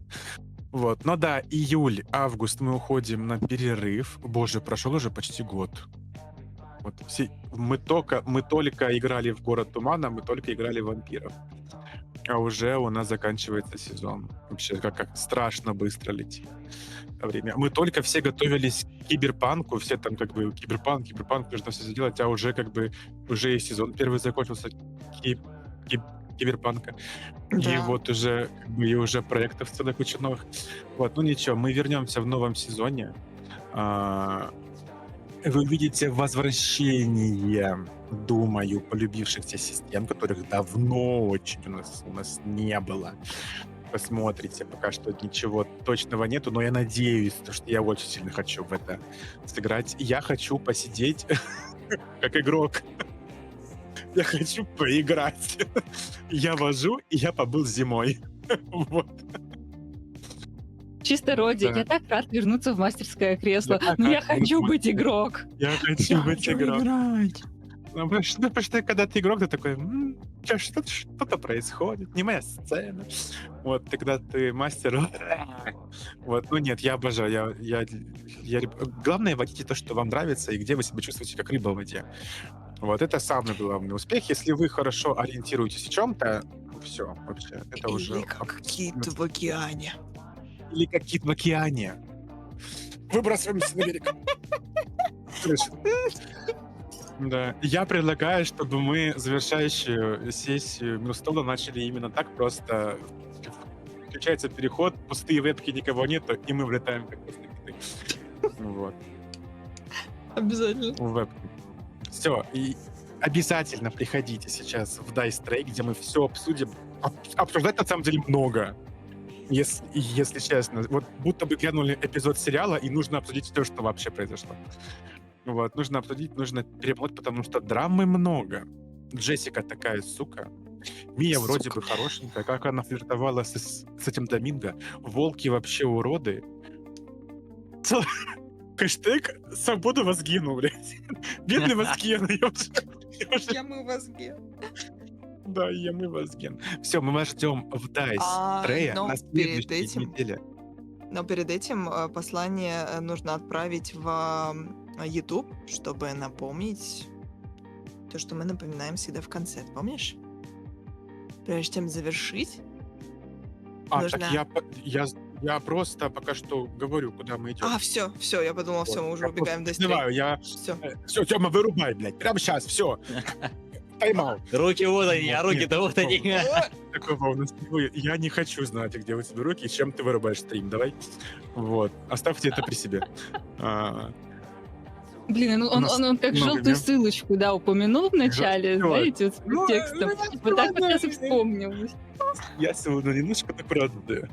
И не осуждайте женщину, да? Вот. Приходите в Dice Tray обязательно. Мы сейчас будем перемалывать косточки абсолютно всем. Я там буду точно. Вот. Можете задавать вопросы насчет системы, кстати, тоже. А если вы смотрите на Ютубе, переходите в Дискорд-канал, ищите меня, я отвечу на все ваши вопросы. И даже, может быть, скину вам быстрые правила.